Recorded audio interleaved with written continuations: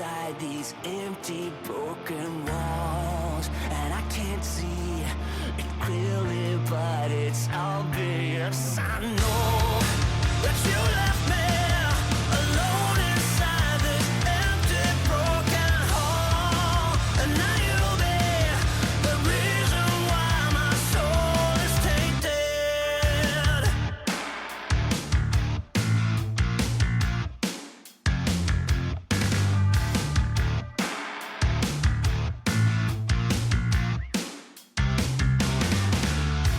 Somebody help me, 'cause I'm feeling trapped and I don't know what to do.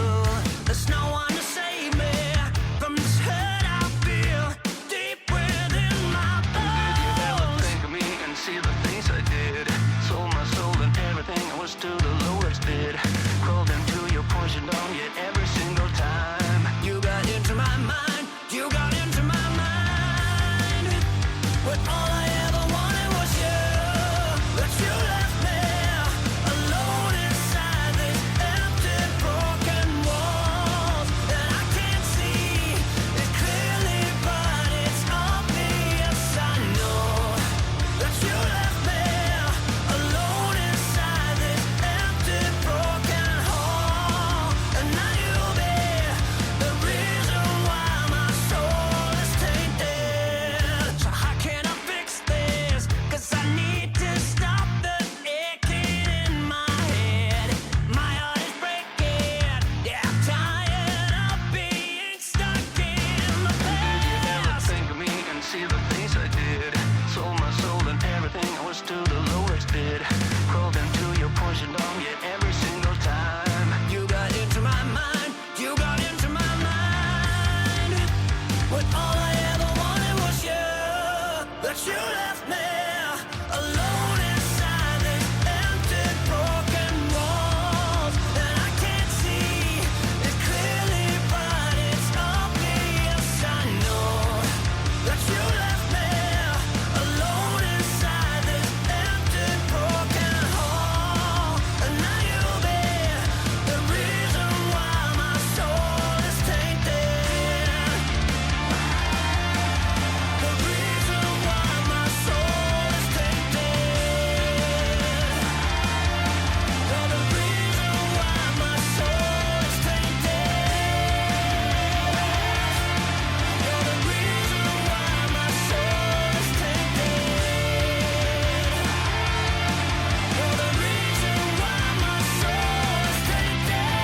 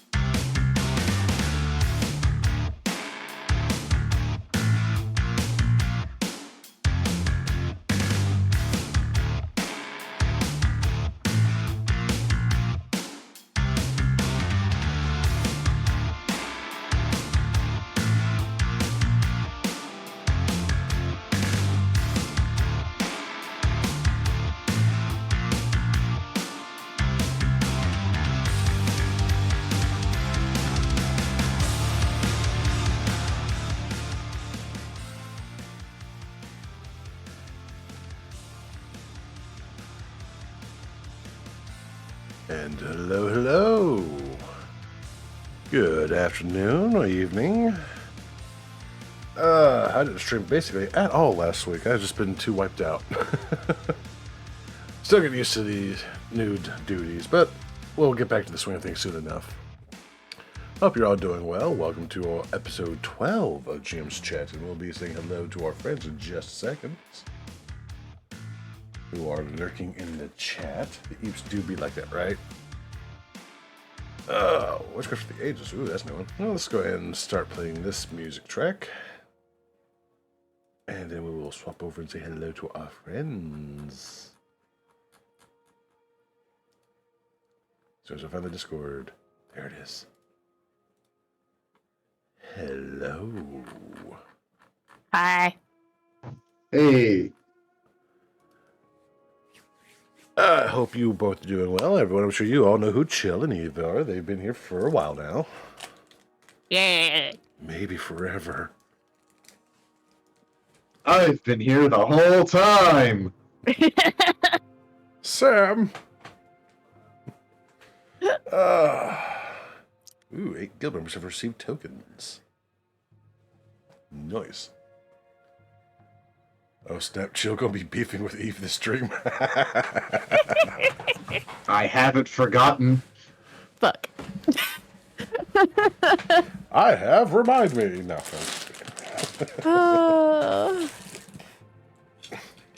it's time I'm in to answer for danger. your crimes, Eve. On the plus side, at least you got wings so you can fly away. That's true. I have zero regrets. You do fly away, but you never escape the army. Always remember who's that Pokemon. Always remember. God damn it. I made 5 new ones, and Laminia blew through all of them on Thursday. Oh, wow. Hell yeah. So, yeah, all back in the rotation. Nice. I'm scared. Wait, ads again? You just had ads. What the crap? It claims they're mid-roll, which is... doesn't make any sense. It better not be mid-roll. Oh, okay, there is an ad break going on right now. It better not be fucking mid-roll. It's like we're That's the entire reason of me running the ads is so that crap doesn't happen. Like we're only 7 minutes in. Yeah, let's just start almost immediately because, you know, Bezos wants his money. Uh-huh. I think we're That's back. good because they've only got like 30 seconds left. Oh, we might be back. Whee. That's a weird thing. The ad's supposed to run for a certain amount of time, but I've noticed that sometimes the ads just run for like 1 and that's it. I have a general question whenever you're accepting. Well, we can go ahead and do that. Sure. What question do you have? Yeah, like any time to think about the other ones. Ask amongst the 3 GMs your question. I won't say we're wise, but we are somewhat knowledgeable. No, not at all. Not at all. We might be wise asses. That's kind of the thing. There you go. That's far more accurate. Wise cracking. That's it, yeah. Oh, these allergies are going to kill me. Pollen everywhere. I did not give my consent for this fucking plant orgy. What is the origin of the D&D bard, or the inspiration, rather? Oh, you're asking us more about history, huh? Okay.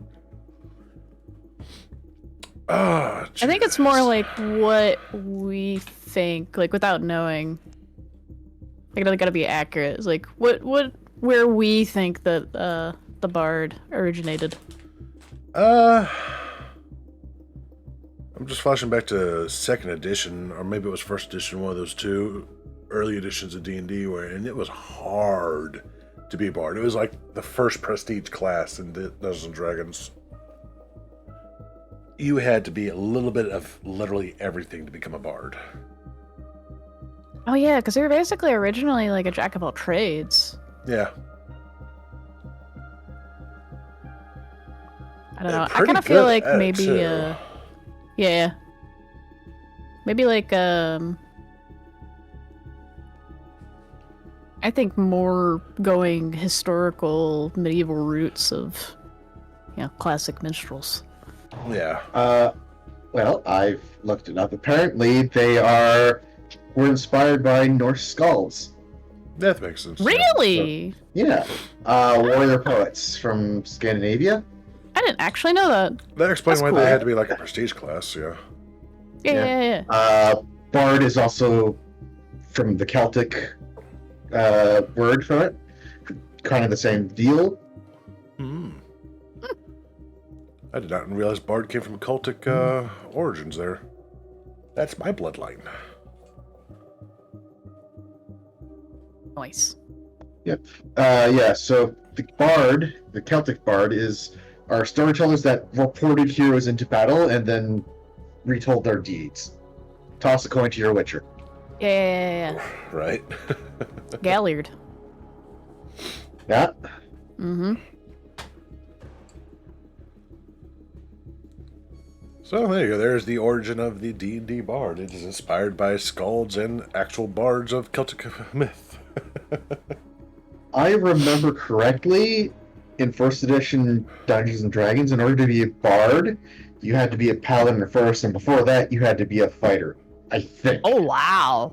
Oh god, being a paladin back then was a bitch and a half. You had to have almost perfect stats. Woo. I was thinking maybe Napoleon era trumpeteers or something. Nope. I mean, if you want to style your bard after that, you could, but that's not where they were coming from. Oh shit! It's even worse. Hold on. Oh, no. I got the D&D fandom wiki up. Yeah. Okay.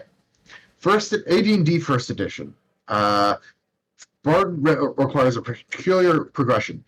To become one, the player must first reach at least level 5 as a fighter, then switch to the Thief class before level 8, then become a Druid before level 9.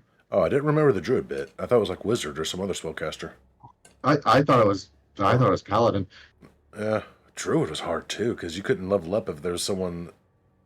Because it had the whole hierarchy thing. You had to literally kill the person above you to take their position and level up. Or wait for them to die, one of the two. Yeah. Once second edition came out, it was its own class. Okay, I thought I remember there was a lot of multi-classing involved with becoming a bard. I think, as per usual with a lot of those classes back then, only humans could be it. I believe so. I guess they did that in a way as like, look, no one's going to want to play human if we put all these fantasy races. Let's give the humans that stuff that only they can do. Only humans can be bards, paladins, and druids. That's it. Well, it's kind of rooted back to what Gygax wanted originally. He originally wanted a war game, like a larger scale, kind of like Warhammer game originally. And he was also one that was sort of against having other fantasy races or species in the game because he felt like you wouldn't be able to properly role play as a different species. Heard Which about that. I disagree with, but here we are. Well, back when all this was still new and evolving, I could see the mindset by that. I think he was happy to be proven wrong on that one, but yeah, at its heart, D&D was a war game. Thought bars were just cheerleaders. Well, now they're just sluts. Yep. Oh, yeah. At least that's the meme. But I suppose we should get to my questions. Tee. Yeah. Have you ever had an instance? What was that? Sorry, I was actually going to ask a question that just occurred to me. I'm so sorry. Oh, go ahead. Is it just me, or is the latest generation of role players super thirsty? Yes. Yes. Okay, good. I can't say anything Like, before holy I crap. too thirst. So it's not just you, I just have a better control of my thirst, I guess. Alex. Yes, we are. Okie doke. I mean, Please it's been continue. around for a long time, but it was more tongue-in-cheek and not quite as out in the open because, well, let's face it, I had to stop putting in average black tentacles into some games for reasons. Good grief. Like, ooh, what those tentacles do is like, it's going to rend you apart. That's what it's going to do. Stop fucking lusting after my tentacles.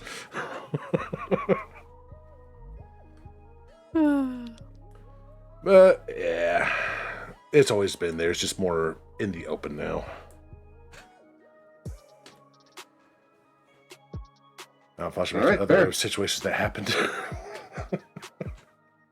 Mm-hmm. Some GMs are fucking thirsty too, actually. It's not just players. Some GMs are disturbingly thirsty, Yeah, we've seen that. right? So, right. When you guys GM for other people and have run your numerous games, has there ever been a time when a player said something that was either the words itself were just shook you, or just the way they spoke made you take a step back and go, wait, what? Stop fucking listening for my tentacles on this. I suppose I should add a quote function eventually, huh? Like, just stop the role play dead, or shocked you, or Like, brought you out of the game and made you look and go, fuck.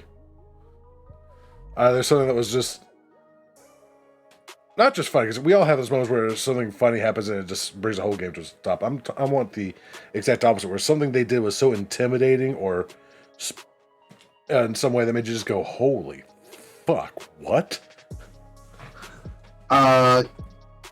when I was a kid GMing, I had to run games with the class Sociopath, and Oh, yeah, it's like, be friends with him or he'll make sure you're friends with no one.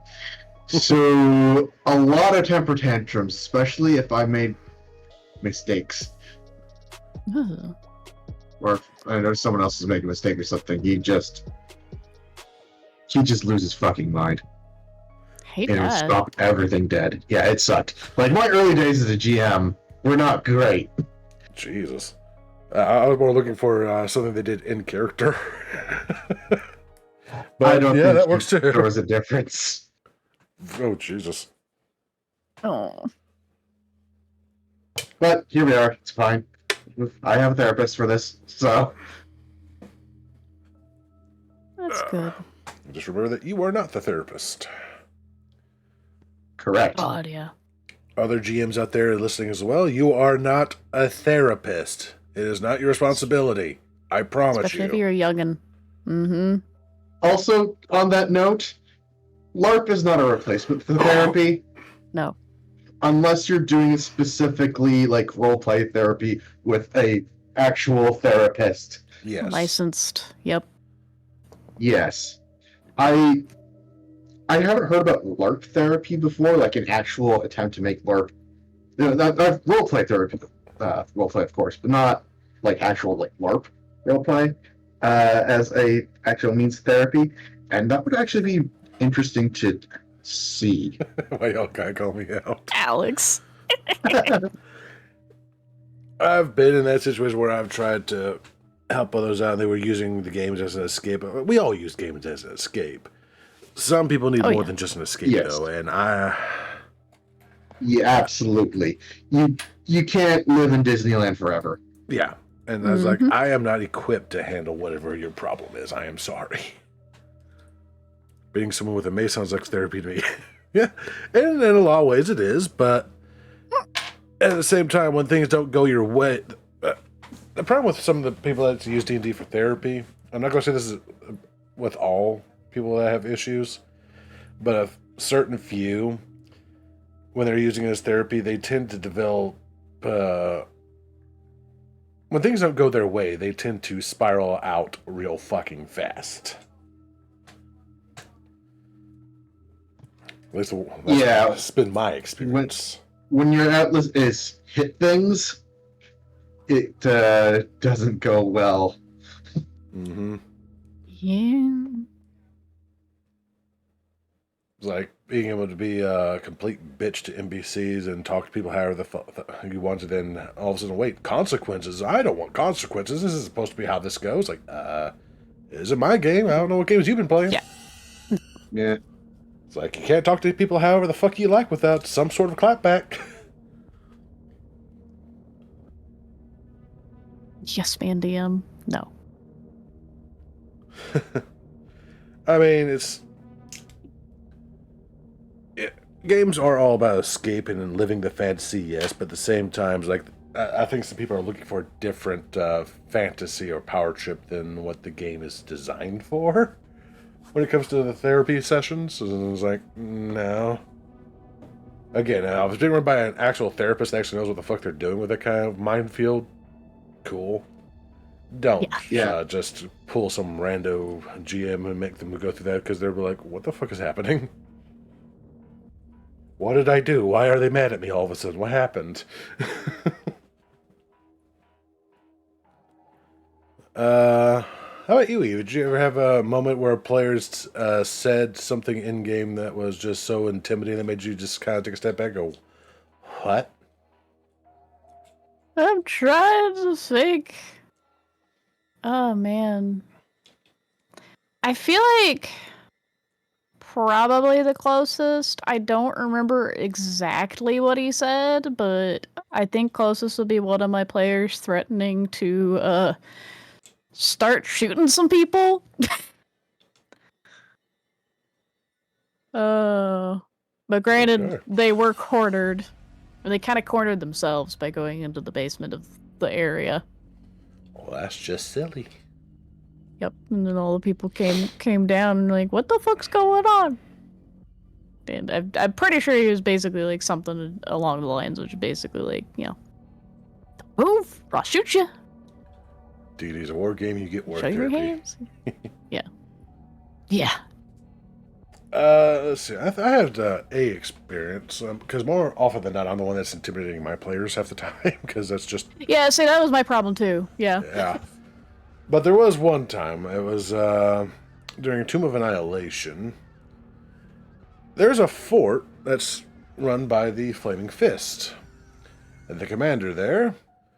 She's been hearing all sorts of weird, silly rumors, and she's like, "Okay, I don't know what the hell's going on there, but I want you to find out what's going on." Apparently, there's like ice or something out here in this jungle, and that makes literally zero sense.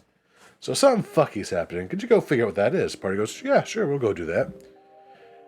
And then because my dice decided it would be funny to do so, the random encounter they got was frost giants. Which at first they're like, oh god, we have to hide from this. And then of course the usual XP question, hey, do we get any XP from that? For what? Not dying? No. You did the thing you're supposed to do. Hide. You don't get experience for that. Your reward is you live. And that's sometimes all the rewards you get. But that's a separate little tangent, but they managed to hide and evade these massive frost giants while also trying to figure out what the fuck are frost giants doing down here in Chult. This is a humid, hot-ass jungle. What are they doing here? So they go back to the fort and they report that, hey, there's frost giants here. Naturally, the commander's like, what the fuck are you smoking, man? You come in here high as fuck, you're not gonna offer me a hit? Come on. It was like, one of those times like, look, I know I promised you a reward for trying to figure out what the hell's going on with the ice and thing, but... oh, what the hell happened? Whoa, reactive? Hello? Oh, we're on the mountain. Oh. That was interesting. Okay, never seen that before. Not live, anyway. I've seen it post. Yeah. Hey, hi. We just had to buffer for a second. We're fine. Everything's fine. We were loading. We're back. Yep. You were saying? Shit, what was it? All right, so... She's gonna use the look, I know I promised you a reward to discover what the thing is, and then you come back literally a day later talking about frost giants. That's kind of a bit of a stretch. I think we would have spotted frost giants this close to the fort. So one player gets a bit offended being called a liar and all that, and like, well, what do you want us to do? Kill one to prove it? And the commander's like, naturally, like, if you can do that, great. And before I could finish the word of like, but if you can find any other sort of evidence that I can go with, that would also work. They start basically going off on like, we found this for you, and just an entire rant. Because apparently they didn't like being called a liar, and it was like, I just stop a step back and go, Are they mad at the character or are they mad at me? This is really Oh heated. no! So after they say their piece and they get up like they're about to storm off, I regain control of myself, go, sit down or I will have your head. They go, why? Because this is my fort and I won't be disrespected. Sit. So I had to kind of rest it back a bit. And then break it down to them exactly about why she isn't believing. It's like, we met yesterday. I told you the quest. I promised you gold. You go out. You come back not a full day later saying you found fucking frost giants. Which A, is not what I asked you to find, and B, is really difficult to believe. You can understand why I'm a little suspicious about your intel. So find me some proof, either a weapon, a ship, something that says giant that I can take besides just your word for it. Then we can discuss your reward. After the game, I was like, so were you mad that I was calling you a liar, or were you mad that she was calling you a liar? What was going on there? That made me have to take a step back and go, I'm getting chewed out here. What the fuck's happening? It's one of the few times I've actually got brought out of my character and out of the game to go, did I hit a nerve? What happened? That's fantastic. I haven't really had that issue since. I think it was just they must be going through something in their IRL, or someone was calling them a liar or something, and it just hit that nerve at that right moment or something to trigger that entire rant. Mm-hmm. Basically. Damn. Yeah, I can't really think of anything. Damn. Not that anyone said. I actually want to make a character that's super intimidating, like just saying random things that just make people go, oh fuck. But knowing me, that I'll make a character like that that's super intimidating, and I'll always roll a 1 on my intimidation checks. And then always the way you make a character specifically for one thing, and the dice say, no, you're not doing that thing you were designed for. Nah, dude. Nah, bruh. That would be cool, but wouldn't be funny if we did this instead. It's like, God damn it, dice. It's like that meme of the 3-headed dragon. It's like, my character, the backstory, my dice rolls. Yes! The Ghidorah meme. Right? That's so good. I love that meme.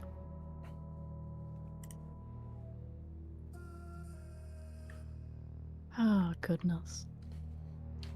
So, does anyone else have any other questions before we go on to the next question I had prepared? Yeah.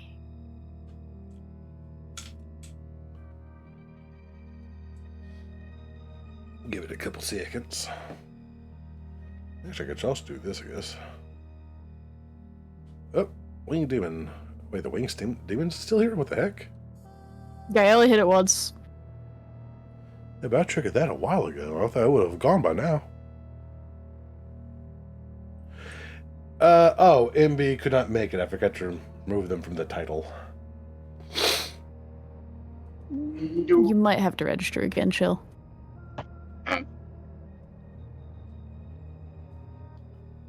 Let me update this and move MB forward, because MB couldn't make it at the moment. They might show up later. Yeah. Rest in peace.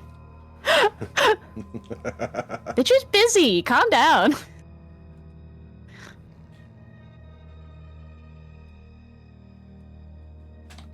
Yeah, I'll punch that demon.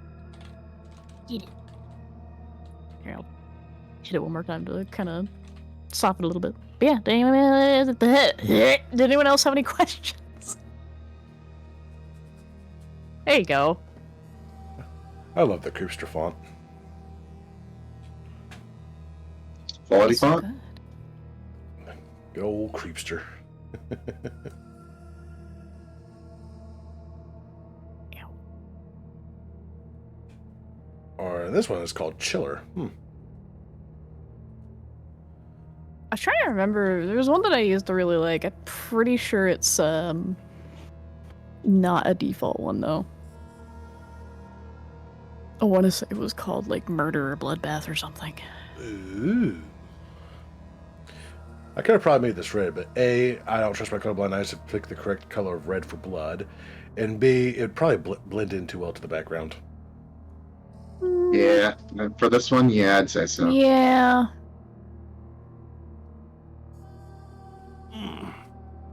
This needs Max to watch some of contrast is good. dust just vanish behind the words. Yeah. Oh, I guess we can go on to the second question. My question about openings. And by that I mean, what is one of your favorite methods you've ever used to open a game up? Like, Heh. the hook you use on the players. We all know the meme that a lot of D&D games that you meet in a tavern, which, well, of course you do, because that's where people meet back then. That's where all the jobs are. Because that is historically accurate. I'm sorry, that's just the way it goes. Stop hating on the meme. But like a cold open where you set the scene in a way that you're sure will or has hooked your players and made them go, okay, what? I have one. This is what I did for my Hunter the Reckoning game. Oh, yeah. It started with a news report. Ooh. With a murder that was declared as a serial murder. And they're talking with an FBI agent.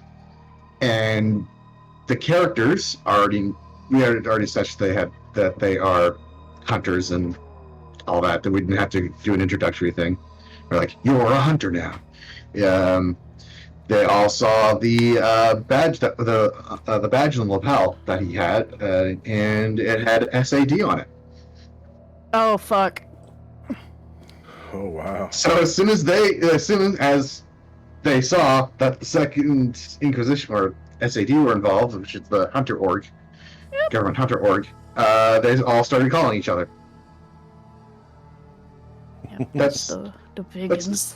that's kind of how I like starting my games, with a piece of information that everyone that is public within the game world, That is a good and one. then, but they individually know something based on the information that they got from that public information that others would overlook.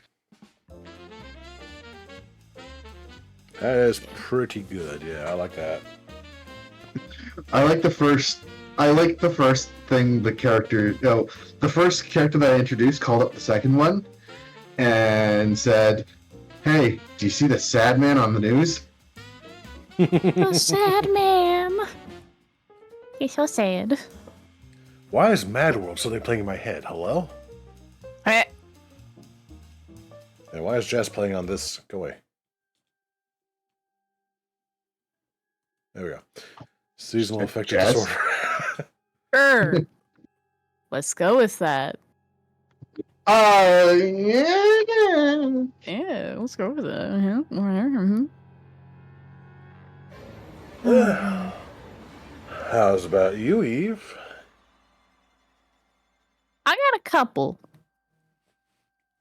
So, my current Bolt of Darkness games, started with, well, the ones excluding, Darkness Collective.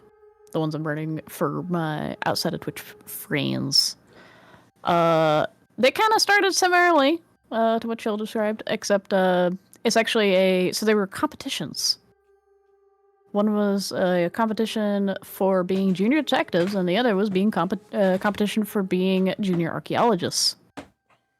Hmm. So that's how I did it for those.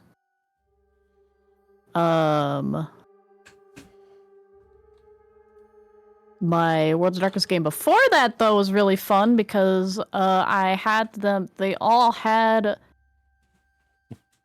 minor cases of amnesia. Hmm. Basically, that game, I was like, okay, you get to pick the animal, I get to pick your supernatural type, and you don't know what you are. And they all started out in a research facility, Magadon research facility, more specifically. Oh, Oh yes. oh dear. So yeah, so they woke up in cages. It was great. Oh, no. Those poor security guards. Damn, aside from No, some of they the- no. They assigned themselves their animal. I only assigned the supernatural part. Animorphs? No, they were all all but one of them were always animal. I did have one have a wonderful backstory with a Zamitsi. But yeah. My absolute favorite, however, is my Bleach games. Where they both times I ran it, or I started it, they died trying to go get breakfast. I had hollows Okay. attack the restaurants that they went to. Wow, I mean, everyone's a critic, but damn. Mm-hmm. It was great.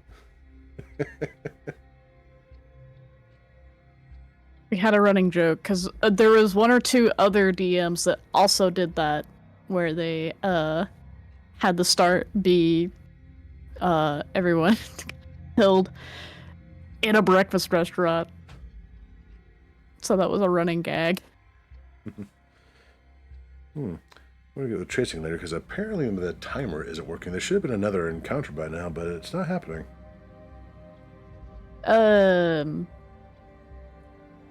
Did you re-enable the counter after the update? I thought I did, but I probably didn't do it correctly. That might be it. But noted. Where is it?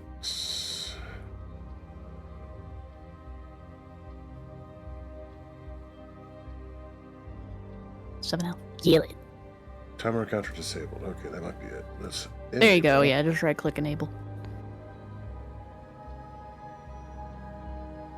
That's it.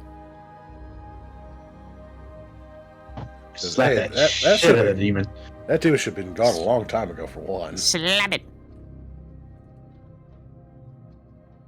Timed encounter isn't enabled. Timed encounter is also. Well, it both said they're enabled, so we'll see if it works. Yeah. Oh no, that's not close to Trimmerbot. That'd be bad. Don't do that. Yeah.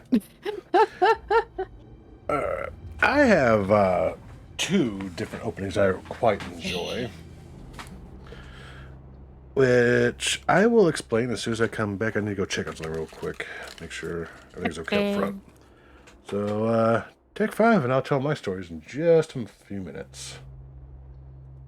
Okay.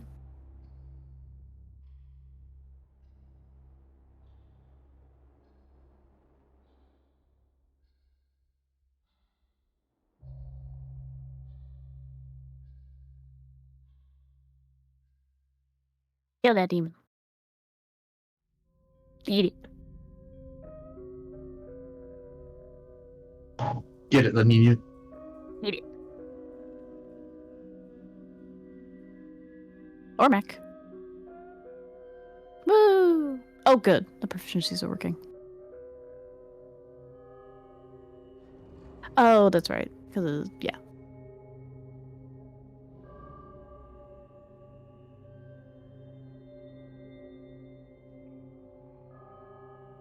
Yay. No shop. No, it's, there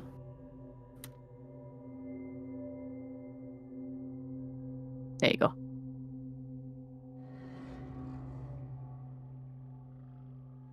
And then tokens for tokens. So how many tokens you got? The full list of commands are down in the About section. Okay. Yeah.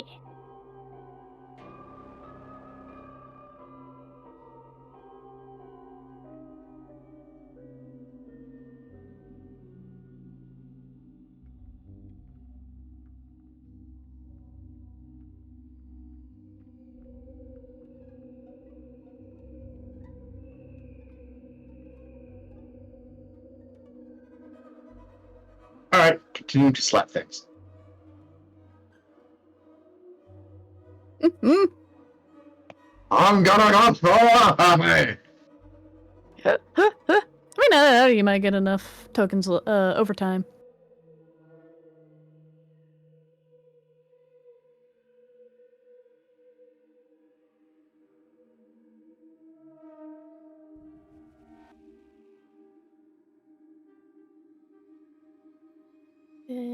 Oh yeah, you didn't get anything because you didn't hit the. I don't think you got to hit the demon any before it got killed. That's okay. You'll get them over time. In due time.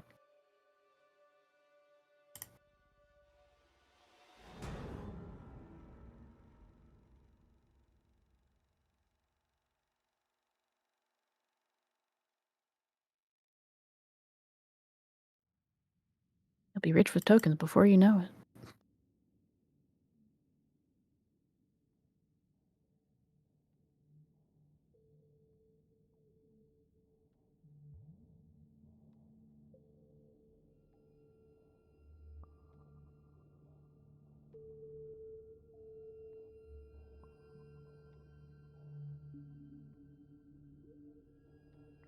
Oh, I probably should have specified with my bleach.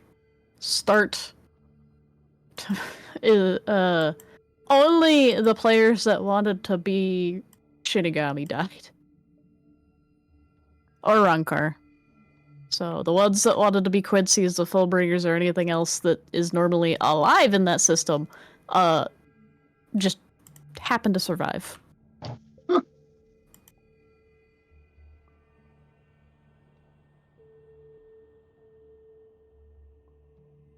Yeah, because to be Shinigami or a Rankar, you have to be dead.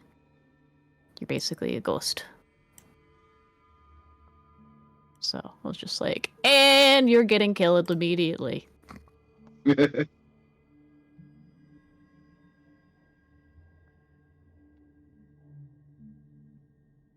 Don't worry, you'll get better.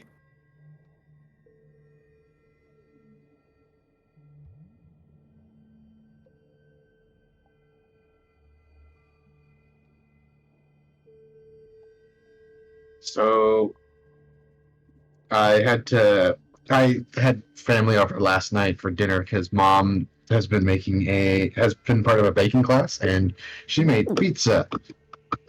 It's really good. Hell yeah.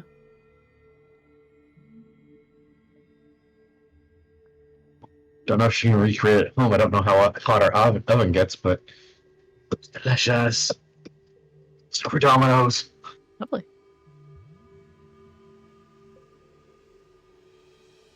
I'm doing all right, Lavinia. I've also been busy with schoolwork and finishing my final project.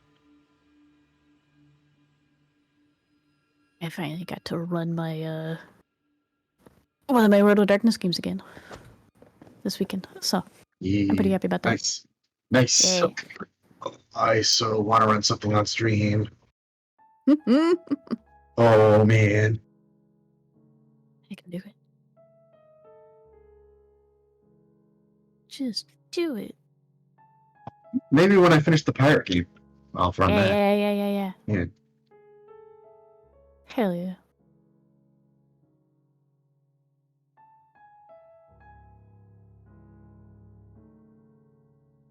Also been playing Elden Ring, so it might get a little more Dark Soulsy than I wanted than I originally planned.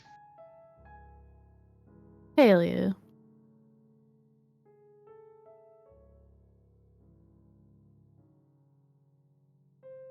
It's got such good vibes.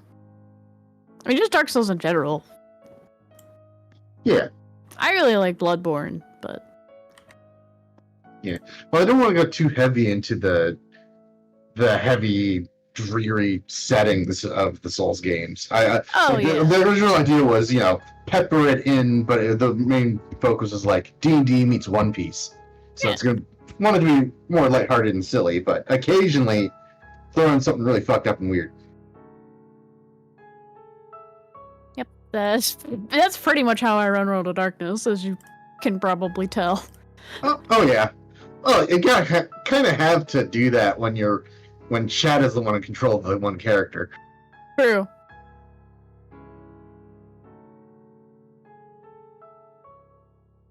I do definitely do that with my other players as well. Yep, turned a god into a snake. It was great. Yep. I'm still so happy that made y'all so mad. Oh man. I'll just wait till Tuesday.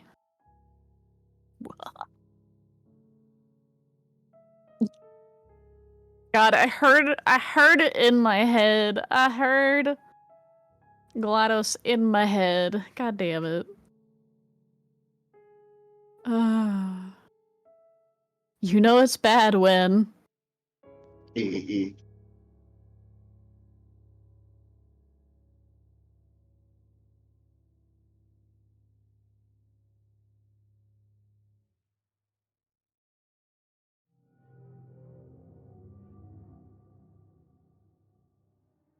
Entire shit. Yes, I did. It was great.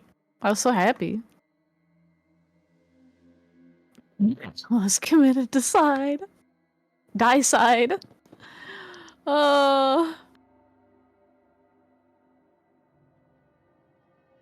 Yes, it was real good.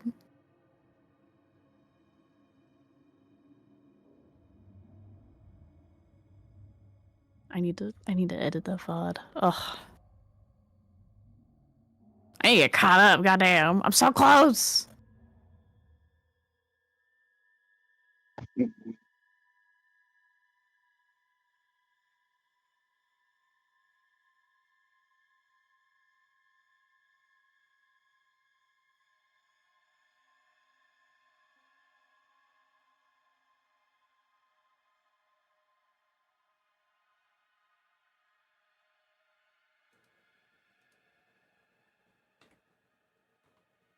Wrong window. Right window. Was this by almost committing deicide? And a collective scream they're for the entire mad. stream? What'd you do? Yeah, they're mad at me because I turned their cake god into a snake. Ah. A sneaky snake? A sneaky snake. Ooh. A stabby snake. A stabby snake, yeah. I say there's a love sadist. Well, yeah, that's generally what we are. Your tears taste delicious. Ah. It was so... That's why we have the He most. says knowingly. I say this with love, say it. Oh, it's so good. It's so good. I had to doctor up the chili a little bit because it didn't taste like chili. It tasted like tomato. Oops. Hopefully now it tastes like chili. Yeah, once the flavors meld some, I'll taste it again. See what else I need to add to it. Mm. Put a bit more chili into there so it tastes like, chili. Mm. Let's see. Oh, yeah, so it was my turn. Narrative voice. It was, in fact, not good. I think narrator voice is kind of my default.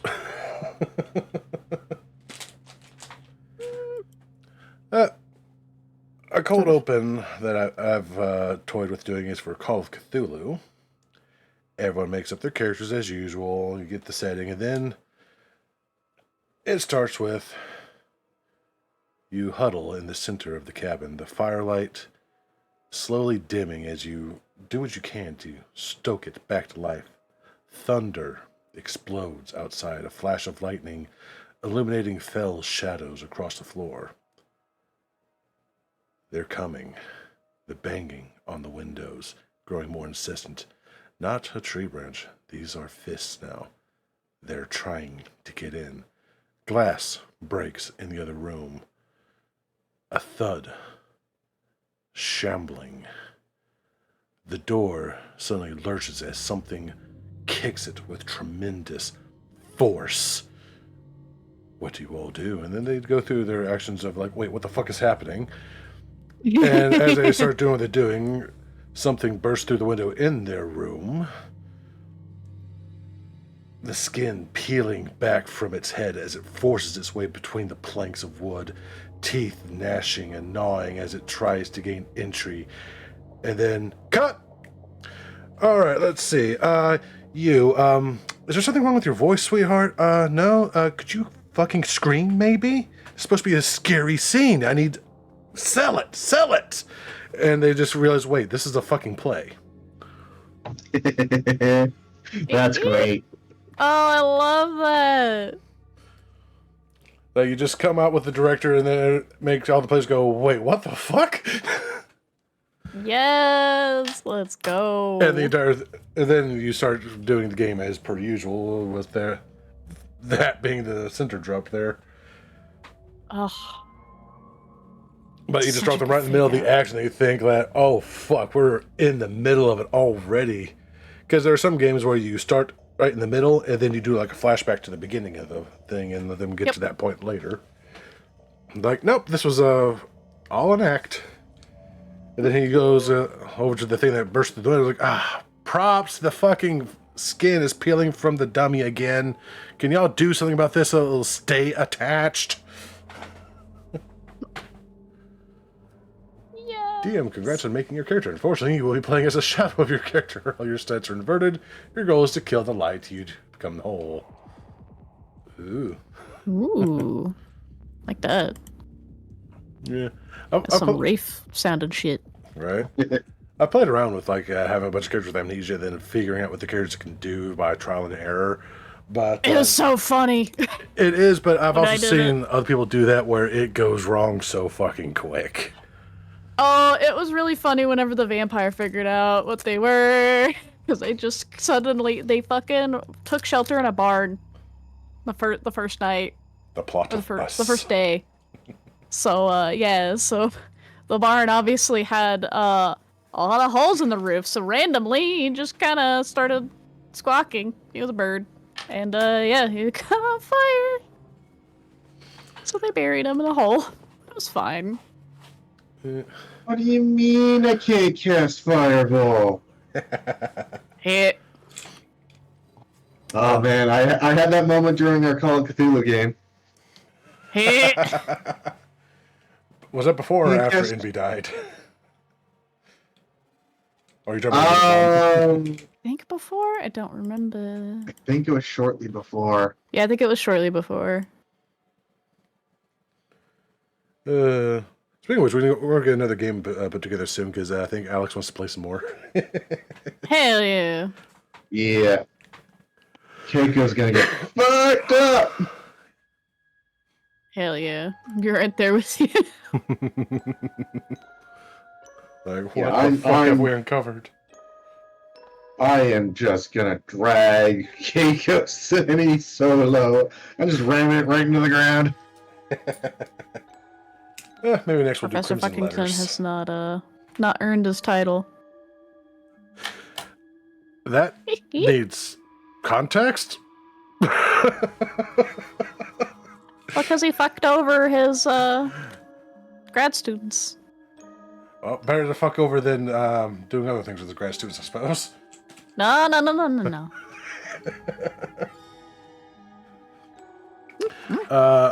Another open I've been toying with. It requires me to put a lot of work to making this campaign because I haven't gotten around to it yet. But the land has been at peace for quite some time. Weather favorable. Barely any need for adventure outside of just the thrill of exploration and finding lost treasures. No real urgency outside of just satisfying your wanderlust. None of that matters anymore, however, as you feel a pull, an insistent tug on your mind. You blink and things go dark. The lights slowly return, and you find yourself in the middle of a stone chamber, in the middle of a circle. Surrounding the circle,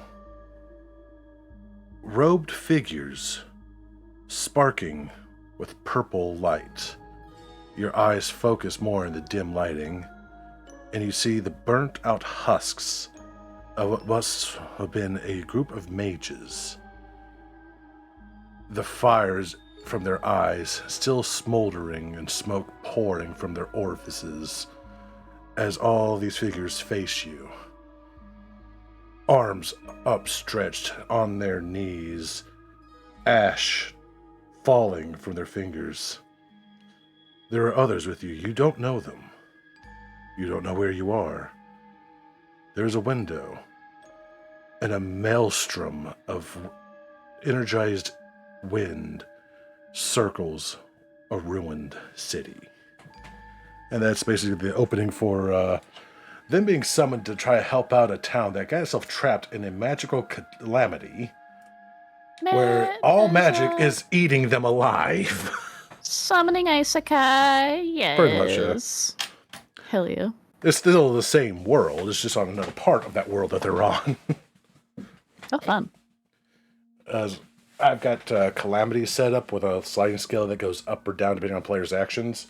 This city did a fucky wucky and put it straight to Calamity level 5, which is end world scenarios. And it's self-contained on this city, and they're stuck in it. There's no way out. And magic literally burns them from the inside out. Fun. So, may just have fun with that one. Oh boy. How? No. On the other side, any spell they cast is basically to devastating effect. But again, it's every time you cast, it's burning you from the inside out.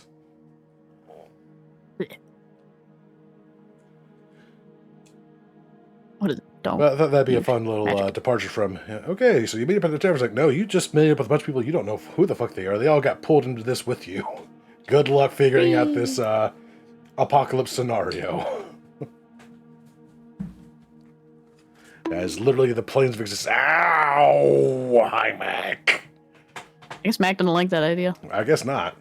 Yes. Rifts are tearing open everywhere to every other multiverse, like the Hells, the Abyss, the Negative Plane, other worlds, just all sorts of things just spilling out into the city and causing all sorts of hell as the survivors are basically trying to take cover where they can because there's nowhere really safe.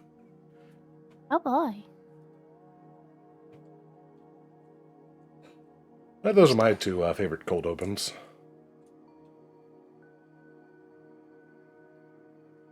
So, Hell yeah. You got any other cold opens you like, or has anyone got another question?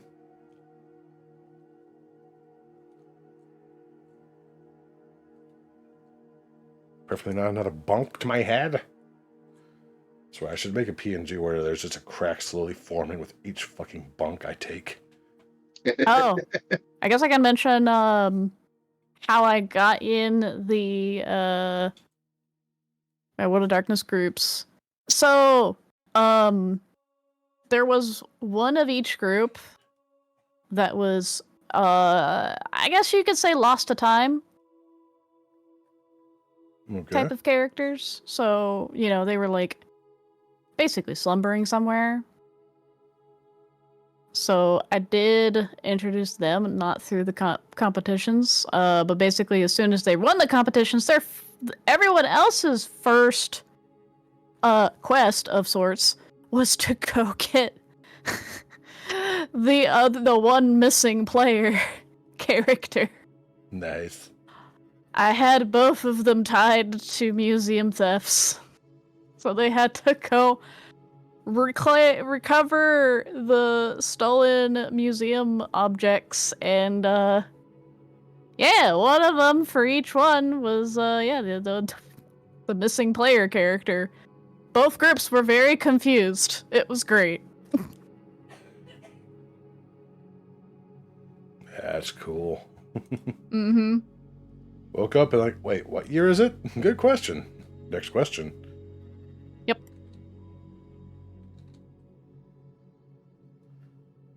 Well, one of them spoke English. The other didn't.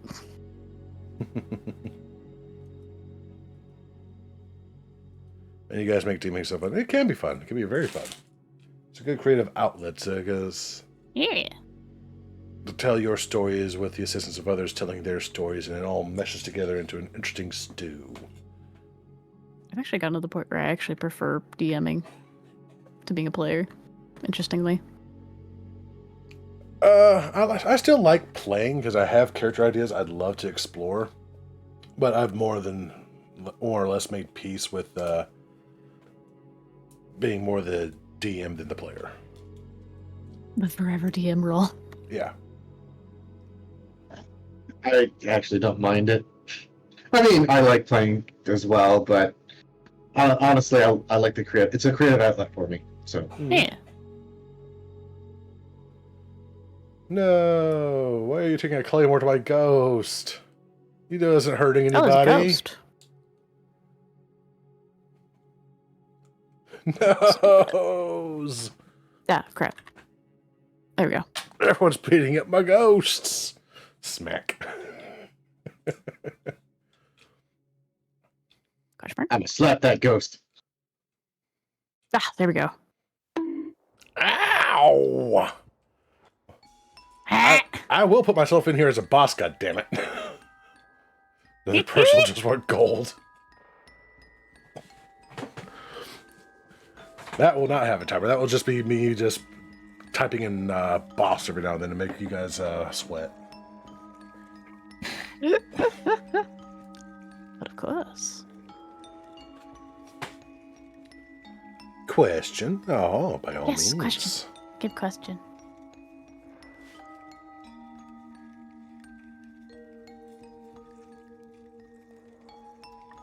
Weak spots in TTRPGs.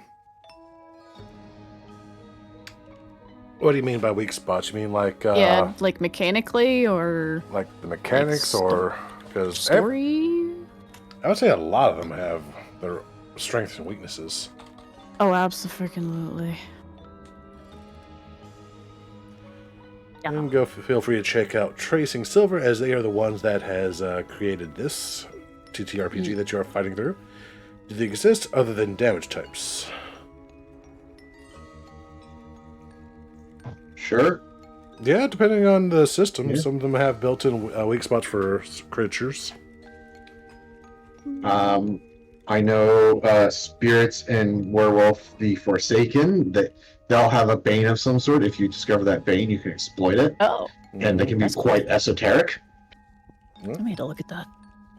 Of course, with vampires, you want to make it a call attack for the heart, or try to decapitate them, because that's one way to take Or them use down, fire. generally. Or fire. Or Fire- even better, summon the sun.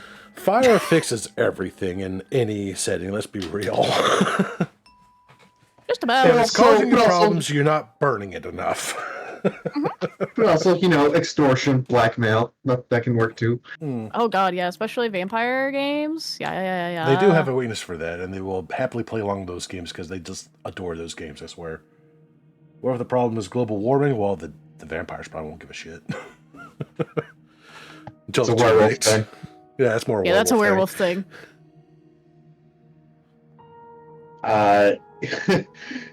It's supposed to be murder. The solution to that is supposed to be murder, but I don't think the werewolves can do that. I mean, they can murder, but I don't think that's a solution anymore. Yeah. No. Call of Cthulhu, some things have a certain weak spot that you need to aim for, and specifically aim for. I think most settings do in a way, except for D&D. Oh, did we mention silver for werewolves and gold for lizards and cats? And ravens. Right? I almost forgot for some reason. Oh, and then cold iron for What I thought you were going for. Apparently, I was thinking the lizards first for some reason. But even then, it's generally up to the game master. They'll generally put things up with a specific weakness, especially if they're very into video games where most things have a weakness that you can exploit. Oh, yeah. So yeah, there's definitely a thing in TTRPGs, absolutely. Question. Has someone ever tried to trigger you off table so they win on table? I'm sure someone has tried, but I'm pretty sure it has also backfired because there's few things you want to do than purposely piss off the DM that's in control of the things that are trying to kill your characters. Yeah, and even not even that. Just don't. They're just gonna bring down the whole table if you do that. Yeah, Mm-hmm. Putting your GM into a bad mood. it's like, I mean, it's not like where you're playing poker and you trigger someone and make them make mistakes. In this is someone who's got literally control of everything on the table. So triggering the GM would just be a bad idea because it's rude, and a bad idea because they can literally do whatever the fuck they want and just ruin the whole game for everybody at that point. Oh, Yeah. I have had a friend jokingly do that. Like not actually wanting to, but just, just being funny. He's the one that got killed by the bad joke tomatoes 3 times. So, I mean, yeah. that's more good-natured ribbing, though. Yeah. Hey, Glass, how you doing? Hey. Hey, You know what? I haven't really done any shout-outs this stream. I should probably start doing that.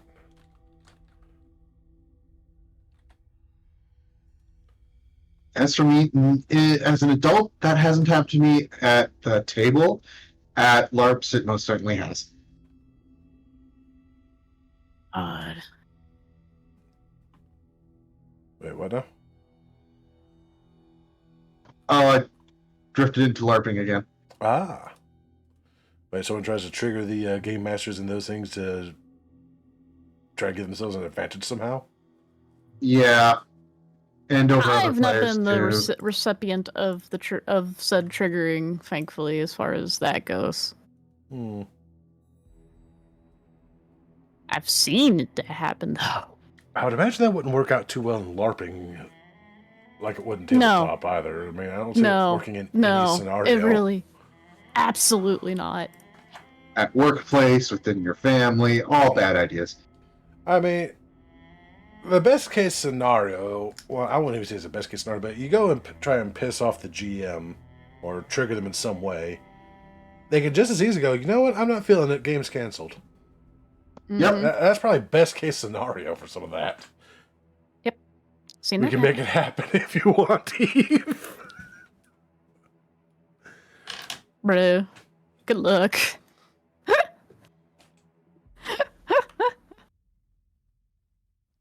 That is not a challenge.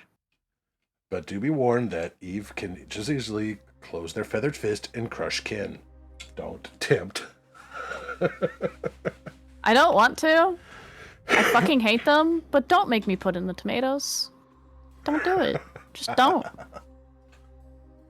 Actually, there are worse things I could use. There's such worse things I could use. Food and drink is the best game. Not kin. Not Ken. No. I wouldn't crush Ken. I'd crush Ruff. Oh, that's worse. That's so much worse. Oh, I could feel the malicious grin when you said that too. Nice.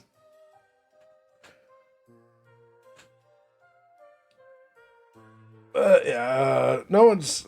I don't think anyone's actually tried to trigger me for an advantage, probably because again, that's I can't see that ever working out in their favor if they were to try. And poker, yeah, I'll try to trigger people all the damn time when I'm playing poker with them because I want their money. I want them to make stupid mistakes because they're mad. That's not toxic. That's just good strategy. And very easy to do with some people, I swear. All you gotta do is bluff and turn out, oh wait, I wasn't bluffing. And all of a sudden they just single on you and they want to beat you. And they'll try to call every bluff you make, but you're not bluffing, so they end up losing more money. When you get triggered to that point, the best thing to do is just walk away from the table. Stop losing your money to me. Oh, that's so funny.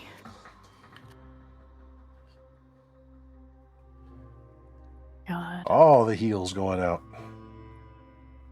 Well, yeah, ghosts do 2 damage per hit. That's why I'm doing that more this time. Skeletons And they're do also heal. resistant to physical. I've got skeletons as zombies. They haven't come out yet. Hopefully they come out soon. Nice. Hell yeah. Let's see. How about you two? You got any topics that have cropped up in y'all's minds? I wish I had time to think of a few. I've been busy with homework for the last Right. few days. Draw some So of it's that the last up. project of my video editing course. So it's due Wednesday, so I gotta finish that up. Heck, I've been making training material for my team members. Because I saw that there's a few things that we need to know about that are not in our files anywhere. I guess I'll just have to make the damn things then. So I made a card counting manual. Like, this is how you count cards and how you catch the card counters. You work in a casino. Yes, I work in a casino. I am the eye in the sky. I'm the one that watches the assets to make sure that no one's stealing or cheating us. Wee. That's actually a pretty interesting job.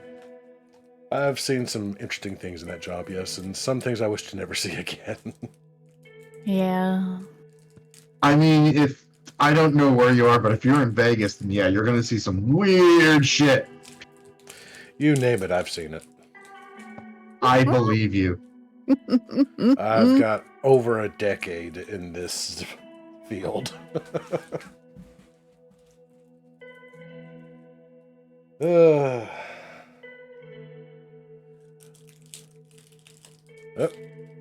people still beating up my ghost. How rude. No, my ghost is about to die.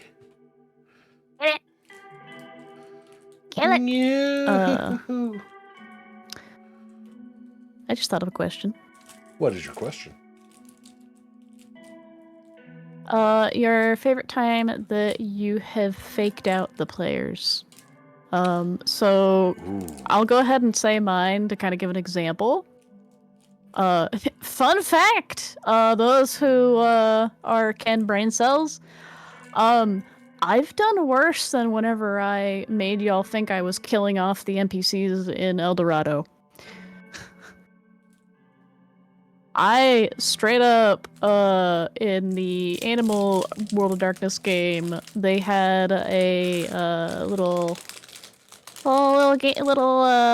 hamster gang girlfriend. It's actually this emote. A hamster gangrel, oh god.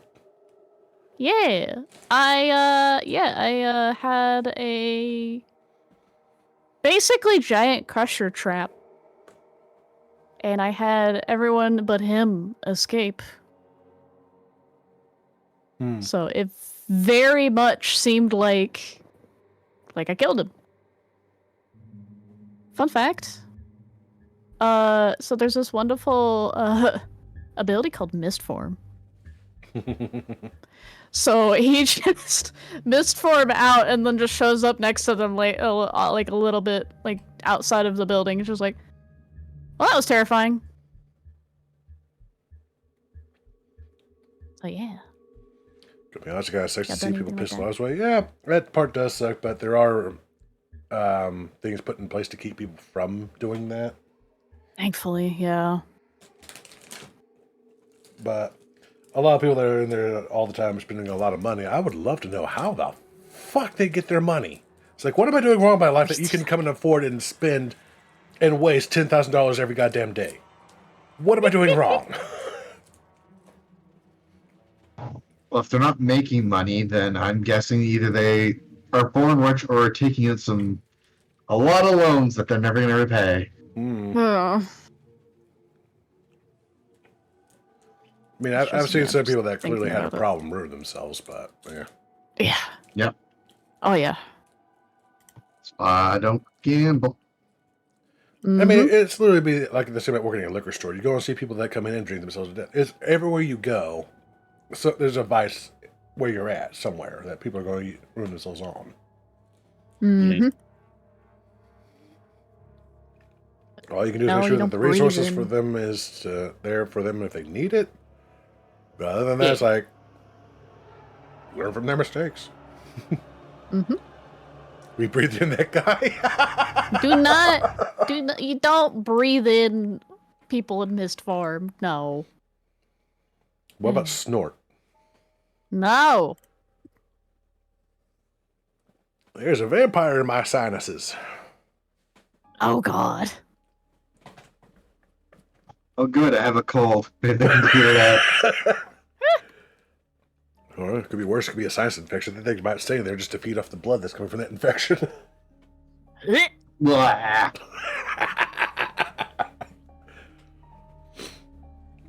I made them both go This girl got us nuts.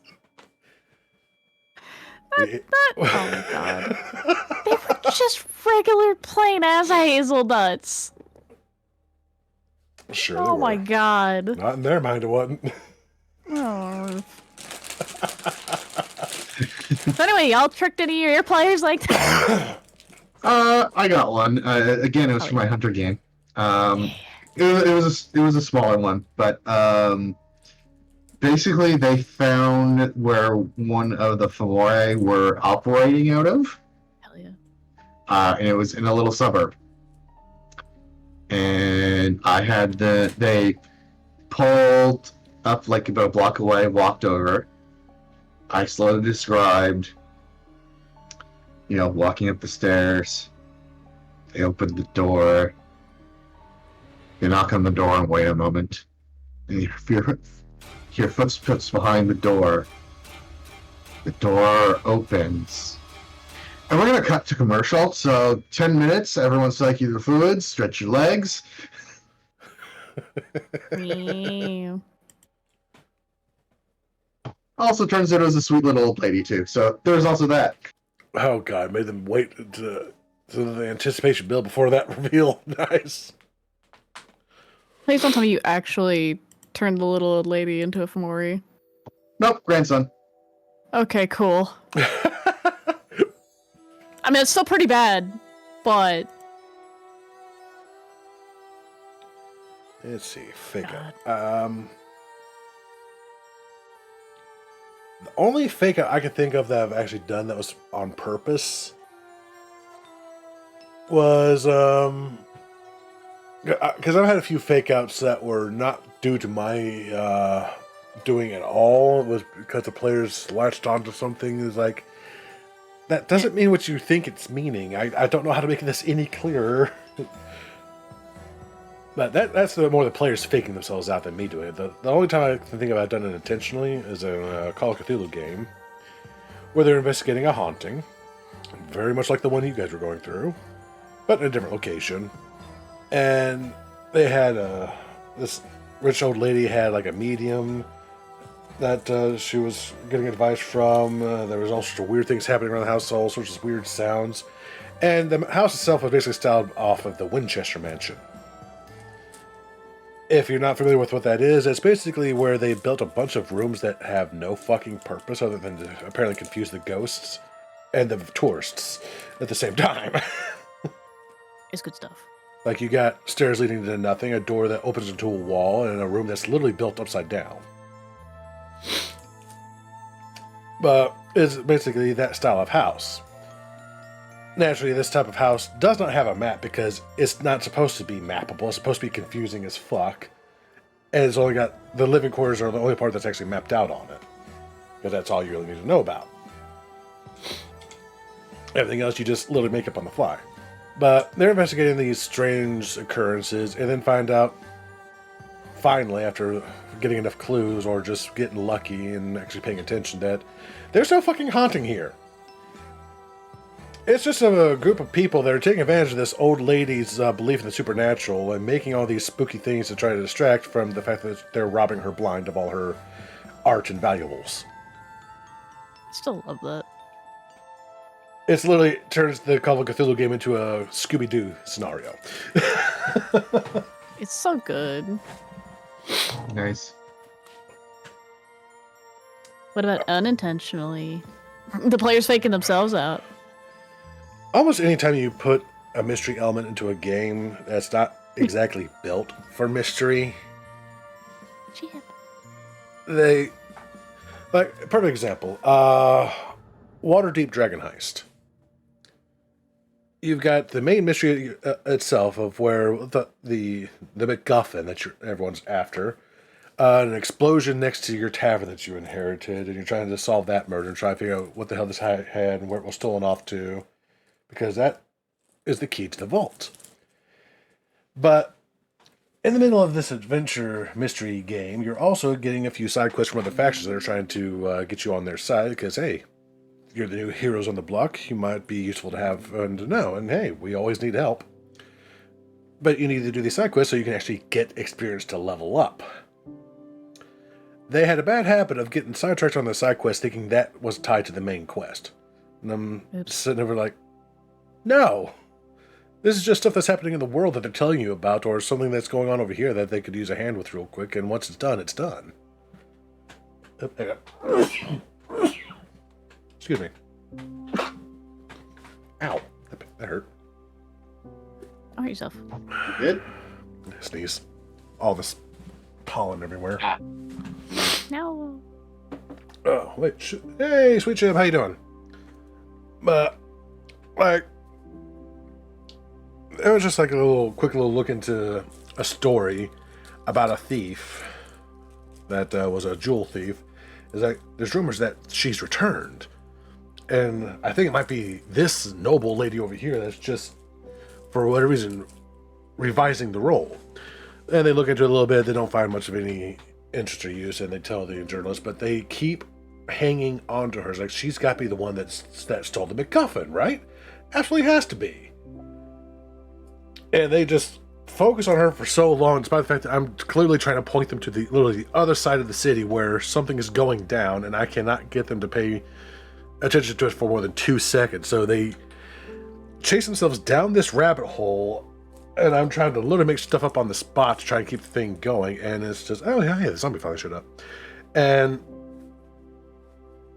I finally had to, at the end of the game, going, what the hell are you guys doing? You guys are chasing nothing. Why are you frustrated, Chib?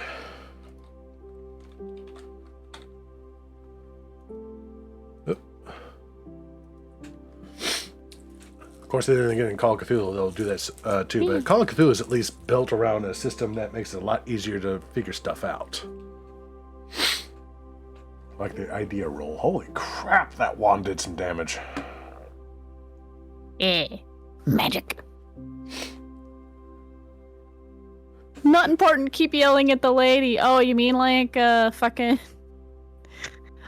wrenching metal sounds? Huh? Oh, just Ken ignoring the loud wrenching metal sounds and continuing to try to kill the ghouls and the remaining vampire. Oh, right. It's always fun seeing just how players will just like laser focus on one specific thing. You're like, I wasn't planning on that, but okay. Yep. Uh-oh, Chill's got a sword. Weird. Chill, put the sword down, man. His sword, man. His sword.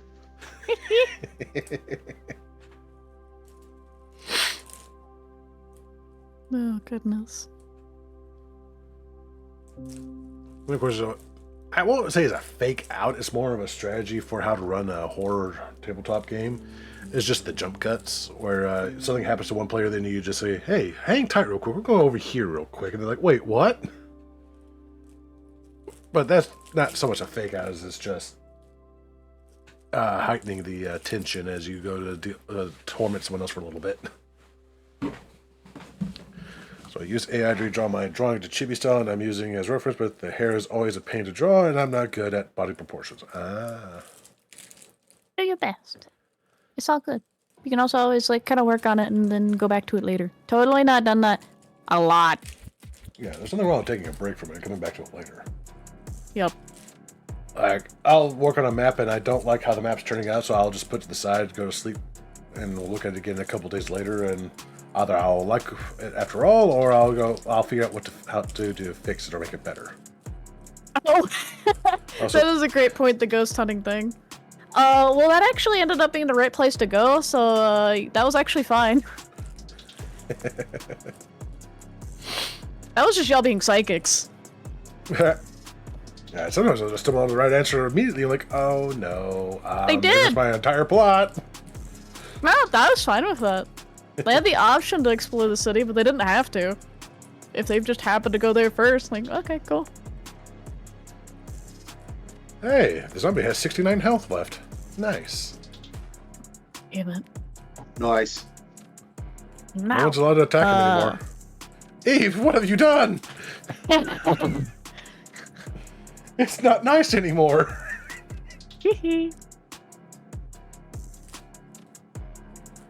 Gosh. I think my biggest, at least that I can think of off the top of my head, the biggest instance I've had of my players faking themselves out was actually, my other one game, where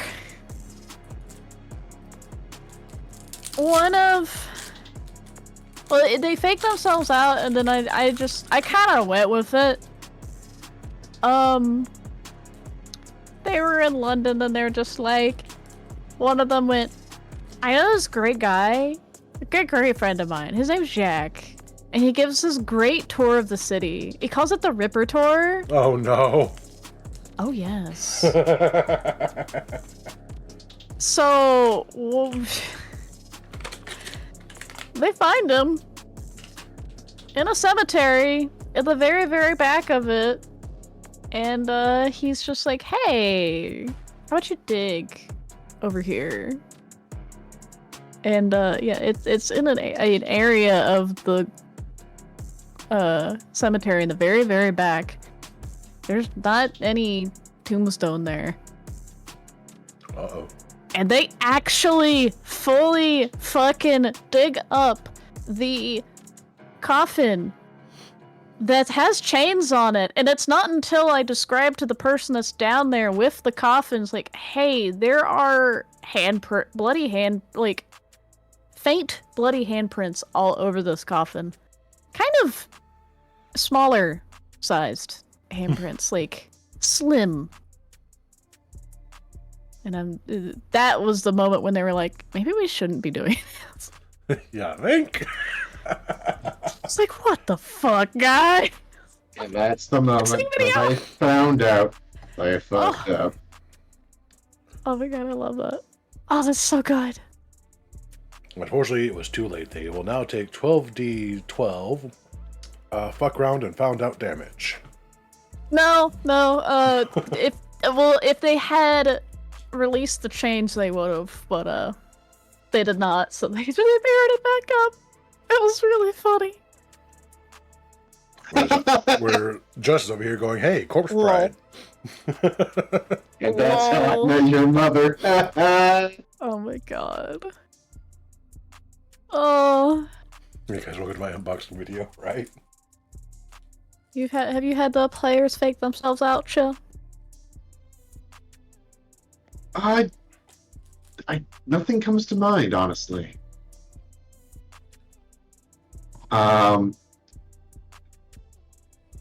I ran an event once at a LARP. It was just a one-off event, but I was planning it to be the precursor to the season that I wanted to apply for, but didn't end up getting.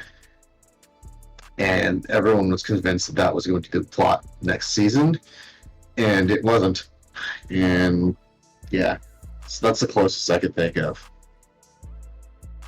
Oh damn. Yeah, that was also the same year that everything went to shit. I'll tell you guys one day. Yeah. Absolutely no rush. I mean, I've had a few other instances where players will fake themselves out and just chase something down on Warrior to the Bone on that to the death, but not quite as bad as it was during that mystery plot. Of course, there's the fake out that we use in horror games to basically make the players scare themselves, where you're describing smells, sounds, and maybe a glimpse of something, but you don't fully describe what it is they're seeing, and you just let their minds make up something horrifying to spook themselves with. Which I guess sort of counts as a fake out, but Yeah, kinda. I'd say so. yeah, that zombie's tanky, huh, guys?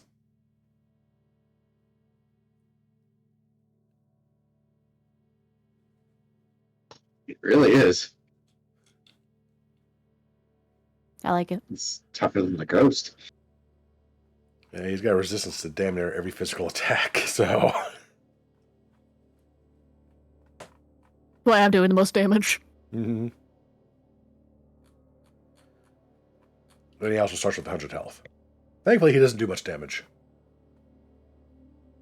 So he resists edge, blunt, and death, but he is vulnerable to fire and light. So if you got fire wand somewhere, guys, woof. Or in this case, wind and water.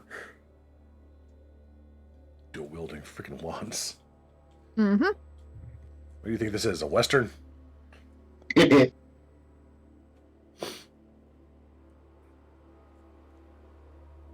Has anyone else got any questions?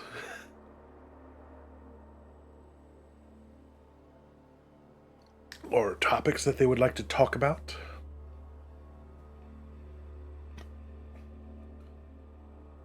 And I will go ahead and pull up Reddit just in case. So I do notice a bit of a contrast between myself and all the other GMs that are on here. I like horror and I do run horror, but I always try to make things funny as well. Like that's Oh, sort I of do my that. slant. Yeah. Like to the point where it's more horror comedy than it is just horror. Yeah. I'll have like a few instances here and there where like it actually gets like scary, spooky, and serious, but most of the time, yeah, it's more kind of geared towards horror comedy. Sleep well, Just. Okay. Yeah, I mean, I'll I? sprinkle a silly Easter egg here and there just for a little quick lull. But that's about it. Like with the Darth Plagueis the Wise. Plagueis? Plagueis. It's a World of Darkness thing. I'm sorry, what did you just say? So maybe it's a World of Darkness thing? Like, I Oh. don't know. Maybe, I don't know. Well, I think I don't run my World of Darkness with comedy either. I get pretty gritty with mine and seductive.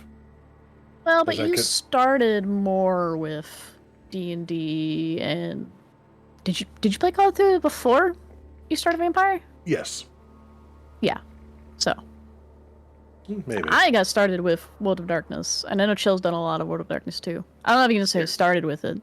No, my first tabletop was D&D Second Edition. My first time as a GM was D&D First Edition.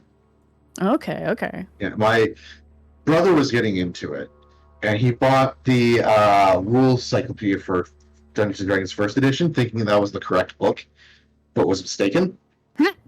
And he tried to return it, and they said, "I'll give you $250 for it." After he spent for like $25 on it, so he's pretty pissed off about it.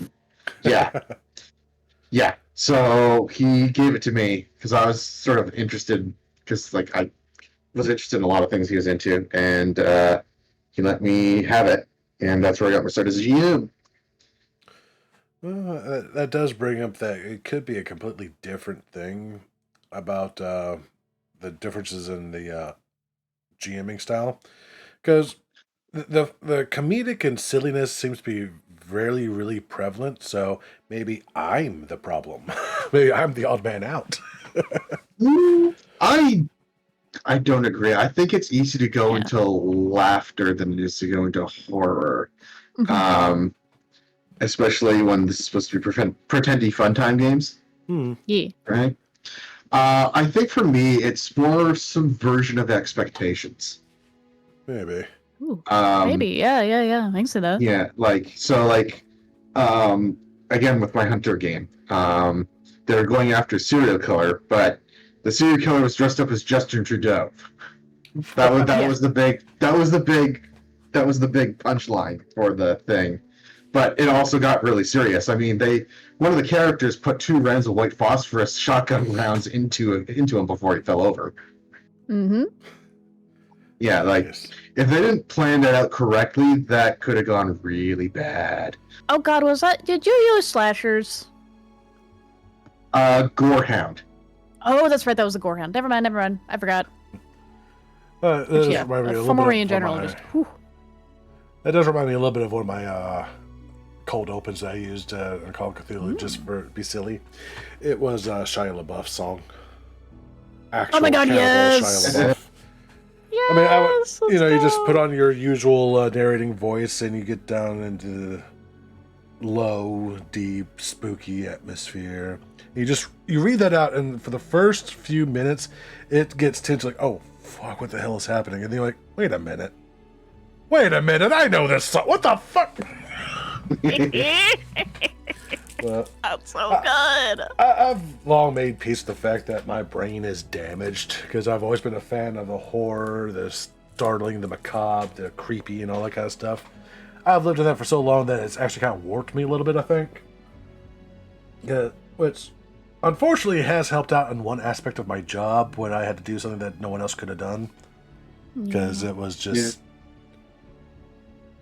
Not to dig up old wounds and bring the mood down, but, well, long story short, there was a murder. I handled the investigation.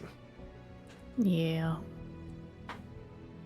Like I said, you say it, I've seen it.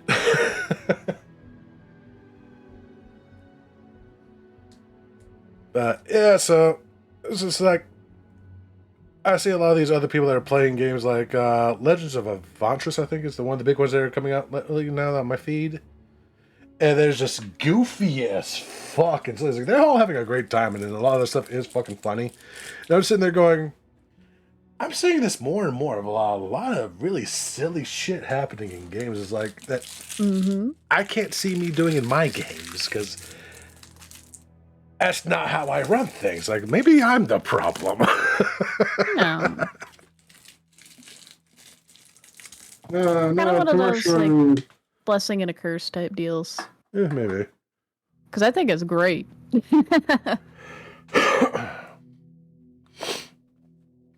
Yeah, like I said, I play with people's expectations. So Yeah. if I'm gonna do horror, you're still gonna get a laugh. I mean, I like the silly as well, but did I miss the bonk? I see the bonk, You but I didn't did. hear the bonk. You flat out missed the button. I saw it. I see didn't it hear on it, the but I saw screen, it. but I didn't There- hear it. We were in a commercial. Maybe that's something to do with it. There's an ad running. I Maybe, didn't see but the I'd ad still be able to running. hear Weird. it. That's strange. Also, hi, NB. How you doing? You should be able to hop in if you're NB. ready, NB. I think. Sound cool down, but You should I have the didn't permissions. hear it. I think. Probably. Yeah, it's so weird. I mean, I saw it pop up on the screen. Okay. Go on and make some tea. That sounds good. You know what? In fact, why don't we take 5? I'll go check on the chili and grab a quick smoke. I was actually about to ask that. I will also be RB then. And then Indy Alright. will suffer the I'll do the same. consequences. Oh shit. You're in trouble. BRB. Beep, beep. See you soon.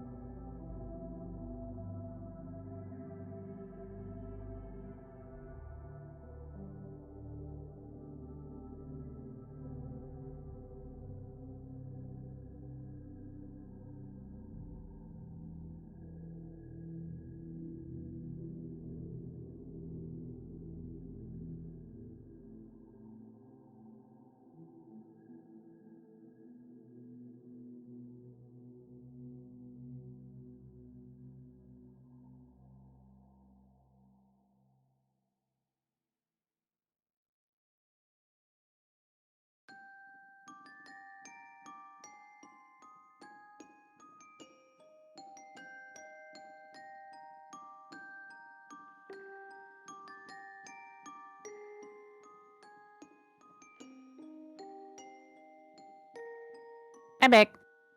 Oh goodness.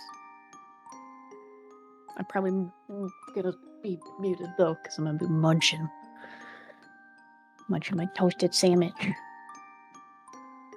The chippies.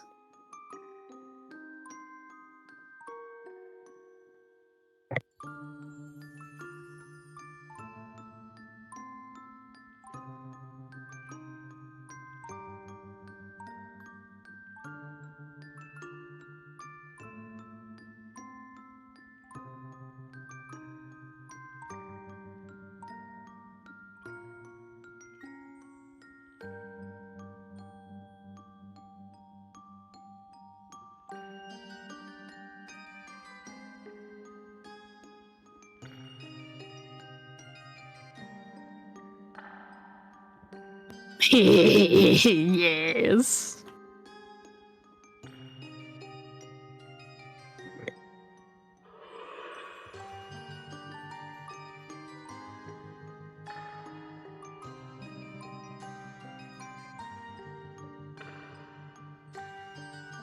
What did I do? I was just responding to Alex. Saying yes.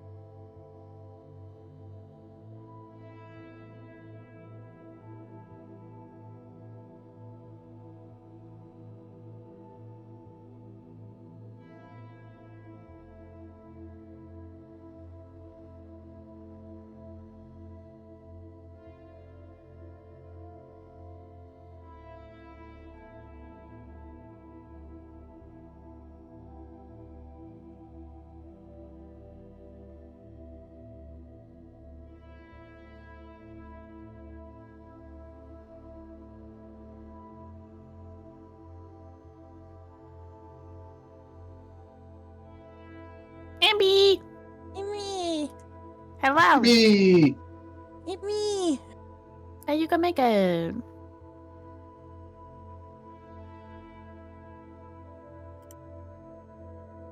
You say something again?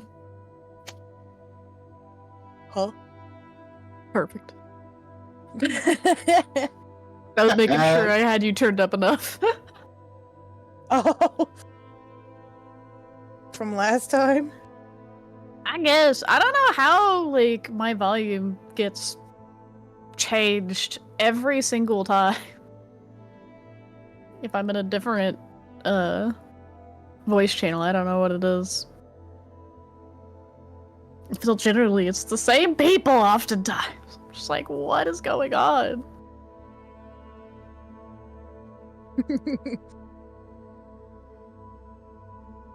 Real, you can do it.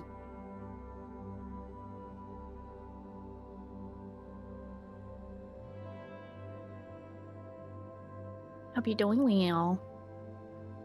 I'm good. Good.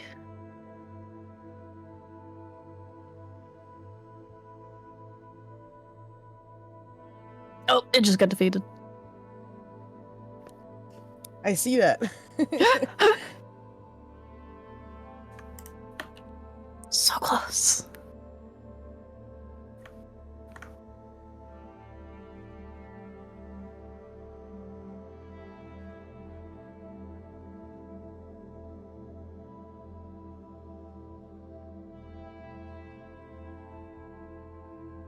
Yeah, getting it. We'll go back to munching until Lord gets back. Crunch, crunch, crunch, crunch. Yeah, I do have chips, I definitely. Well, and toasted bread too. I love toasted bread. I don't have any chips. Actually, I lied. I do have chips, but they're not chips. Hell yeah. It's popcorn. I mean, not close enough. It's the smart food one, the white cheddar popcorn. Oh, those are so good.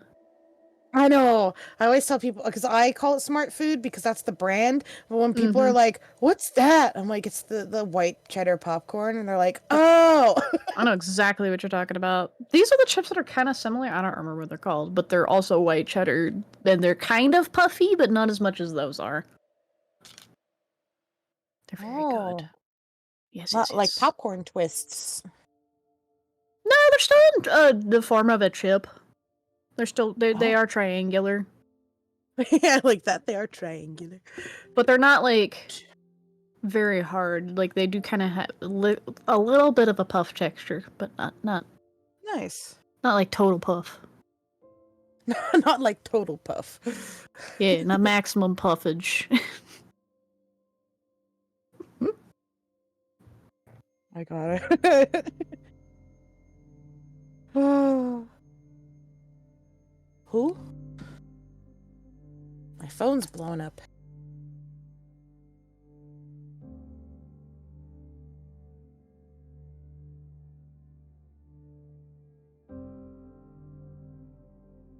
It's already turned on, you stupid app.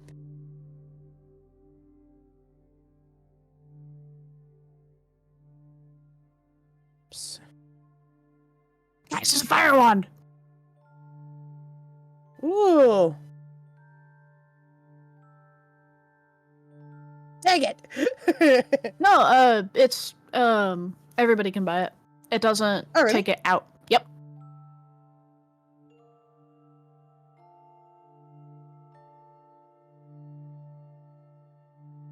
Kind of part of why he didn't bother with trying to implement any sort of trading system. It was kind of a Well, this alternative. is still a test, right? Yeah. Yeah. It's getting close to being done though.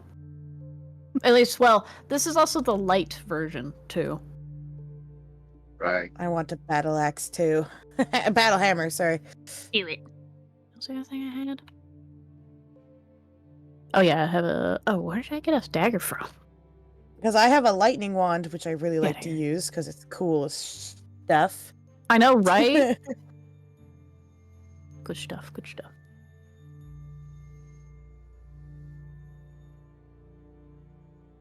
Hell yeah.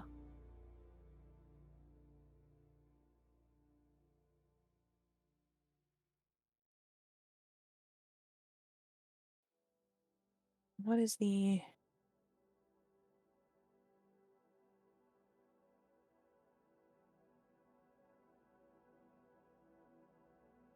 I have a long sword, fire wand, battle hammer, and equipped is my lightning.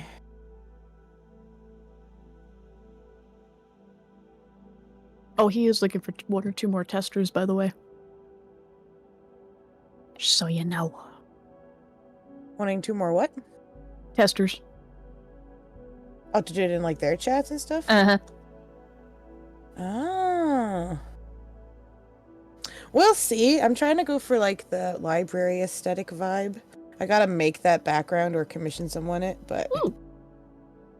I want to be the owl, like, well, because Asher's favorite place to be is a library.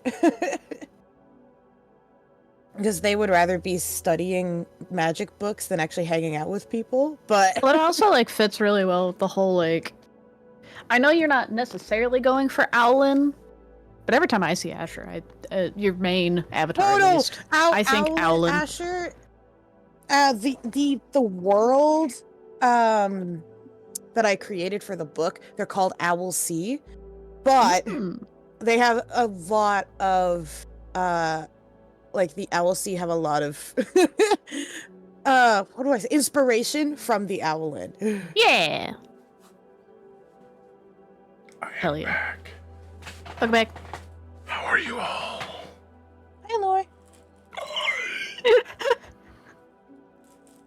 Unfazed. Unfazed, Just yes. gargle sounds. Just gargles.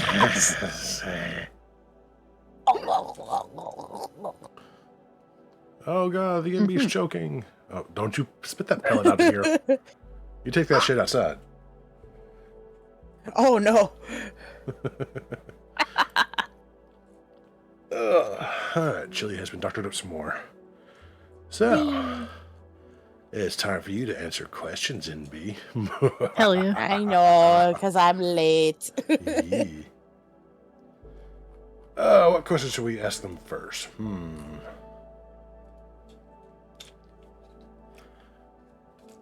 Go yours let's first. Like the ones that you actually had planned. Okay. Was there ever, well, since you're new to GM, you might not have a reference for when you were GM, but as a player, you might have saw something. Was there ever a moment in one of your games where something a player character did was so intimidating or creepy that it just kind of brought the whole game to a quick little stop of, whoa, what? Okay. I think I have a whoa what moment, but I have a whoa what moment in the sense of people were pissing their pants laughing. That's all. We got 1,000 stories of that one. I'm wanting for one that's intimidating, where someone says something that was I so don't have one like, of those. out of pocket. Like, what the fuck? Are you okay, dude? As the entire game coming to a stop because of a well-placed joke. That's every game. No. It's not a well-placed joke. It's a very dark subject, but everybody was laughing because, oh my god, why would we put this in the game? But I don't have like a point where the character goes like, Jesus, what the hell?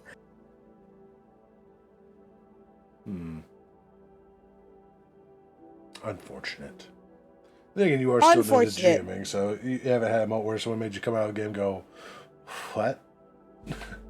Like, shit, what do I even make you It made roll my for other that? play, like my other person, like one of the other people was like, holy shit, why did we do that? But not me. Me and like the 3 other people who were involved in the incident were just dying of laughter. There you go. Well, let's go with the other one. What is your favorite way to open a game? Like, you know, the trope where everyone meets in a tavern, which everyone loves to hate on, even though that's very valid because it's historically accurate, damn it. But what's your favorite way to open a game, or a cold open, if you will?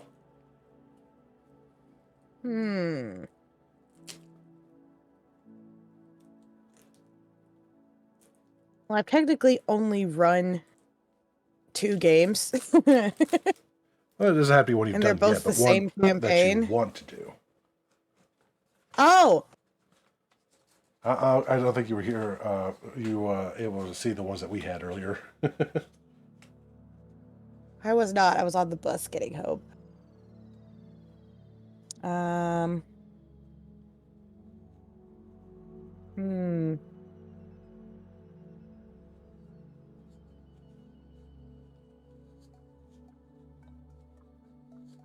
think the one that I want to run is a nice cold open would be especially if I for my world that I want to hopefully run one day is everyone was led to this moonlit grotto kind of place. Mm-hmm. It's like there's not a waterfall, but it's like the pool of water reflect the moon like almost perfectly when it's full. Like, so the whole area is just, when the moon is out, it cover, like, the whole moon reflection covers the entire water, so it looks like the water is the moon. Ooh. Okay. Yeah. And it's like, it'll be more important down the story later, but the location is just really pretty. That's pretty. Almost sounds like it could be a portal. Mm-hmm. Yeah. Chill had a good It has one. something to do with the magic of the world, but it's like also like a meeting ground of, I don't remember if I want to make it for dragons, like Dragonborn, or if I want to make it for my owl seat, but I do know it's gonna be kind of like a sacred pool of magic. I'm gonna vote owls, but you know, I'm biased. Yeah. Well, no, clearly it's for spirits. What are you talking about? I was gonna say it actually gave me Fae vibes, personally. Yeah, Fae would be a good one too, yeah. What can all the above? If they get along. Because technically, where Asher is from, it's Dryoto, but that's a hidden Owlsea city that no one except for the Owlsea knows about. Neat. So I can't really start them in the main, like, where Asher's from. They have to find that. It's like a whole climax thing. That's cool. I like that. It'd be an interesting setting, yeah. totally I not had coming an idea of like, this is where any mage of any kind, like, could be dark magic, could be light magic, could be night magic, could like anything, even if they're villains, it's like the neutral ground of everybody can meet here. Yeah. and have like a no one attacks anyone, it's just because it's such a sacred ground. That'll be of use at some point. Mhm. Like Elysiums totally don't ever have violence. Right? It's kind of like if you're talking about Elysium and Vampire. Yep. Yeah, that's... But this is more, but you're not like, you don't have to be there. It's just more if you do show up and you need to like recharge or whatever. Yeah. No matter who you are, you can do that, and it's a really great way to make connections, especially for What about villains tentacle or magic? for. See, this is why I was talking earlier that I had to stop using spells of average black tentacles. No. There's would always be people wanting to turn it into a hentai all of a sudden. What the tentacle do? so Rent I'm you not from gonna limb to tell limb. I'm not gonna tell you the whole experience about the thing that was funny. It's just, let's just say it was a moment of bestiality. Yeah. Oh, Yeah. Baldur's Gate 3. Gotcha. Baldur's Gate 3 with a dolphin. Oh no. All right. Yeah, Everyone be honest. Who's fucked the bear? I have not. I have not. I've not played enough. I have not played at all, so I don't know. All those I guys barely go, gotten why past would the women tutorial." choose the bears? Like, have you seen Hassan? Hello? Have you seen? What that bear do? What that bear do? Which kind of You makes too, it, chat. right, chat? You- Fess up. You two chat, fast up. Who's fucked the bear? Come clean. We won't judge. You know what? Much. I want to romance Asterion whenever I get a chance to play Baldur's Gate. So He's a popular choice, yeah. he is very popular. Hey, it's a tracing. Hello. Which I guess kind of kind of is a good segue into one of Chill's questions from earlier. Have you noticed that a lot of current players seem to be real fucking thirsty? Yeah. Yes. Is that something at your table that's occurred a lot? Yeah, from me. Cool. I my vampire character has just found out that like Yeah, a lot of about. vampires use sexuality as a as a tool.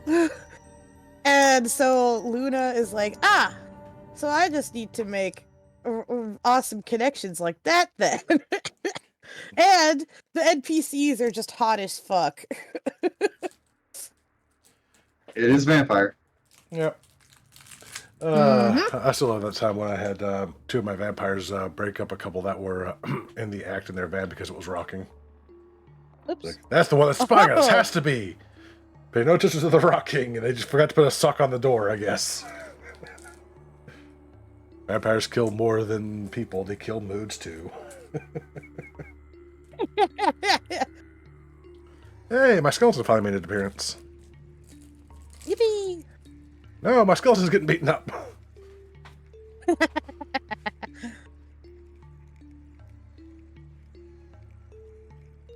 How many charges do your wands have?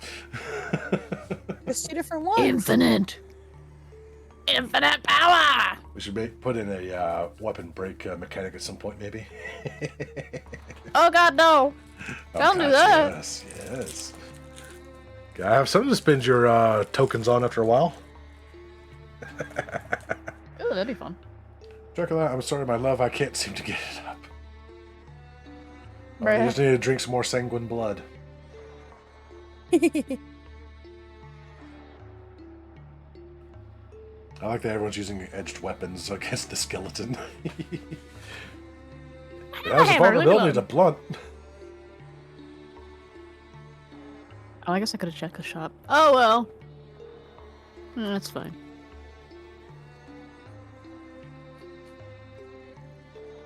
Let's see. So yeah, I mean, people have always been thirsty in RPGs since time immemorial. It's just people are more open about it now, I think. Yeah, that spawned from us talking about the origins of bards. Which we did discover the origin of bards, thanks to Chilled looking it up. But I certainly do remember them being like one of the first prestige classes in D&D. So I'm happy I was right about that. Weird, but the way to get it in second ed, but yeah, not first ed. Yeah, I think there was some bizarre level up requirements in second edition as well, like there was for Druid, but I can't remember what. So what other questions we had? Eve had a question as well, I believe. Oh yeah, fake outs. Yeah, the fake out one. The first, I think, was has there been a time whenever you purposefully faked out your players, made them think you were doing one thing, and then turned out to be not?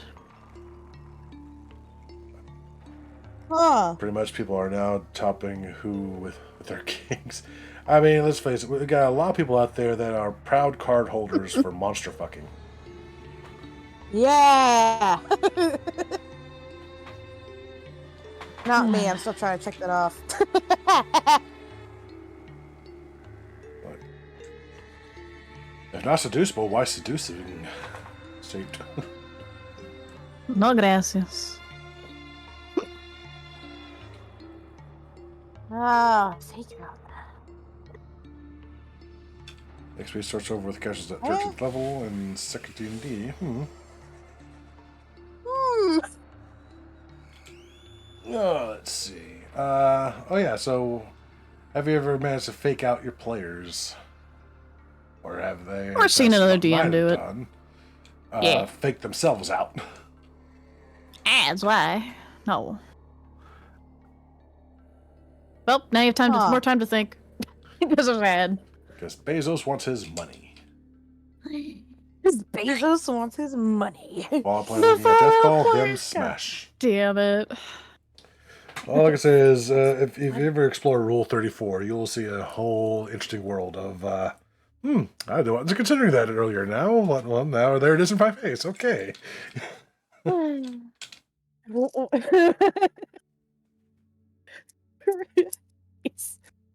Like, I right, let's never think. once considered that people would find skeletons sexy. Then I was proven very wrong a few years back. I was like, oh, okay. Oh, All right, then. Sans Undertale, I never knew. no, not Sans. People were thirsty as fuck for Sans. I don't know, man. Oh my god, I Yeah, love I get it. Sans, but I don't get it out of Sans? it. I'm not going to be here yucking people's yum. Yeah. yucking people's yum. Just let him get with Toriel.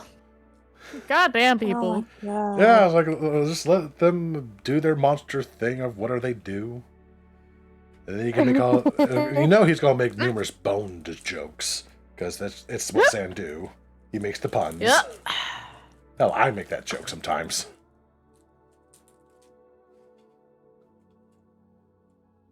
Could say them skeletons has some nice boners. Yeah, I think most people here see my boner at least once or twice.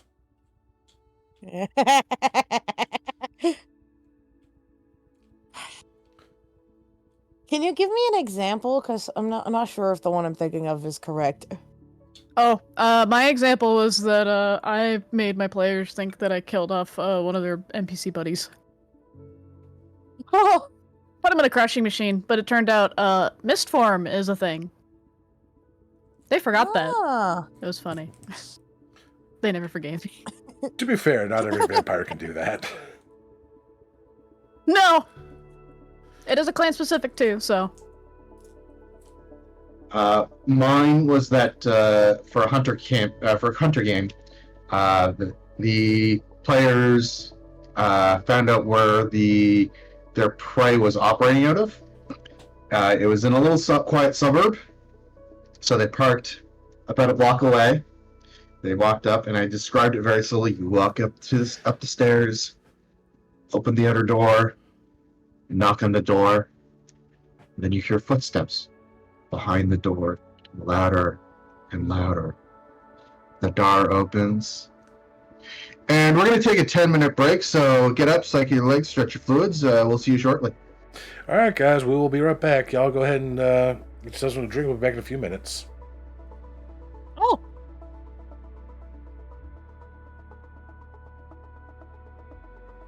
Shit, That I was didn't a know I joke, had that by power. That was a joke, by the way. Get back here.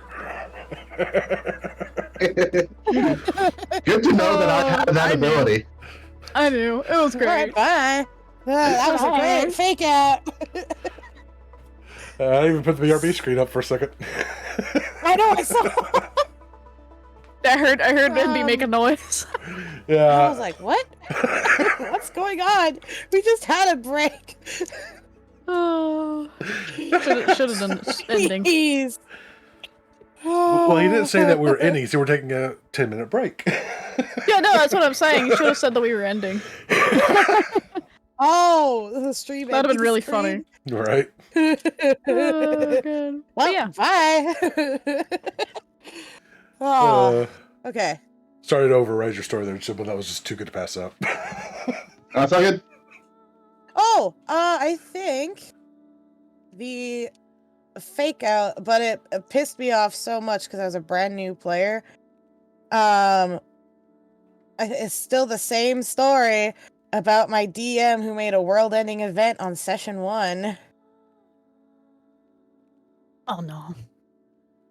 It was all a fake out because he was being a player character, like player DM. So his player just went, psych! This dragon's now mine. I wouldn't really call that a fake out. That's more him publicly masturbating his fantasy in front of you all and making you all watch. Mm-hmm. Huh, well then I don't know because I haven't had one. You became an unwitting voyeur. Damn. That's a shame. And my example was It was a Call of Cthulhu game. They'd already done a few scenarios, and this one they were going to investigate another haunting, kind of like the one y'all were involved in.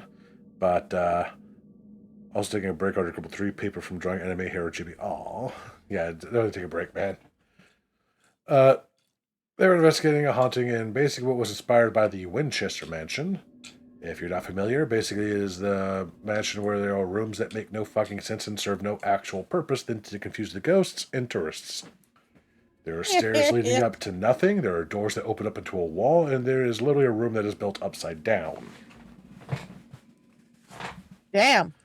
Yeah, it's a trip. You should check out the Winchester Mansion. Just look it up online. You can see all sorts of cool ass shit in there. Cool. That mansion has inspired so many tales in media and movies of all sorts.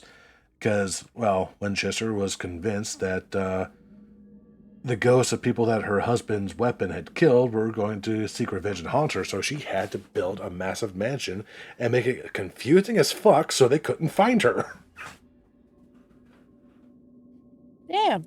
It is a real location that is very interesting. But this place was basically based off of that, and this lady had a medium giving her advice, and there were weird occurrences happening in the house, weird noises coming from outside and inside, and turns out that there was no haunting. It was a group of people that were playing on this woman's superstitions so they could rob her blind. It became not a Call of Cthulhu game, but a Scooby-Doo Mystery Inc. game. No.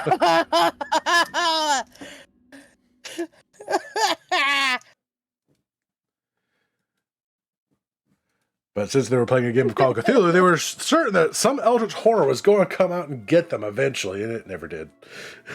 It was just... that would hurt my soul.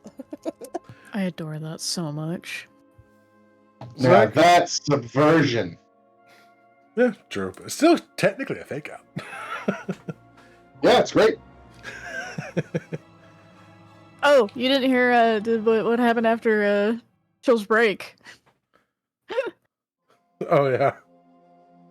Who answered yeah. the door? Sweet little old lady. Yep. Absolutely nothing wrong. Oh, jeez. It's great when you just make people wait an extra amount of time that they don't actually have to wait before you do the reveal. Food pig. Which made me go on a little side talk about running horror RPGs and doing like jump cuts to make people's attention skyrocket because, okay, you are now falling out the window and we'll get to you in a moment. First, let's go over to you. It's like, wait, what, huh? You just make them sit there and stew in their own juices for a little bit. Why is it a McDonald's ad? Okay. Oh god, that reminds me of a cursed McDonald's image. Which one? Let me see if I can find it. Hang on. I'll show you what Chim sent me. Let's see, what other Christmas we have come There you up?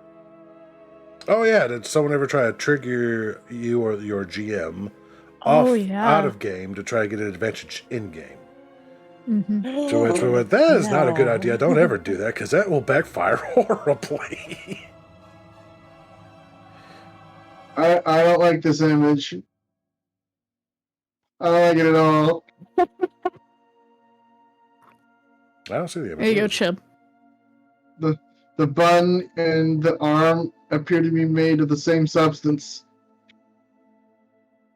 Oh, Oh, that's unfortunate. Oh, Oh, that's extremely unfortunate. oh my god, AI, what have you done?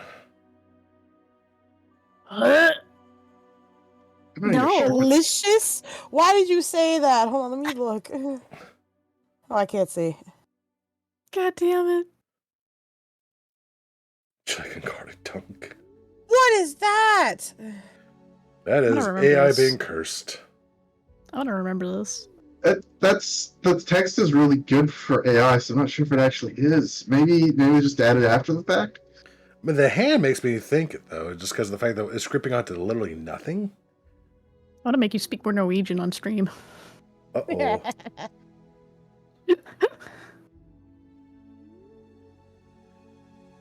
probably way the fuck down here. there's Wait, it my- was Dutch. That Oh no, I don't remember. Crap. oh, there's my boner. I'll have to share that later. The burger just looks too fake.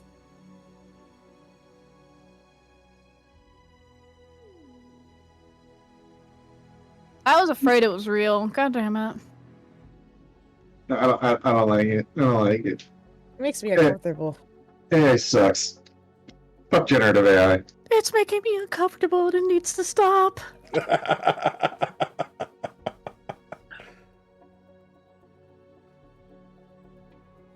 I have a new line for you, Undead, for our games. Okay. That image. No. That's a line. We will not cross that line. Gotcha. This image is now taboo. Ah, here it is. Lol. Itchy. There you go.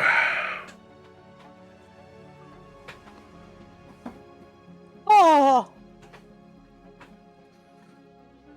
Oh, I've seen that before. Yeah. I think I have two, but I forgot. What the? Yeah. There you go. No, why did you send me that? All right, think chat. it What it should is that it is a simple McChicken sandwich, or maybe it's a hamburger. I honestly cannot tell. I cannot tell. And it is drenched in mayonnaise. Like it is The spilling wrapper out says of the spicy McChicken. wrapper.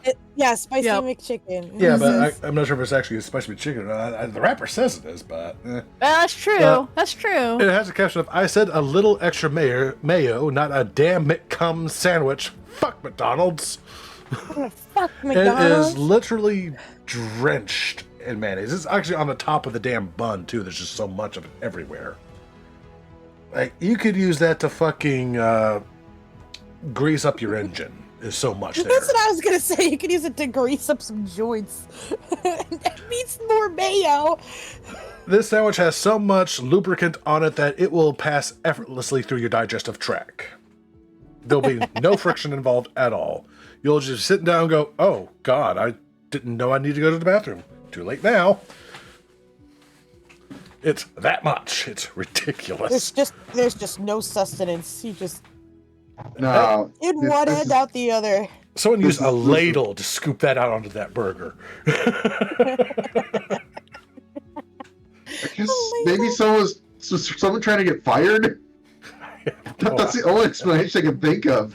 Oh, they really hated this I person. think- No, I think that probably they probably had it in a squirt bottle, and And- probably the lid was loose, and they squeezed a little too enthusiastically for the lid to Yeah, take. fuck it, that'll be good. Yeah, Oh, and then they stop. just fucking left it like that. That's I my have a guess. question. Hmm. We might have answers. Sorry, it's not a DM's question. It's because we're talking about this stupid burger. Oh yeah. I ordered a double quarter pounder with cheese. Uh-huh. Oh no. I think it was a double quarter pounder BLT with cheese. Oh no. And they only gave me one patty. So I went back and went, "Hey, this is supposed to be a double quarter pounder." And they're like, "Oh, I'm so sorry about that. Let me take that back and make you a new one."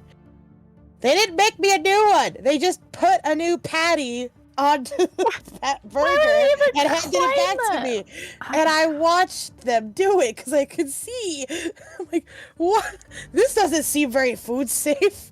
Did you stare at them the entire time? I did. I was like, what the? wow. It's like, why even try to lie? If you know that the customer is going to see you do it.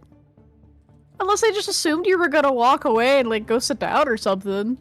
No, what made it better is if the entire time they're making it, they notice that you're looking and they just maintain eye contact the whole time. They took the other patty, lifted the bun, and put it on top and slowly put the bun back down, just maintaining eye contact the whole time and slowly wrapping it up and handing it back to you. Here's your fresh burger. Dude, I don't want to see them make a gangbang. I do not. Oh, it's not that bad. It's like a Big Mac, but you add a chicken patty in the middle. Oh. That Yeah. still makes me uncomfortable and it needs to stop. It's well, I don't call it that, but I think it's delicious. Yeah, it needs some rebranding. Yeah, it needs rebranding. Well, it was a user made, so yeah. See, people are thirsty everywhere. It's not just players. It's diners too. Mm-hmm. Of course, then again, when you have alcoholic beverages named Sex on the Beach, Slippery Nipple, and Blowjob, I mean... Hey, I drink a porn star, okay? You know what's interesting is, like, I have the fixings for a blowjob, and I've never combined the two of them to make a blowjob. Okay, but a blowjob properly done is where you drink it with no hands. And you shove your True. face in the whipped cream while you drink the shot. And the shot, of course, is being held in between someone else's thighs. Yes. That's a muff dive. Depends on whose thighs you're getting it from. That is true. But a muff dive actually has more whipped cream, so you're getting even more mess on your face. What the fuck are with extra mayo? Call it a sloppy McGangbang. Orange bourbon. Oh, I'd call that sandwich a amaretto or rye. Can I make you make a blowjob? I don't want to go dig out the Irish cream. And I don't have a shot glass around me. Okay. Take out the Irish cream, because I want you to do a China white. You're just gonna have to make a big glass and, you know, do everything else as normal. Oh no! So, what do we call that? A deep throat?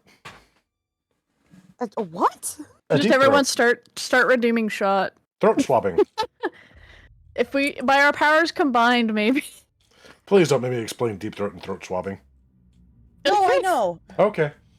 Oh, I was like, how poo, innocent a shot are you? can only be redeemed once every half hour. Oh, well, Yeah. never mind. Smart. I'm not planning on getting wasted on stream. No, I know, but I Not was without trying being to that planning step for it that up. anyway. Well, God, that's so funny. So I was your trying to choices again are stop. orange bourbon, amaretto, and rye.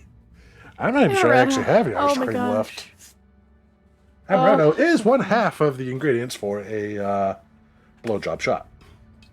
Oh, okay. Well, I guess I will be So you're getting half a blowjob. same semi. You're getting half a blowjob. You're getting a teasing lick. Stop! It's just got out. What is going on? I don't know how we got here, but what the fuck? I'm going with it. Oh, God. Shot from Deadpool. Oh god, this is gonna get clipped out of context. I just know it. Someone raid right now. Someone raid right now. You're watching any other streamers right now? Tell them, and that they're like about to end. Tell them to come here. Come here. Raid Lore stream. Like, what was this about a teasing lick? What? Yeah, they're specifically asking about half a blowjob. You know, you just flick the tip. Ooh, Rico! Ooh, here's your health, Eve. Oh, thanks. Glug, glug, glug. That's so funny.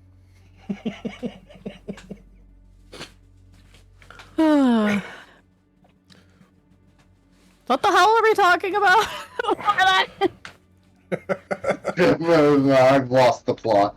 I've completely lost the plot on that one, yeah. We were, lost the plot. I don't remember either. Does anybody have any actual questions? Any other Blowjob actual costs questions? extra. I'm amazed there's not more people blowing up in the chat going, what? What does that say about me? That apparently I make such off-the-wall statements like that all the time that they're not even phased anymore. I was about to say, yeah, Alex, I think, is desensitized for sure. Tracer, I know, is just ignoring us. Like, this is normal. Max used to treat.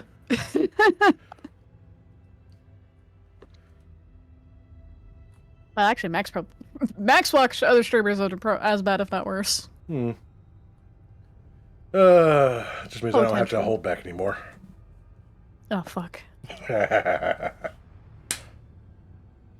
It's... I don't know about that.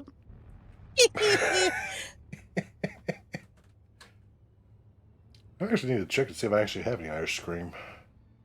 Can't remember if I do or not.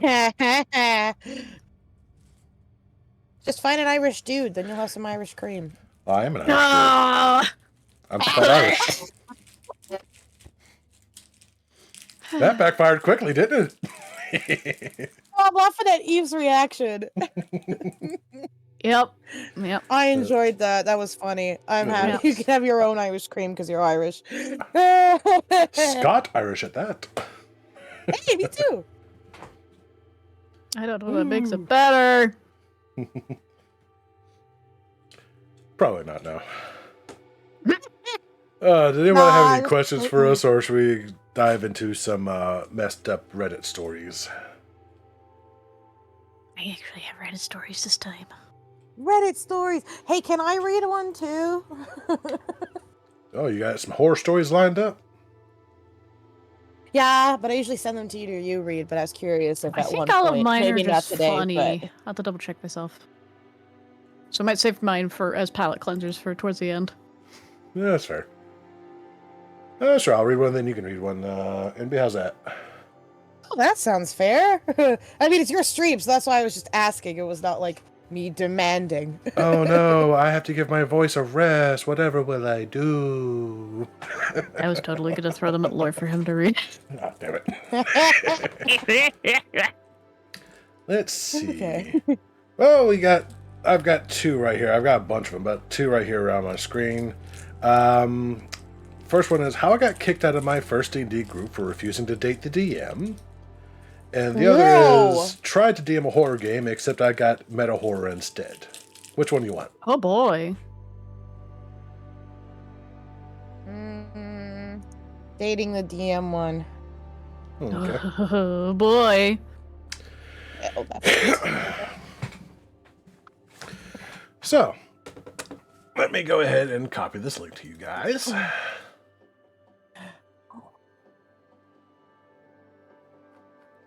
Pull up our GM's chat. that's funny. Sorry.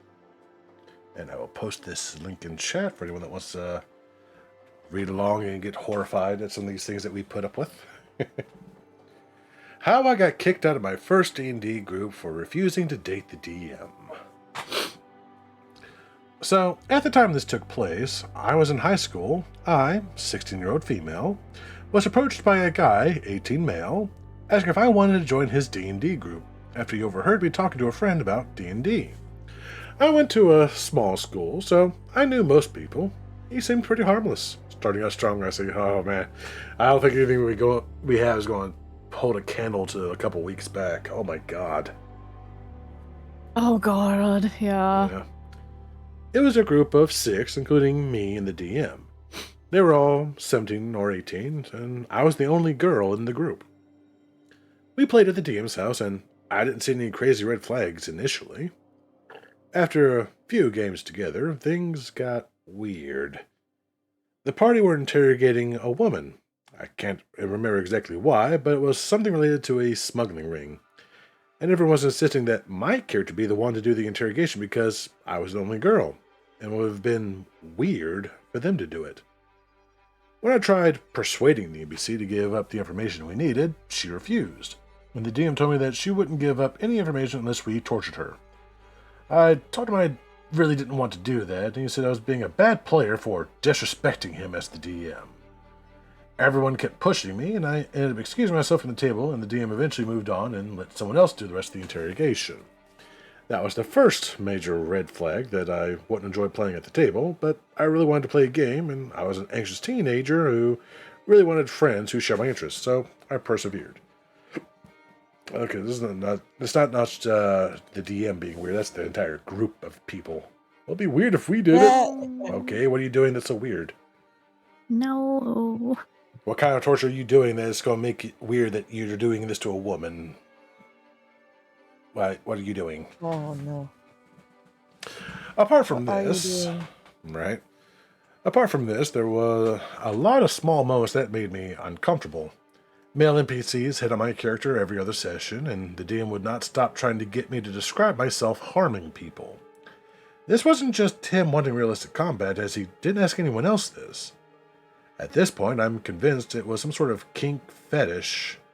I told him multiple times I was uncomfortable with that levels of graphic violence. He'd back off after a while, then do the exact same thing again next session. The DM's mom started inviting me to stay for dinner after games, which I thought was very kind of her. My home life wasn't great, so it was nice to have an adult who was nice to me. Turns out she was only nice to me because she thought I was dating her son. After a few months of weekly games, the DM asked me to stay behind after our game and asked me on a date. I was completely stunned. I was very open about being a lesbian, and I had no idea why he thought I'd even remotely be interested in him. I told him I didn't like him like that and tried to leave when he told me that. If I didn't agree to go on a date with him, he'd kick me out of the group. I asked him, do you only invite me to this group to hit on me? And this man literally said, yeah, why else would I invite a girl? Oh my god. I ditched the group immediately after that and didn't play D&D for 2 years. I picked it up again this year, and recounting the story to my new group reminded me of how messed up it was. Bro, Fuck, damn it. Touch all the grass. Touch all the grass, yes. Every single blade. Roll in it. Let it touch you in return. Damn, No, still no, ruining no. D&D. I would hope that she would have talked to the guy's mother about this. This is not healthy. No, not at all. Why else would I invite a girl? It's like, okay, really? Gross. No. I've run games for multiple women. I guess that makes me a creep in disguise. I don't know.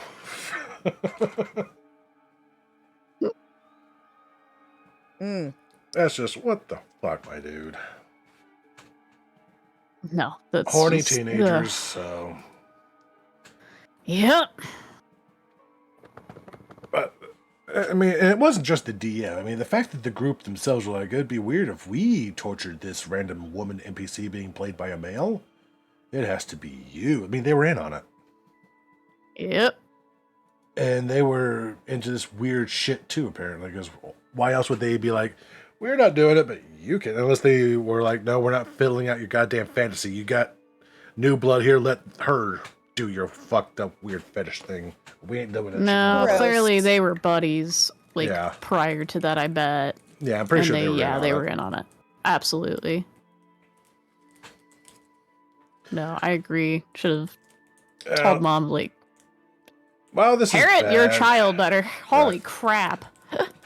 This DM needs a this needs a female voice. Though to be fair, in some wires, this is probably one of the least offensive ones I've ever seen when it comes to the sole female that was there just to be hit on. At least they didn't like sexually assault her character over and over again, like so many of them end up devolving Oh, into. Oh yeah. my god.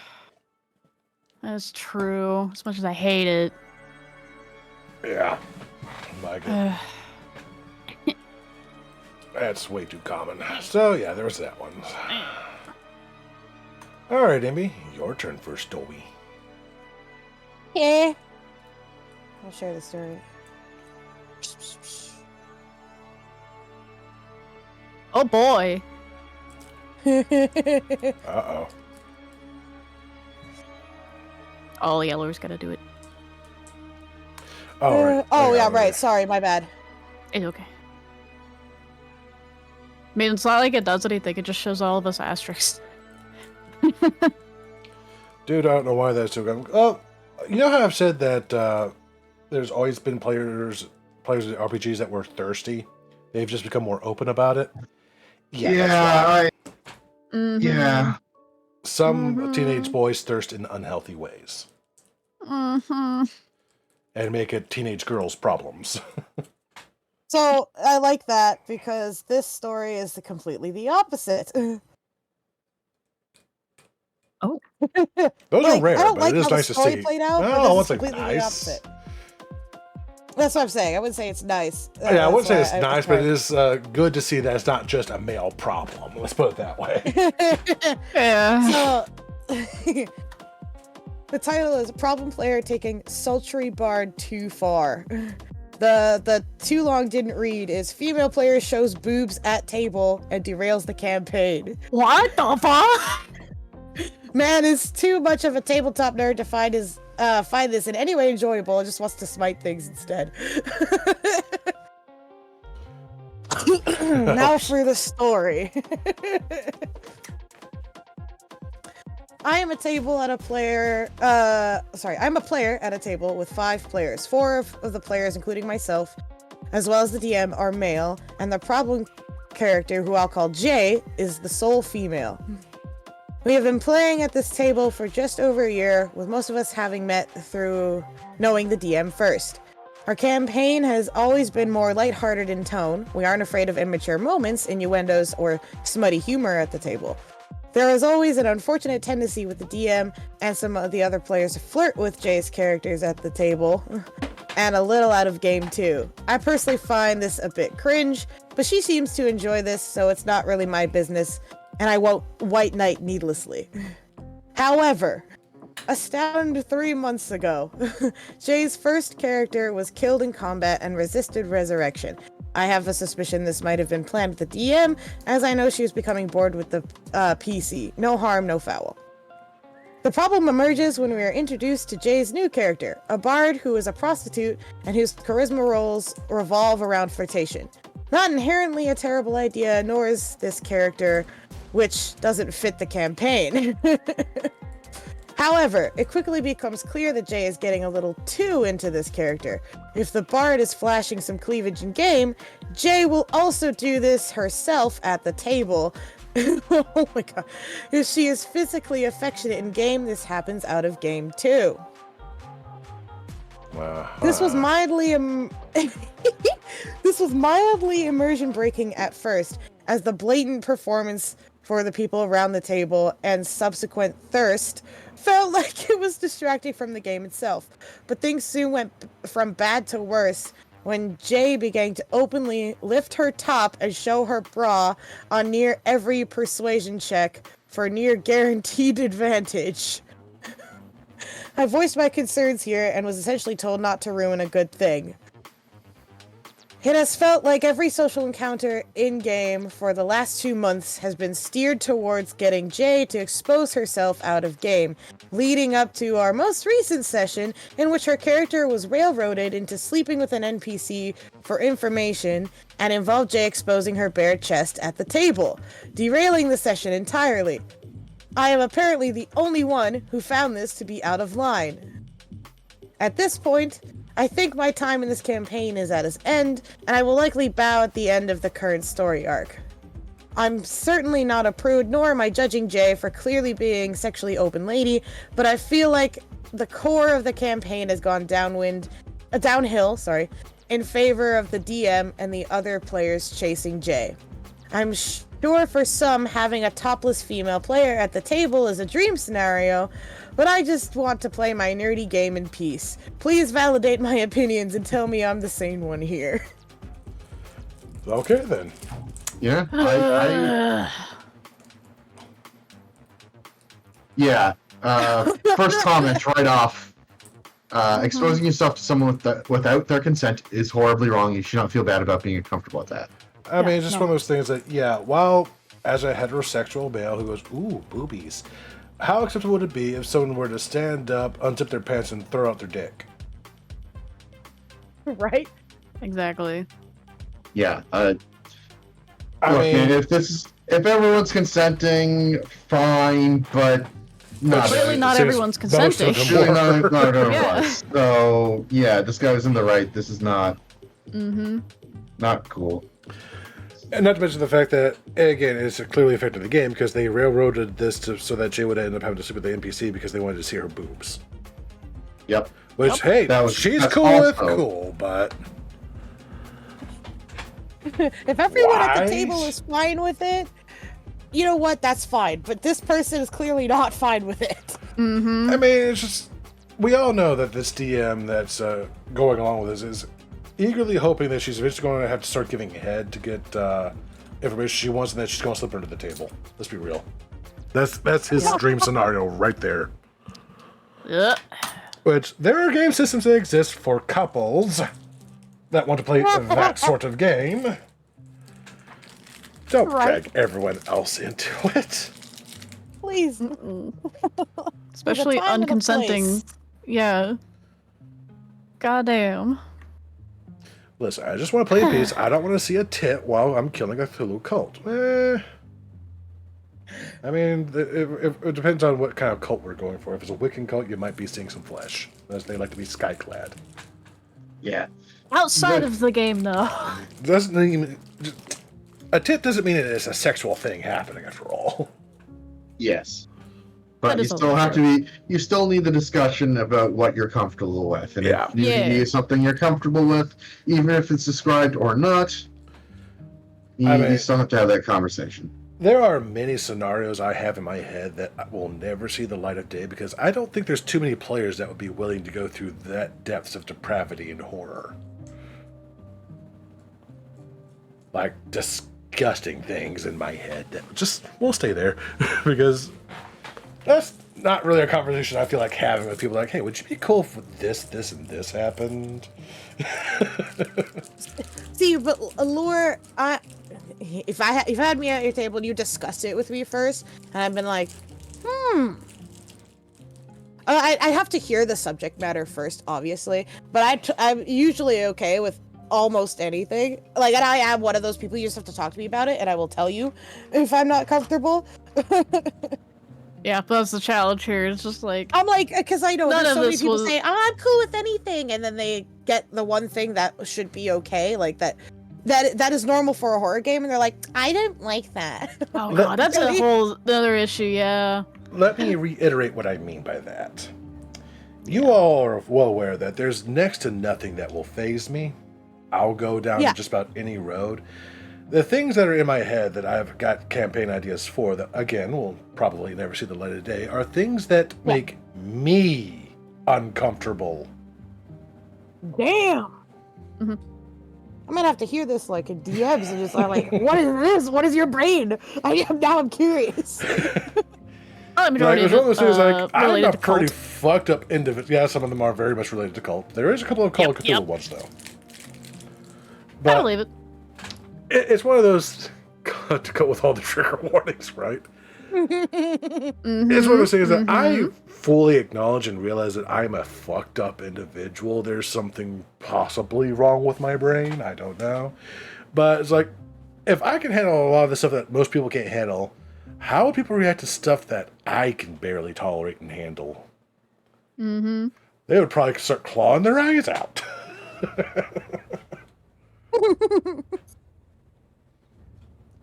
That's why I love to say that my mind is not a safe place. Don't go there. Call your eyes out, kids. All the trigger warnings. There's not enough trigger warnings in the world for what lies in my mind. Now I just really want to hear it so that I can write it down.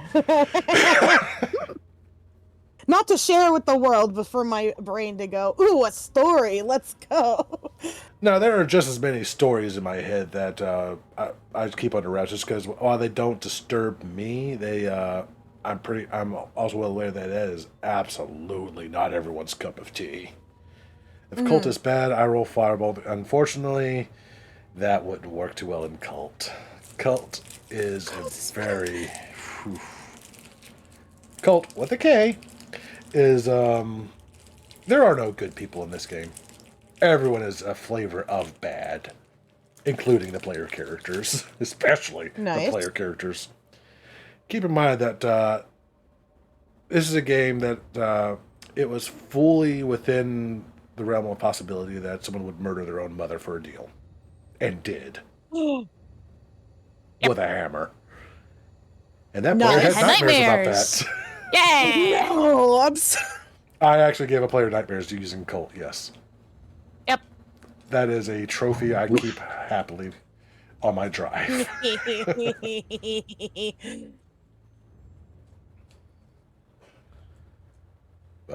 Cult itself is not a game for everyone, and they themselves tell you flat out, I was like, yeah, don't do what we do if your players are not okay with this.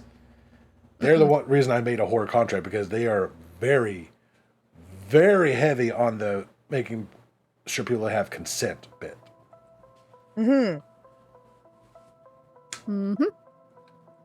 Kind of curious? No, I'll have to send you the PDF sometime. Cult, if you're ever a fan of Clive Barker's books, or the movies based off of his works, like Hellraiser, basically take Hellraiser and turn that shit to 11. Damn. Mm-hmm. And just to be clear, when I say take Hellraiser and turn it to 11, Hellraiser is at base setting 1. Ramp that shit up. Woo! Yep. Now I'm more excited. Yeah, let's see if I can find that video for you real quick. I'll put it in chat. I am very much like Laura. A lot of things doesn't disturb me. I will do messed up things in games. I will talk about messed up things, not on stream generally, but there are very few things that disturb me, and I'm into some really fucked up shit, not going to lie. But again, I keep a lot of that wrapped up for, because not everyone needs to be exposed to that. I hope I can find the fucking channel. There we go. Importance of consent. Exactly. Which with the Call of Cthulhu game we had, I actually had to clarify a few things ago. Okay, so explain this part to me, because this might be an issue for this game. Ips. That was last year's, which I didn't actually upload. I just got a clip from that one. I wish I had uploaded it now, because Mark's gone now. No. Hindsight.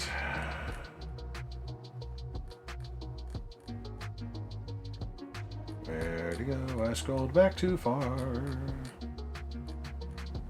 Far too far. Here it is.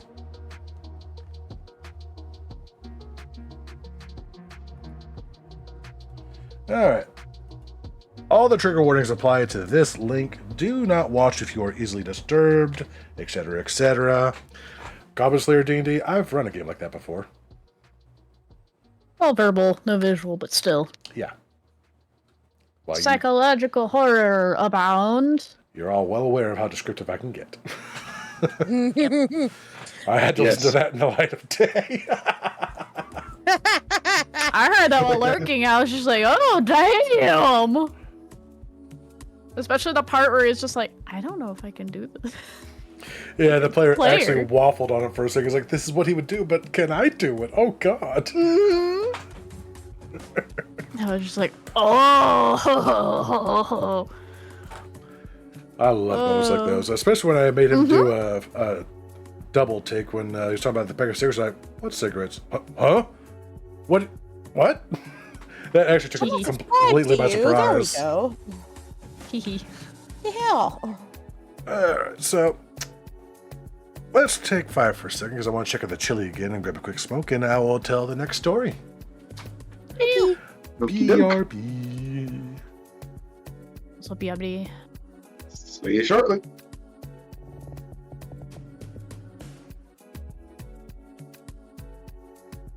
After I smack that zombie once. Okay, there we go. Now I'll be BRB.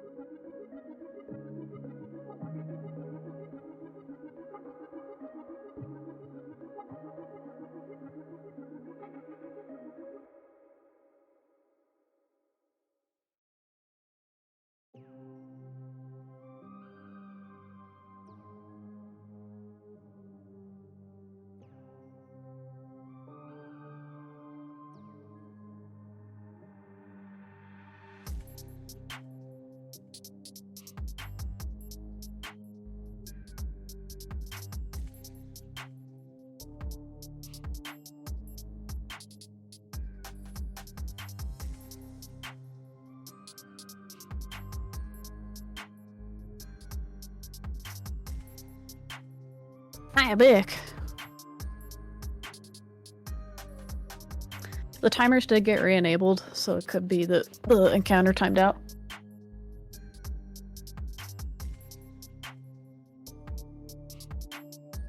Yeah, I think the encounter timed out.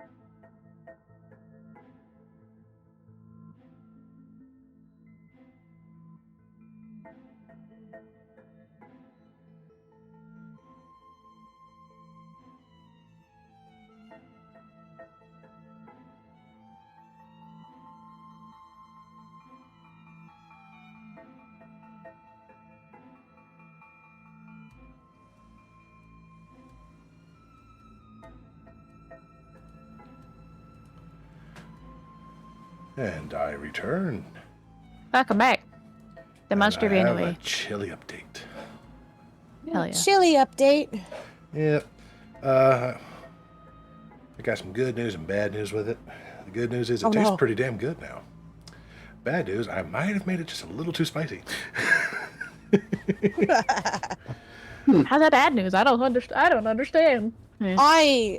I understand. I'm not like I like spicy sometimes, but I'm a weakling when it comes to spice. Well, the last time I checked on it, the previous break, it still had a very heavy tin tomato taste. Canned tomatoes are generally really good. 99% of the time, great. There is that 1% of the time, though, when you put in canned tomatoes and that's all you can fucking taste. Just something about them just makes them overpower the dish. So I added more chili powder, some onion and garlic powders, black pepper, some salt, and then I added some crushed red pepper flakes. No big deal. And I grabbed my other thing of pepper. It has 4 different types of peppers in it. Jalapeno. I think it's not serrano, but it's another Mexican pepper. I can't remember what it was called. Habanero and ghost pepper. I might have added a bit too much of that one. Ghost That'd do it. Yeah, that did it. But again, it tastes Okay. really fucking good now. You might have problems later. You might be running luck. a faucet out of your nose after eating some, but Oh, it'll come to haunt you. I promise. those sinuses are going to release. Spicy go in, spicy come out. That's what I was gonna say. Spicy go in, spicy come out. But nowhere near as bad as, like, say, Taco Bell, where everything comes out like bad, no matter what you eat there. But I love Taco Bell. I don't. They I pissed love me me a off one too good many Crunch times. Wrap Supreme. They charge too damn much for their shit. For Oh, wow. poor quality food. It that's wasn't right, but- inexpensive. Like, sorry, it wasn't too expensive the last time I've been, but I haven't been in like years, so the inflation Oh, yeah. probably made it way worse. Absolutely. Yeah, Okay, it's let's- just. Oh, now there's an enemy. Oh, okay. Oh, what? Who came out? Oh, and Winged Demon. Alright, so the next story.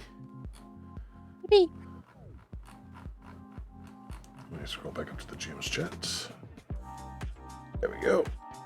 Blah. Had a shiver.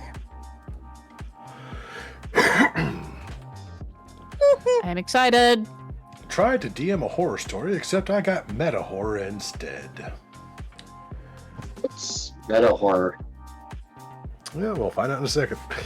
We will figure I it guess out. so. 2 I'm years. thinking meta. Oh, sorry. Go ahead. No, I was just gonna say my theory is meta horror is like they're trying to meta the game. Probably so, yeah. 2 years ago, I tried to DM a one-shot using an obscure sci-fi system called Only War.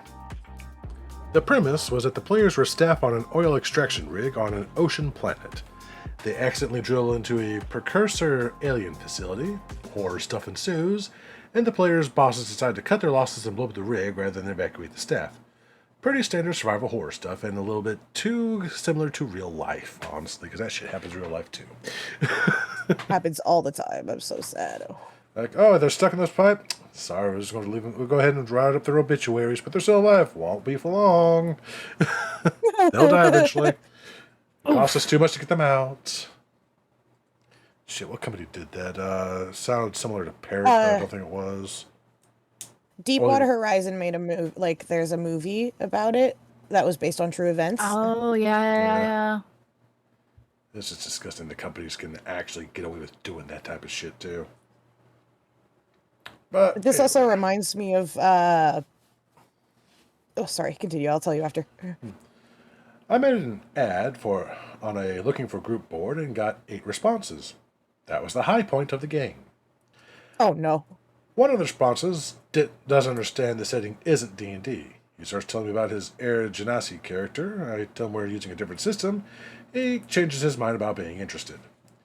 I decided to invite the remaining people on a Discord server after talking for a bit, 7 possible players. We begin to discuss characters. One player wants to play a character from a related system. In Only War, all the players are humans or cyborgs, and they get 1000 XP to spend at character creation. He wants to play a genetically engineered super soldier from a system called Death Watch. Which, for those that aren't sure, that's 40k. Warhammer. Yeah, he's trying to be a space marine. Yes. Oh, I want to be a space marine. Where starting characters are far, far stronger. So I say, no, this Special Forces badass, Adeptus Astartes, is too strong. Maybe a more basic soldier class? The player doesn't like the idea. I point out to balance things I would have to give everyone else 9,000 extra XP. He says, can't I just play with the power disparity? It doesn't make sense for my character not being an extremely daily soldier. I say no again. He leaves the server and blocks me.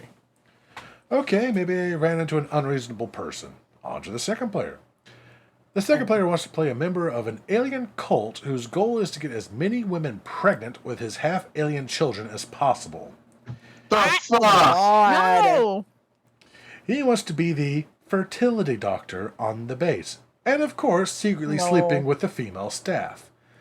The character backstory, which is about 5 pages, used the word breeding more times than I feel comfortable with.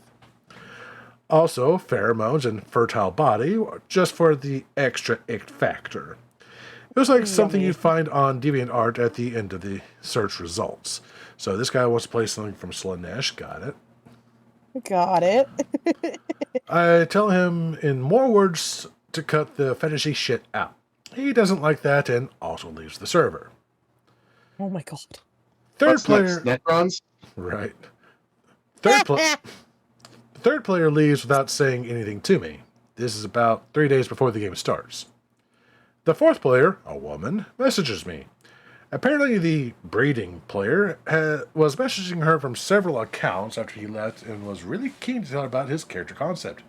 She feels creeped out, so she's leaving the game. No. About a day before the game, the fifth player tells me he's also leaving because 7 players is too many for him. At that point, he is one of 3 players remaining, and he should know that. My music stopped. Give me a second. There we go. On the day of the game, I had 2 theoretical players. Obviously not enough, but I can tone down the combats way down and still manage a tone of isolation and dread. There's still hope. Game starts. 1 player shows up. On time even. Oh no. With a correctly filled out sheet. I'm back to optimistic. We sit awkwardly in voice chat for about 20 minutes waiting for the 7th player. Eventually he says, yeah, I'm going to go. Can't really blame him at that point. I'm ready to write the whole thing off as a train wreck and sit down to do something else. 90 minutes after the game was supposed to start, the 7th player starts pinging me on Discord. He's apparently ready to play. Where is everyone? I tell him the game isn't happening. He calls me a shit DM and leaves, and the server is empty except for me. I deleted the server and didn't play RPGs for about a year. Worst experience I ever had GMing. I actually had a player do that last bit to me once. It was like, we had to cancel a game because he didn't show, and then he's going to start mouthing off like literally 2 hours later. I was like, why didn't anyone tell me? He was like, how many times do I have to tell you when the game starts? It starts the same time every week. How many times do I need to baby you and tell you to get your ass online? If you can't look at a goddamn clock, that's not my fucking problem. It was like, so he tells me to go fuck myself. I was like, no, fuck you. And I just banned him from everything. It's like he's already being a bit of a problem player to begin with. But you don't get to come in 2 hours late and start trying to put hair on the wall. Like, why didn't anyone tell me? He's like, that's your responsibility. I'm not your goddamn father. Oh my god. I have really bad schedule maintaining. Like I'm the worst at it. But usually I'm there within 15 minutes. Yeah, so not like hours. And even then, like, you know, you're making I an also effort. warn They the DM to say, weren't. hey, I'm sorry, I'm coming, I'm just a little Yeah. late. Exactly. Yeah, that's We waited fine. 40 minutes for this dude before we called it. 40 minutes. Yeah. It was bad. And I try not to let it get to me because I know that's just a factor of my own overcompensation for time blindness. Because it's a thing with ADHD people. So the way I compensate, and I, again, overcompensate for that, is if I know I got something to do later in the day, even if it's hours down the road, I won't do anything else but wait. Laura, you're like me. I say I can't do anything on Mondays and Tuesdays, even though they both start at the end of the day, because I'm like, yeah, there's no way I'm going to get there in time. Now, if something If I happened don't earlier, do like going out to anything. go get some food or something that shouldn't take long, yeah, I'll go and do that. But I won't load up a game. I will at most pull up videos on YouTube and watch that until it's time to do whatever I need to do because I don't want to miss the time. So when people just don't show up, I tend to start taking that very personally. It's like I wasted my entire day doing nothing for nothing. That sucks. So I tend to take that a little bit more personal than I probably should, but again, I literally just wasted a whole damn day doing nothing. No, I think that makes perfect sense. Especially, like, if they are aware of that, too. Mm-hmm. And still being just, like, completely unapologetic. Like, that's the big thing. Not just unapologetic, but cussing me out. I was like, no, you can go right the fucking hell, bud. Yeah, exactly. You can go away. You might be a young adult, but you are still an adult. Learn what a fucking watch is. Hell, we all have cell phones. They have a time function on it. Yeah, I set alarms for everything. Right. But yeah, so that was the meta horror, Set I guess. Holy reminders. shit. Yeah, like, what the hell? Damn. I was not expecting that. Holy shit. Sucks that one lady left, because it wasn't really his fault at that point, because he'd already banned the dude or whatever, or had gotten rid of him, but it was like... That was just sad. That was Yeah. very sad. I was like, no, Yeah. on separate accounts. Like, Yeah. damn, this dude really wanted to play out his breeding fantasy. With the chick. Like, let me breed With you. the chick! Like, no. No, I don't want to. Blocked. Hey, I found you again on this other account. Ew. It's one of those things that I can't blame her for leaving, even though it wasn't that person's fault, because that person's already gone. But at the same time, I was like, that's not going to fix your problem. This person's still going to be messaging you unless you turn off certain features that keep people from just being able to randomly DM you. Assuming this is Discord, anyway. Well, it had to be Discord. They said it was Discord. It's like, that's not going to fix the problem. That guy's already out of the server, so he's not contacting you through the server. Poor dude.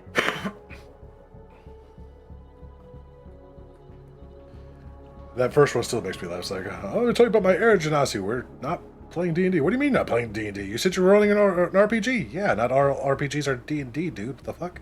I've actually had some people I had to sit down and explain that to. It's like, we're playing Call of Cthulhu. What the fuck are you smoking? Oh, we're playing that? Never mind. Bye. Really? Boggles my mind. Yeah, there's people that do that shit all the time. That they'll just like have the most weird selective vision. Like they'll ignore literally everything else, but the one part that they want to pay attention to. Which is when I God. just block them and move on with my life because I don't have time for that bullshit. Yep. Nope. Nope. It's like, if you can't be asked to pay enough attention to the fucking ad and what it says or what my setting is, you're not going to be paying any attention at all in the game, period. So why would I waste my time? It's like, I'm going to be telling you about all these cool things that are happening, and you're going to be like, wait, what was that? Like, nah, no one wants to do that shit. So, thumb up that one. I have more stories as well. Kill it. Yeah, like I said, all mine are palate cleansers, I realized. Give unto me your story. Okay.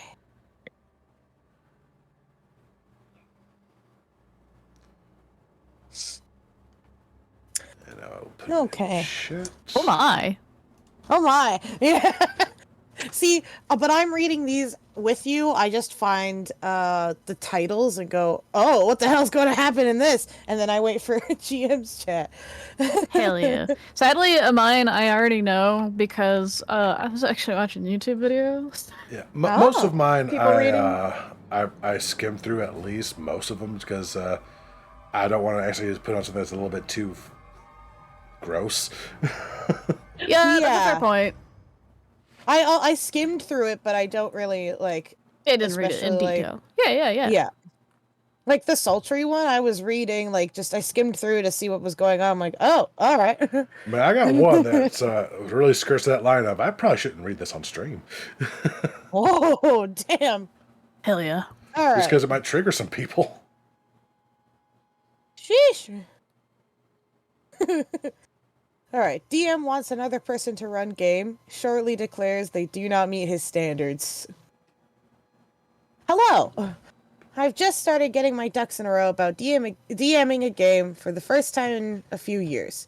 I'm excited to get started, but the whole situation has made me recall the horror story that warded off my DMing for this long. I have been a part of a campaign that had run weekly for a few months.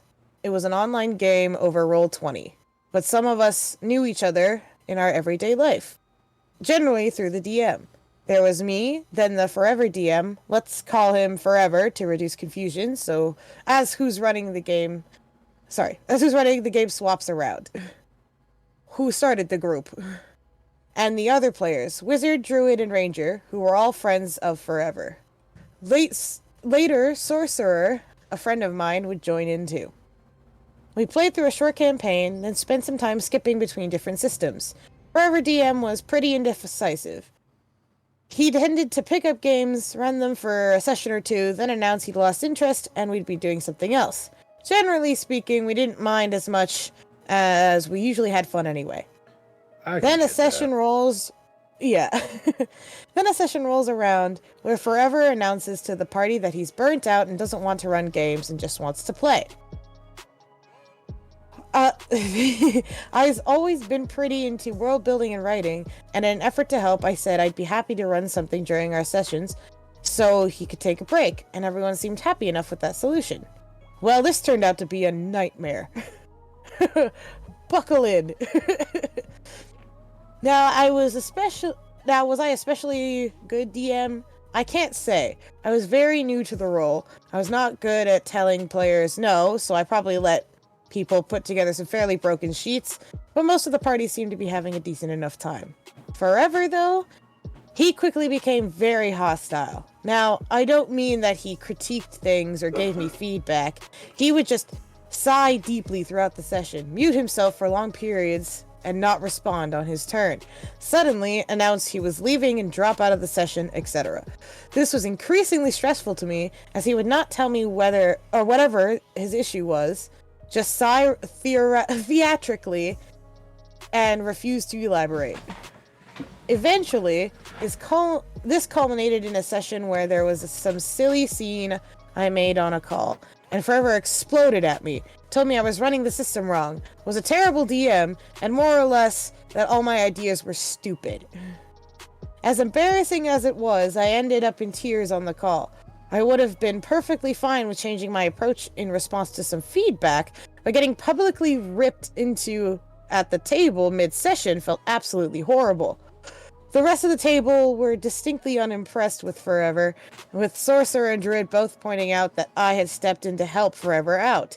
But he was adamant that you need to hear criticism to improve as a DM. Well, There's that worked criticism, but that's not criticism. No! It's being mean! Being an That asshole. worked. I know, right? That's just mean. I hate that. Well, that worked great, as it was such an unpleasant experience I didn't DM for literal years after.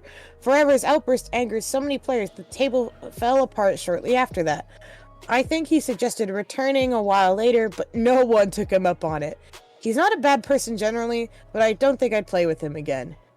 As I said, I might have sucked at what I was doing. I honestly can't remember the details of the whole thing, but there were so many ways he could have given me feedback that would have let me improve the game overall, but it felt like he just had to kind of put me in my place in front of the rest of the party, with disastrous results. I am finally putting myself back in the DM's chair after all of that, and I will admit some part of me is still nervous and insecure over the whole thing, but I don't want to let one bad experience dictate everything going forward. That's not criticism. That sounds like public flogging, right? I disagree about the they're not a bad person comment that the writer makes. No, they're bad. Generally. Yeah. At the very least, like, they're not a good friend at all. No, not at all. Stretch. I think you can. Yeah, that's like. That sounds like he was like, oh no, they're enjoying this dude's games too much. It's making me look bad. I need to destroy him. It's like, and just the theatrical sighing and just disconnecting from the call is like, yeah, that's when I just block you and you're not welcome to the games anymore. Sorry, dude. Yeah, that's just toxic. That was horrible. Hell, yeah, no. If you have to phrase it as put in place, then that's no longer friendly. It's just no longer friendly, but it might be BDSM. Ah. That's not. No. Remember what we said No. about consent? Yes. Yeah, nah. Yeah, just no.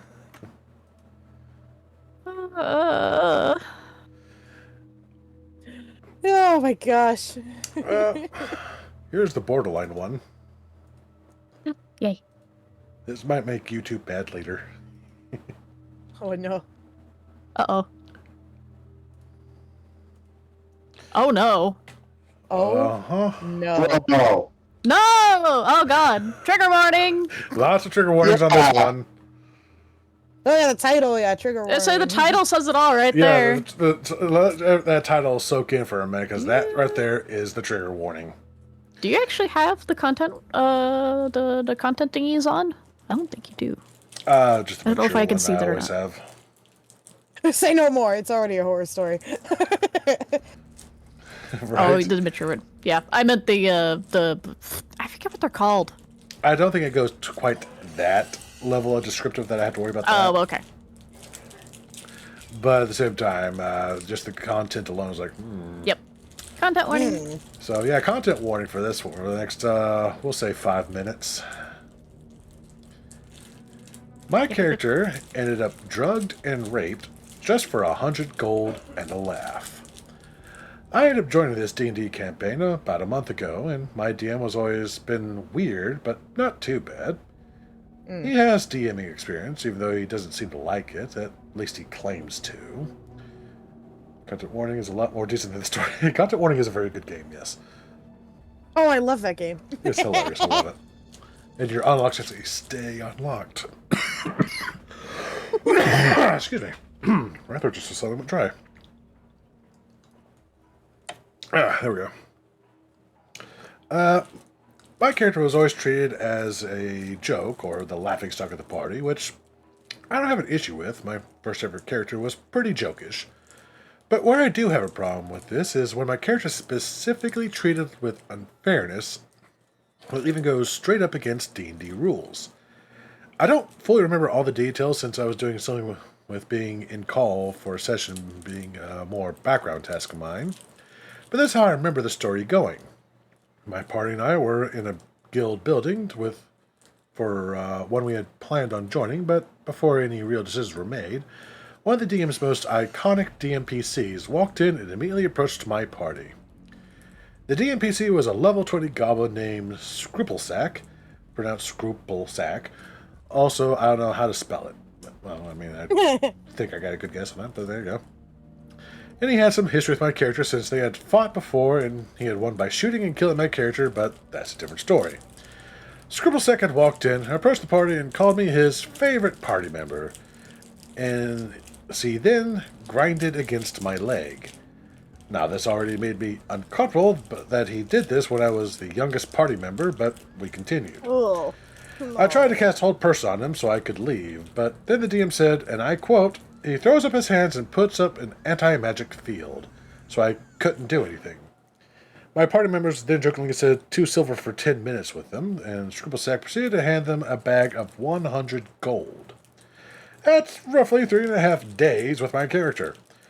After everyone was done laughing at this, I tried to say something about wanting to fight Scripplesack. I was pretty confident myself since last time I fought him, and I was level 3, and now I was level 15. But before I got to say that, the DM brought up something that doesn't even work in D&D. He said my character was drugged for 3.5 days straight, so he doesn't know what happened, doesn't remember what happened, or know anything about it, anything happened at all. My character was a paladin, and paladins have immunity to diseases and any ailments, so I would be completely impossible for my character to be drugged. However, he just was. Well, that's against diseases, not drugs. And that's misremembering that, but I'm pretty sure that doesn't cover poisons and drugs.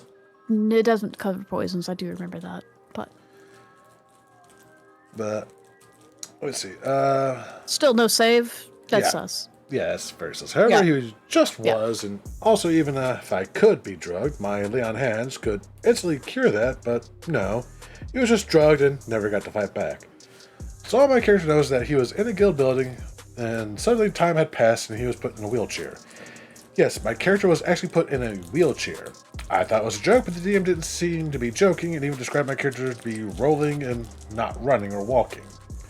Side note, we fought a Cyclops in that session, and he just literally cheated. The Cyclops was under the effect of whole person and blindness, and the DM described him taking a legendary action and just shaking off all the conditions that were on him. This is not an ability that any creature can do. I told the story to my brother, who is the one who got me into D&D, and he strongly advised me to just leave this campaign, so on his word I did so. And I felt like posting this here on here because it's just so ridiculous. After reading some replies, I've been told to add some ages. Oh, I forgot about this part. I am 13, while everyone else in the campaign was adults. I'm pretty sure the DM was in his 20s. Hope that adds some perspective to this. Oh no! Oh. Brother, ew. Brother, ew. What's that? What's Brother, that? ew. Oh my god! That made it infinitely worse. I forgot about that. Worse. Hey, Lar, I think that does rival a couple weeks ago. Oh my god, with that detail. It's a close contender. Oh. I would say it's the top story, but damn if it's not in the running. No, it's in the running. It's in the running, yeah. I need to know if this person was put on a sex offender registry or not. I feel like it should be on a sex I offender. feel like it should have been. Oh. Like, Disgusting. very. That is. Oh my god. I forgot about that last I hate detail. Thanks. I hate it. That might have been Let's put protective this amnesia on into my part. perspective. I'm 13. Oh no. That one, if I'd been near the top, I'd be like, yeah, we're not reading this on stream. I don't think that's going to set too many people off, and deservedly so. Ow. Oh my god. You know how That we hurts. were saying earlier about that one girl got off easy because he just wanted to date her and was hitting on her, but didn't sexually assault her character? Yeah, we got too many stories like this, though. Yeah. I want to throw hands and break the body. Hell no. Yeah, if they had opened up with I'm 13, that would have been like, oh no. Now, if everyone Do else you were wanna hide a young body? teens, I could understand this on some level if everyone else was in their young teens as well, but they were fucking adults. Oh my god. This isn't just like you make a crude or a lewd joke and make suggestions to one another. This is directed at the fucking child. No. Oh my god. With a cheating GM, which is just not good. Not good at This is all. 4 months ago, so this person is still a minor. Oh no. Well, that's when he posted the story. I don't know that's how true. long ago okay. this event happened. Yeah, we don't know how long ago this That's was. true, that's true. Wait, I am I don't wanna know. incorrect. I am incorrect. First sentence. A month ago. No! So 5 months ago this happened. Oh my Do you want to hide a body? This we're going. poor We're son of a gonna- bitch is at best 14 right now.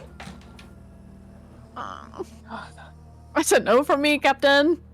That is a nope. Oh my fucking god. Yeah, we need the chainsaw. Bring it out. Yeah, we need the chainsaw. You know what else we need? No, we need a. I think we could use a palate cleanser, Eve. Yeah, let me get a palate cleanser here. We need a bathtub filled with sulfuric acid. Hang on. How about donuts? Wait, donuts? I want a donut. Oh my god. I like how There's I a diff- stopped at the end. There's like, oh, I forgot about this part. You go over to the head and went, no! So I There's a lied. difference. I will read because I forgot these are very short. Hold on, one second. I will see. Sorry, not see. I will say this. There is a very different thing of going into that subject in a game full of adults just to work through trauma than there is to actually do this. A huge Which- difference. Which, again, it goes back to our earlier points of like, the DM is not the therapist, so stop making them try to do No, therapy no. for you, unless that's a thing that you all want to explore. And things like consent needs to be hammered home to these people. Yes, Like, consent. there's an off-color joke that you can make. Sure, you can like. It's probably still creepy, but it's more forgivable when you just make a lewd joke around a minor or whatever. But that crosses so many fucking lines. That's so bad. That is that's so so much fucking worse. bad. Like, you literally pimped out a child. Because they said that the PC was young. It's like, okay, so it's a young character. Okay. Oh no, it's a young fucking player too. Fuck. And the DM just opened this all up by having the goblin come up and start grinding on that character specifically. God. And then the rest of the party going, ah, yeah, you can have it for a few silver. Yeah. Oh shit, you go give us 100 gold? Shit, yeah. The DM who's fucking set in their 20s? Yeah. Oh my. Someone needs to give somebody a call. And this is why Chris Hansen, we when need you. when you're introducing youth to D&D, you have a safe adult. God. Oof. Notice how people don't use common sense. You'd think it's the hardest job in the world to just leave children the fuck alone, right? Right? I mean, I'm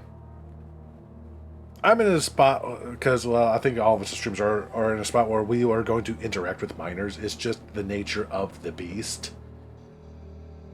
But there are ways you conduct yourself around minors, and that ain't it. Yeah. I mean, that ain't it. and that's, I mean, even in my channel, I try to make it very clear that I am a mature content person. If you're here, you know the risks, that's on you. But if I know that you're a minor, I'm going to tiptoe very carefully around you. And if you're too damn young, you're kicked. I'm sorry. I ain't taking that risk. Same. This is why, like, I know minors couldn't come and go because I don't have it actually, like, put in the chat where it says 18 plus. Like, where there's a setting on Twitch where you can literally say 18 plus only. Yes. I don't have that on, but I do have it written in the chat. Yeah, Like on a- Discord. Actually, they got rid of that. Yeah. Yeah. Oh. Yeah, now you can only do it in the tags. For me, the rules is Oh, really? 16 plus. If you're in your late teens, you probably are at least mature enough to conduct yourself without being too stupid. But let's face it, we were all teens. Teens are stupid. I was very stupid as a teen myself. I know this. Well, I just say 18 plus just in case, like, my swearing gets, and then the parents are like, hey, I'm like, I warned you. It's I like, started man, playing Werewolf. Yeah. I started playing Werewolf when I was 13. I shouldn't have, but I did. Yeah, I did a lot of things horror based that I probably should not have at the age I was in, but it's what interested me as a kid, and to this day. So, I watched The fucking Exorcist when I was in my early teens. I watched, well, it's not nearly as bad as The Exorcist. Like, in the sense of horror, because it's not really a horror movie. But I was a huge fan of Van Helsing with Hugh Jackman. Well, that's not a When horror I movie. was... I'm not saying it's a horror movie. I was saying there's adult content. And I was Is it? 3. Probably more violent than most I would say more. most adults. Well, I mean, you know, most parents would allow. You know. those pants on that huntress were fucking hot. I'm not gonna lie, but that's about as risque as it There is got. also that. That's about as Wives? risque as it got. Well, the wives, they were wearing flowy dresses. They weren't as hot as the main It's probably more character. the violence part, but still, yeah. Those pants, she was working them. I definitely remember that. Well, and Queen of the Damned. Queen of the Damned was good. I liked it. It is. I haven't seen it in years. I have to rewatch it. But all right, continue. Eve. All right. So, I broke my DM with 120 donuts. So I work at Krispy Kreme, and my best friend and DM sent out a reel in the general chat talking about how you can buy actions. I offered him a deal. 1 dozen glazed donuts per action. And he foolishly agreed. As a Krispy Kreme employee, you can buy up to 10 dozen glazed for $1 each. No. Yes. Each So as in naturally- each donut or each dozen? I think it's each dozen. I think it's each dozen. Oh Yeah, my! Oh, I'm not even- 100% sure, but yeah. Naturally, I bought 10 dozen and hid them in my house where we host the sessions. That night, we were fighting this boss I made. I work with the DM. And for the past 4 sessions, we had been hyping this boss up. In the party, we have a paladin with multi-attack, dealing at max 30 damage per turn without smite. Damn. That's without smite. Damn. I gave the donuts to him and told him to give them to the DM on his turn, knowing I would go first in initiative.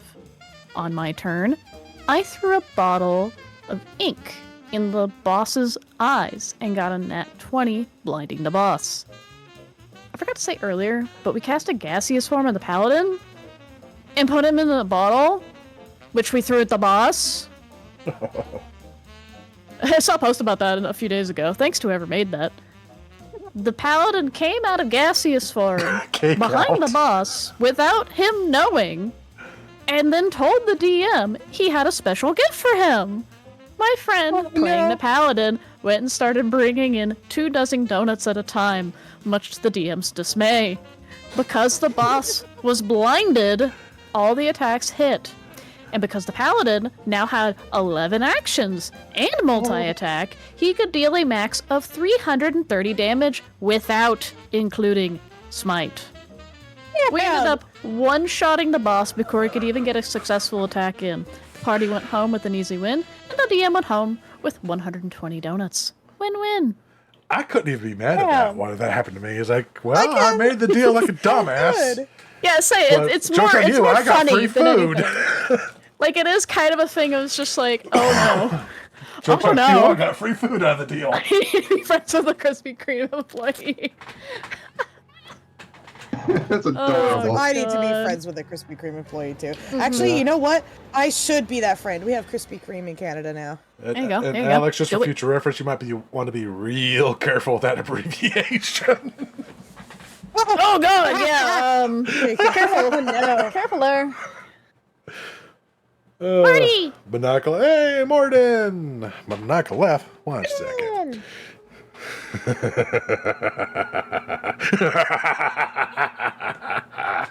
There you go. How's Tish doing? Hopefully they're doing all right. Yeah, hopefully they're feeling better. Now you join in on the party as well. Very well. Shit, I think it's my turn to read a story again, isn't it? Yes, it is. I suppose I'll just have to find one to make you suffer for this. Good. Wait, what's wrong with 2 Ks? I know that's bad with 3 Ks. Yeah, that's what I'm saying. If you typo and That's put in what- an yeah. extra K. That's why you gotta be careful of Yeah, that the third, abbreviation. yeah. Yeah, if you accidentally misclick and put 3, you know. Yeah, exactly. Should I go on a story that's of the same, well, a similar theme to the previous? Go on. Not. Okay. I think I'll go with this one instead. This one is not quite as bad. It is infuriating, but for a totally different reason. Ooh. Blah. What? Oh, I had a shiver. Sorry. No, I was looking at the title. I got kicked out of a game for not liking Burn Notice. Hello. Apologies for the clickbait title, but it kinda fits. This story happened a couple of years ago. I've been holding off telling it because it's difficult to talk about. Just thinking about it makes me angry and upset. But I think it's important to exercise this part of my life. It all started when I joined a Star Wars game on Roll20. This game used Fantasy Flight Games' Star Wars system. It's a fun little system that I enjoy because it's good at using the dice to tell a story. A podcast I enjoyed at the time called Dice for Brains used this system, and I was eager to try it for myself. I'd never played a tabletop game before, so these were my first campaigns. The DM seemed competent enough. I played an entire campaign for him for over a year. The campaign wasn't perfect, but I had fun. However, cracks were already forming. I just hadn't noticed them yet. In the first campaign, we had this one player whom I got along with pretty well. But when it ended, she got kicked from the game. Apparently, she'd been cheating. And the DM and another player, he would play a soldier in the next campaign, wanted her gone. She was giving herself skills she wasn't supposed to have. I saw none of this, but I took their word for it. Doing better, but then played Poppy Playtime Chapter 3, and the glitches are getting hard. Oh yeah, I heard that game is buggy as fuck, unfortunately. Oh no! I've seen people that actually adore the game series and loved it, all basically rage at that expansion. While a fair punishment, the DM did one thing that irked me. He kicked her out without a word or a chance to defend herself. Obviously, cheating should not be allowed, but should she at least be given a chance to explain herself? Or at least get a warning first to change her ways? I only learned about this when the player PM'd me, wondering why she'd been kicked from the Discord server. This will foreshadow future events. Okay, yeah, if you're just going to kick someone without a reason...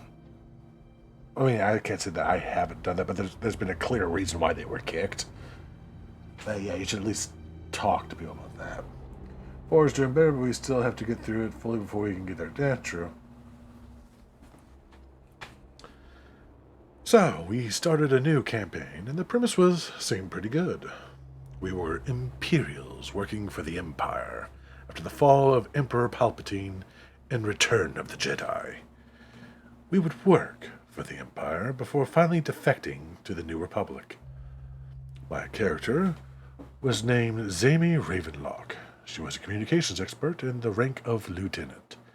She worked on a Star Destroyer before coming to the base the story was centered on, but my character had a secret. Disillusioned with the Empire's actions, she had joined the rebellion as a spy. I wrote the character as kind of a joke. This is Star Wars, so why not? The silly thing about Zami was that she wasn't a conventional spy. She was somewhat odd. Zami spoke in a very flat, monotone voice, barely ever showing any emotion. She also had a deep love for droids, which she got from her parents. I didn't take Zami too seriously, but I never realized DM would. Deathly seriously. Sheesh. This is WoW. What's WoW? Yeah, I need to sit for the low evil voice isn't difficult. My voice still gives a little bit more of a strain than I thought it would.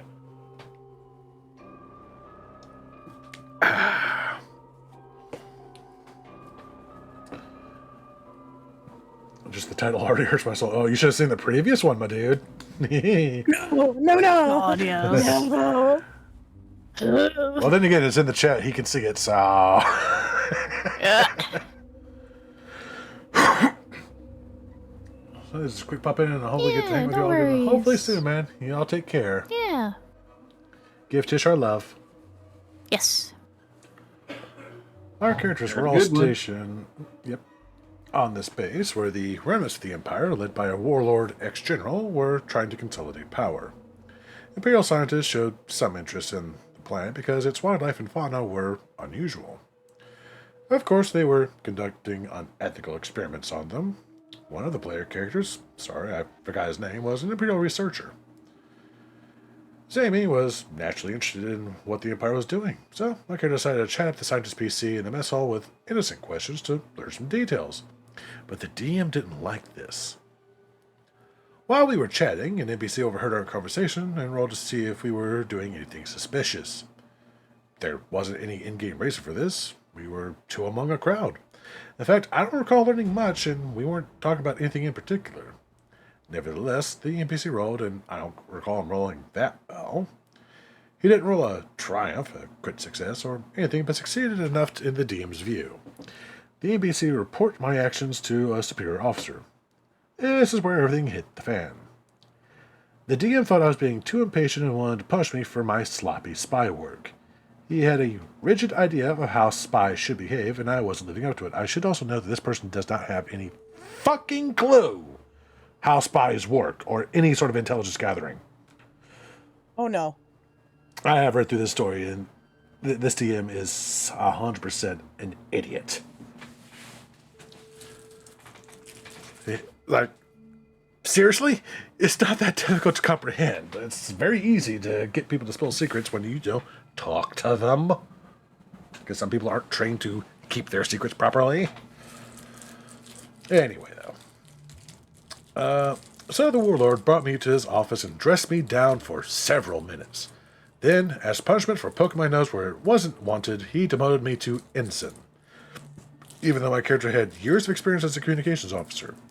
And with the Empire in shambles, it needed people of her skill level. No content, the team just also had my commanding officer dress me down. It wasn't fun. Then the DM explained to me why I was facing this punishment. This seemed like an unnecessarily harsh punishment in-game, considering the minor infraction. Again, what infraction? Would it make more sense to give my character mess duty for a couple of weeks or some other menial test? But no, I had to face the harshest possible punishment outside of execution. This, unfortunately, killed my character in a way. I hesitated to do anything too risky out of fear of punishment, so I played my character a little too safely, and it stole the fun out of playing a spy. And I wasn't the only one to suffer. The Imperials started bullying both me and the party. I was the oddball and thus an easy target. The fact Zami won't ever rise to the bait made them even angrier.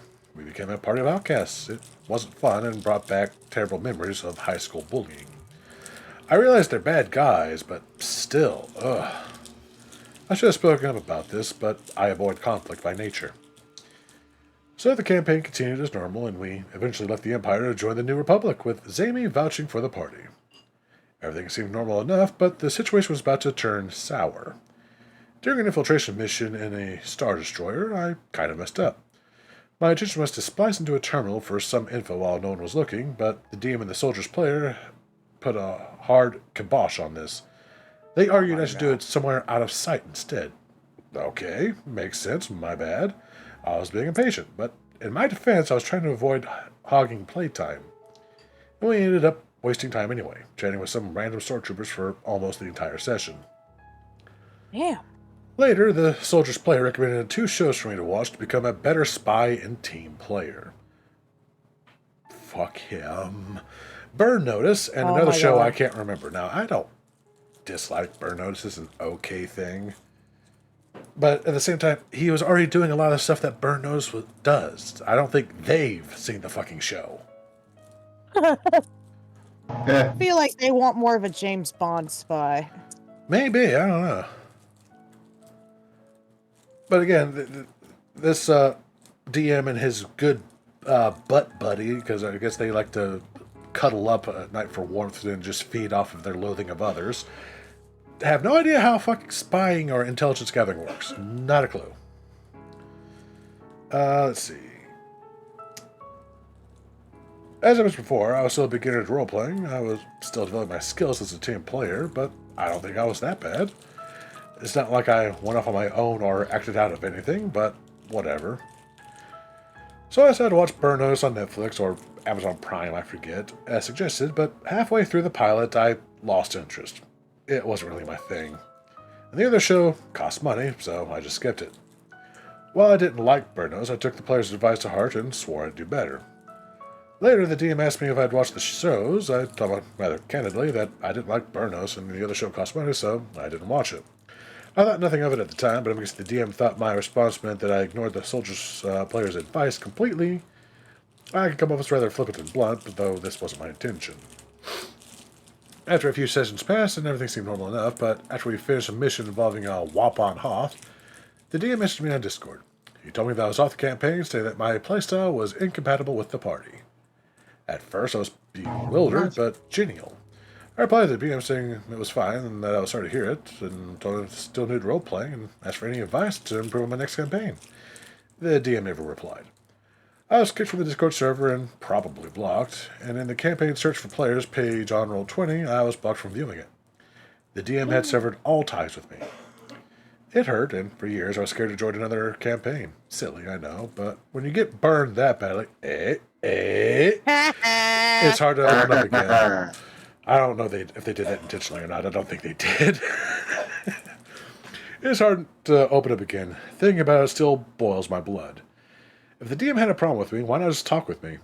We could have easily settled this without conflict. I thought he was my friend, but I was gravely mistaken. I don't write this to make the DM look bad. Well, he did that all on his own.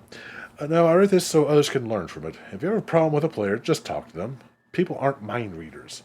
Please be patient with your players. They may be kind of stupid and have no idea what they are doing, but they just want to have fun. And this one is the DM being completely and utterly stupid because, again, he clearly doesn't know how spies work. No. Oh my god. So much intelligence gathering is literally just from having a conversation. Yep. It's That's called correct. phishing and social engineering. Like, hello? Oh god. So stupid. Hey. People. I was like, I don't know what this guy was thinking that spies should be, but they're not all like Burn Notice because he's more of a MacGyver sort. Let's be real. This is very long. And even then, what is it that 80% of the time he's doing in that show? Talking, Oh making my God. connections, learning through conversation to get what he wants. Which was exactly what the player was doing at the beginning. Like, hello? Do you know how much dumpster diving hackers actually do? Right? They do a lot. 'Cause you're looking for a shred of paper that might have a password on it. Uh-huh. Why do you think you and me play Call of Cthulhu? That's a lot of evidence gathering. I just... Yeah, and what are one of the ways you gain information in Call of Cthulhu? By talking to people! My god! Oh my god! I have two more stories, but I just didn't want to like interrupt. I just wanted to let Laura know that I have two more. Like, I'm not gonna read them back to back, but I like this idea of like hopping between people. Do it. How you doing, Unjust, my little goblin?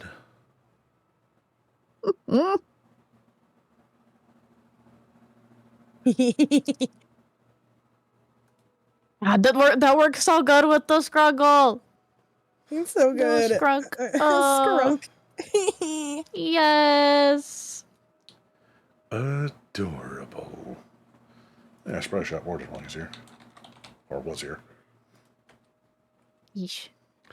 I, too, am tired. Allergies have been murdering me this last week, so I just haven't been doing much. Oh Yeah, I my don't know what the hell god, you did, Silver's Tracer. dead! Yeah. Oh no. I know what he did. I tried to heal him. It wouldn't let me. Did he die to the skeleton? I don't know. I wasn't paying enough attention, apparently. My favorite comment on the Burnos one, if you really cared about the game, you would have reached out to a black wig Soviet handler on the deep web and spent 3 years in a splinter cell conducting various corporate infiltration missions on home soil. Nice.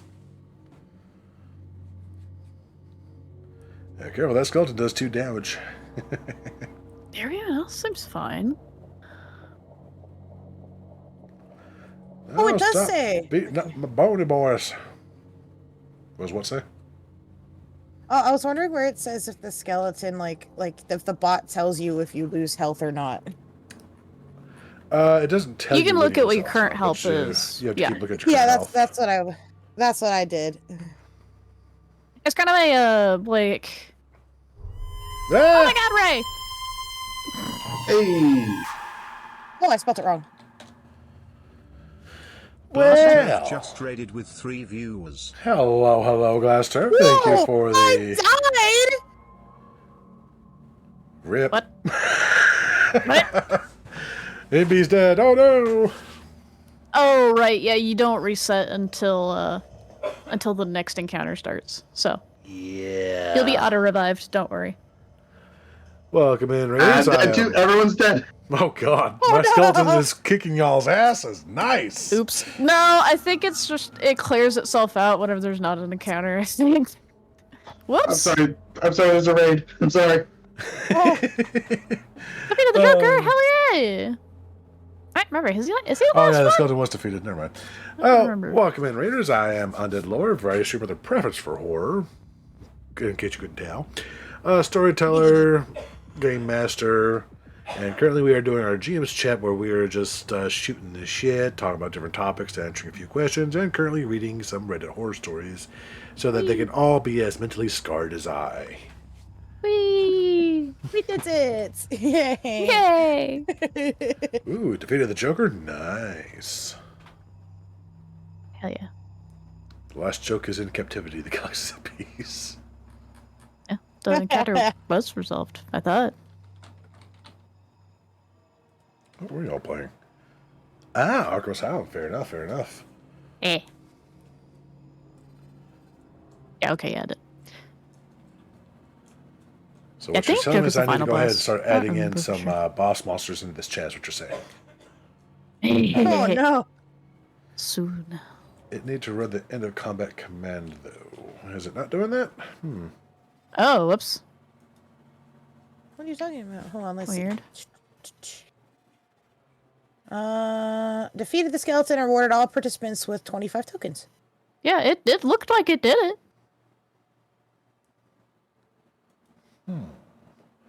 Actually, now that you mention it, I am not Whoa! seeing Ignore that.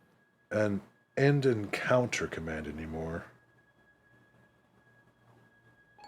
Oh.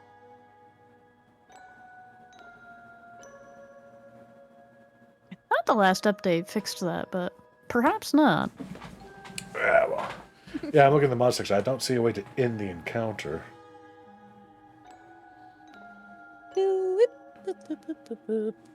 Shiver me timbers. I believe the next update's like Well, just about done. Try this So. and see what your HPs are Oh, at. if it forces it, yeah. Check your temp HPs. Lol. Wait, what?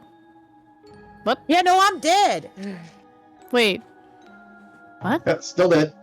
Hold on. What? Interesting. Attack it.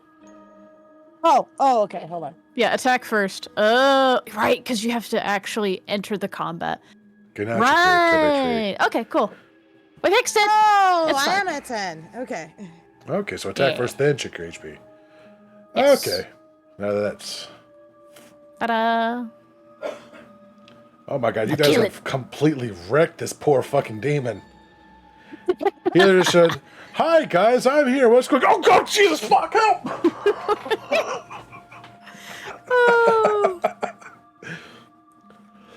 I think some of us have stuff that's weak. Oh wait, no, it doesn't have any weaknesses. Nah, we're just that OP already. Hey, Imby, got a claymore. Yeah. I still think we should add a weapon breaking mechanic. Ah. No, I don't want to lose my lightning wand. You can repair it. You'll just have to Oh. pay. Well, actually, I keep getting so much freaking tokens, it's not funny. I know. Exactly my point. Well, I mean that's partly for the testing. Yeah. Durability, Oh, really? huh? Yes. Let's see. I believe it was. Is this the one? Yeah, here's the story you put up. Copy, paste. I just sent it just so that when we were ready to go. This one is really long. Cool. Oh yeah, I remember you mentioning that. Hell yeah. Which is funny because the one that Lore read said extremely extra long, and this one is a tiny bit longer than the one Lore read, and it only says long on it. Oh, this is a part 2. Oh, it's part 2. Well, the first sentence is that this guy ran was the name of this story, whatever this story is. Oh, well, maybe I Why are should you read not part here 1 in your first. box? I heard it that time. It's just that everyone was talking the moment, so I didn't really respond in time. Oh, And then you asked meow. before I could respond. Wee. Get That time I boxed, did hear nerd. it. And ow! Okay. So yeah, it's part 2 in the sense of they tried again with the person from the first story. I'm going So to I add could myself read as a the boss in this game. That's where. Here's the first story. If you want me to read that one first and then read the second one. That works. But we could break it up. So like it could be me and then Eve, another palate cleanser, then Laura if you have another one, and then I'll read the other one. I'll be my last one. I'll just save the other we can one do for that. next time. That'd probably be a good way of doing it.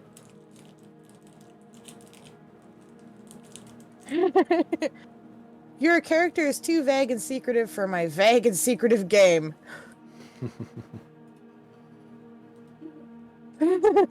So have a sleep while writing this, so please forgive any mistakes until morning.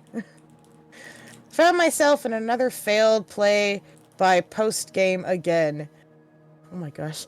A sci-fi western game, also known as Cowboy Bebop and Firefly, taking place in a single sector space that has failed rebellion and barely leaving any usable planets, and most live either on stations, moons, or the better parts of the remain of the sector capital. The party would be freelancers, primarily bounty hunters trying to make a living in this space sector. The main gimmick is that each of us has a dark secret that still haunts us. The party was going to be one-armed tech that ran away from a corrupt megacorp. An ex-cop / war vet turned bounty hunter, an ex-smuggler trying to escape... Sorry, ex in quotations, smuggler trying to escape the mob, and me, as an old surgeon who was part of workers' rights movement that was violently put down by the megacorp. We finalized character sheets, and on the day of the first post, I was taken to a private channel and told he didn't think I was a good fit. He found the public backstory to be too secretive for a game like this. I have put down that he was just known as a very good back alley Russian doctor who loved to party, as I was basing him off of some characters from Disco Elysium. He also told me that my character was overall vague, while he only saw one minor connection to the setting itself and saw the lacking interest and respect for the game or the DM running it.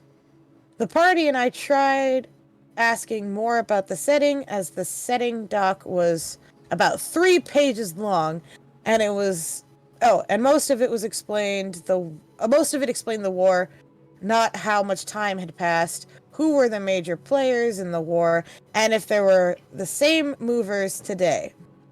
The factions were a sentence long, mostly, this is the remaining settlers who are dirt poor, and this is what corporations look like, ?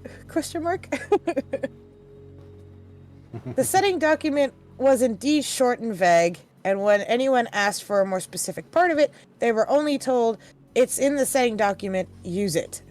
And he would leave it at that. The one major link was to a gas giant mining core, which only made up a sentence and a half of this doc, which was just the name and industry. I had taken time to thoroughly read the setting doc, even quoting from it while trying to ask questions. I dedicated a weekend before my finals to finishing the character and background. The DM's response: if you had asked them like that, I would have answered them, but it's too late for that now.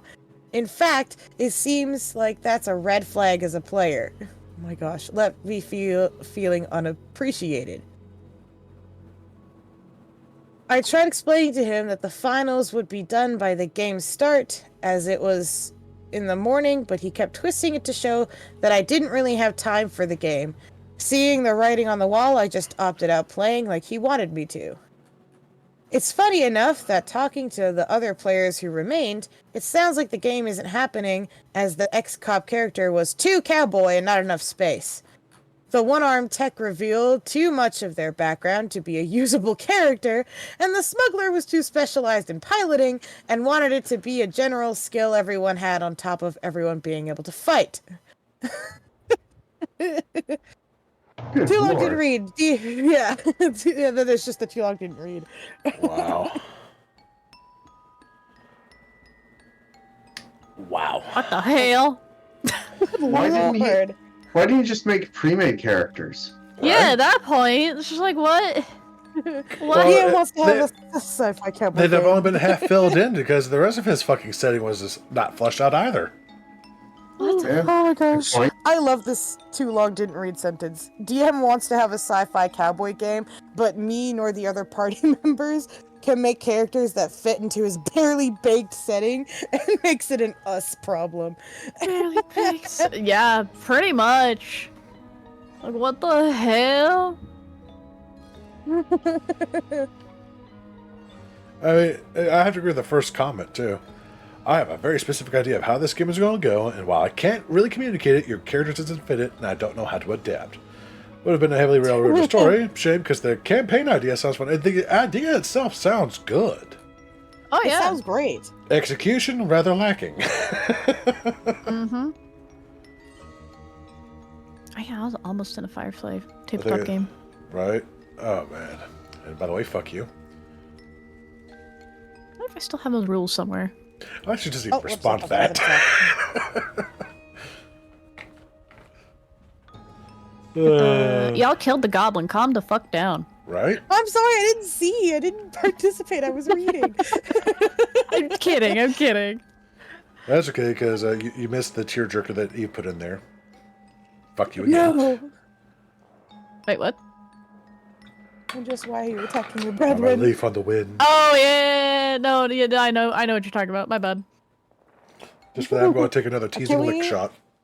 It's okay. I deserved that. I refuse to believe that movie is canon. I'll just leave it at that. Right? It's What not the movie? any What are you we. talking about? What did I miss? Don't worry about it. Well, let's not. Riri. Let's not. Only Not set you up only for that disappointment. Firefly exists. Nothing else. That's Yeah, it. there is That's no that's all Serenity. she wrote. There is no serenity. Okay. Can we take a quick break? I really gotta go to the bathroom. Just Sounds good to I me. do love the fact that you actually stopped mid sentence to register what I said, and then I deserve that. That was hilarious. Yeah, I was like, that's fair. Wee. Oh, hey, there's an ad. Perfect. Right. Ah, So we'll be back in I a got few pee. minutes. Oh, BRB.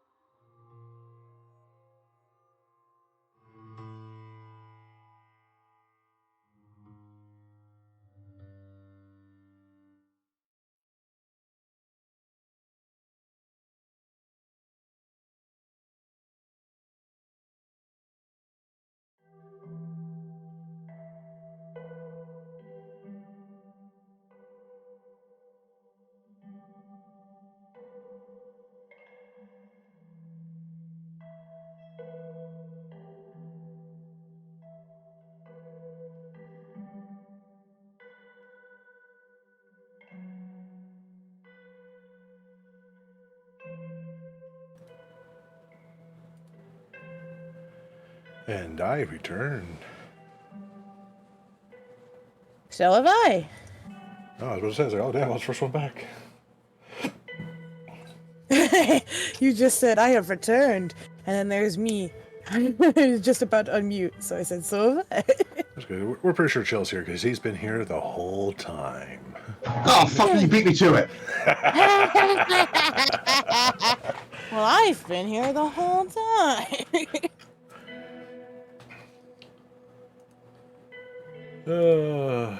I've got the next story queued up for when Eve returns.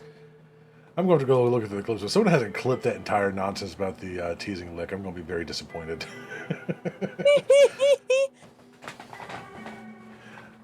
I think you missed that part, didn't you, NB? No, I was here. Oh, you were? Okay. Yeah, we were talking about drinks. And then the half of a blowjob. Well, I've been here I'm back, I'll grab a tea. sometimes. Welcome back, you're fine. Why y'all laughing? Just referencing the earlier conversation about the teasing lick. Oh. Again? Yeah, every time I pick up my bottle of Amaret, I'm going to just flash back to that. I'm just going to start chuckling to myself. I was going like, what the fuck are you talking about, man? What's going on? Nothing. You had been there. Unless I'm like around, in which case I'm just be sigh. Again, if someone hasn't clipped that, I'm going to be very disappointed. But I'll clip it later if need be, because that was just too funny. Oh, I need to God. give you some of my commands. Ugh. Yeah, probably. Let me go ahead and pull up the next story. I don't remember this one too much, but it's very long. Hell yeah. I decided not to do the other really messed up one yet just now. I'll do that later, maybe. Oh, that bad, huh? Oh, yeah. Oh, no. Oh, boy. Oh boy. DM on a power trip hates feedback. Oh, goody. This story started from a looking for group post on Roll20 for the Blades in the Dark system. The people in this story are as follows, fake names, obviously. Alvin, the DM and the focal point of the horror story. Evan, a fellow player and good guy. Isaac, another fellow player and good guy. Knew Alvin before the game started. I've been here sometimes. Everything in the Blades in the Dark game went great.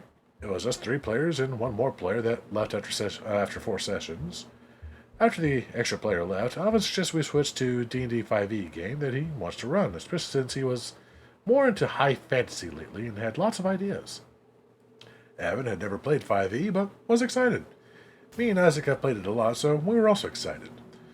We took about a month break to give Alvin time to prepare and so he could make characters.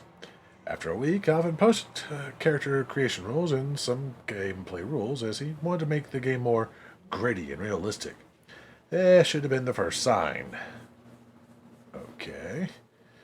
It's like, well, you just said you like high fantasy, but you want more gritty and realistic. That's a choice. Here are just some of the rules he listed for a 5th edition game. Spells now cost gold to cast. 10 gold per spell level. What? Jesus. That's a What? lot. That's a lot. What? You can't even start off with a wizard because you don't have that much starting gold generally. You got like maybe enough for 1 spell and that's it. Everything else is a cantrip. Unless like you immediately go sneak into a dragon's horde or some shit. Like, what the fuck? Alright. Material components. Bruh. Right? But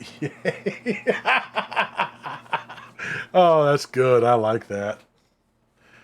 Material components are always required and are consumed, even if the spell says otherwise. Okay, if you're going to do that, then why have the spells cost gold to cast as well, if they already cost a material component? You are limited to a maximum of 3 cantrips, even if your class says otherwise. Only one of them can be a damaging cantrip. No booming blade. Wow. Damn. Resting now costs gold. 1 gold per night if you want to heal. 1 hit dice worth. 10 gold per night if you want to heal 1 hit dice per character love. What? What? I'm so does- confused. These What? costs were doubled if you were not in a city or town, which was 80% of the time. Well, why would it cost anything if you're in the wilderness? Are you just throwing the gold into the campfire and praying to the god of healing?